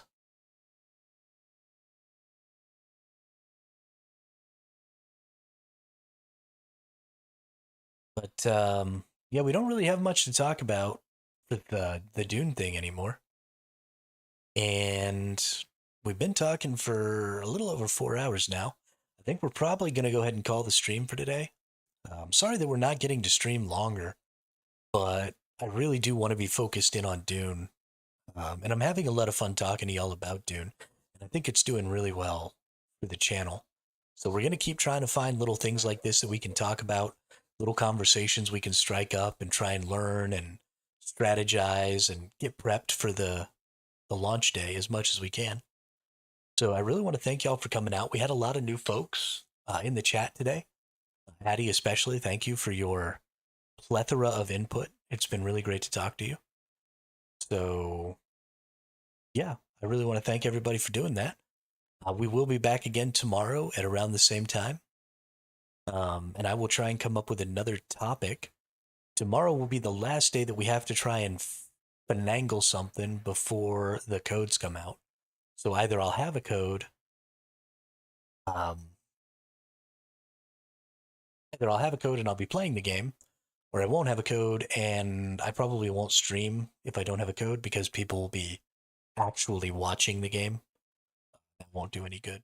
So we'll be back tomorrow. We'll figure something out to talk about. We'll have a good time. And then we'll start getting prepped for maybe being able to play. So yeah, thanks a lot, everybody. I hope everybody has a great day. And I will see you all on the next one.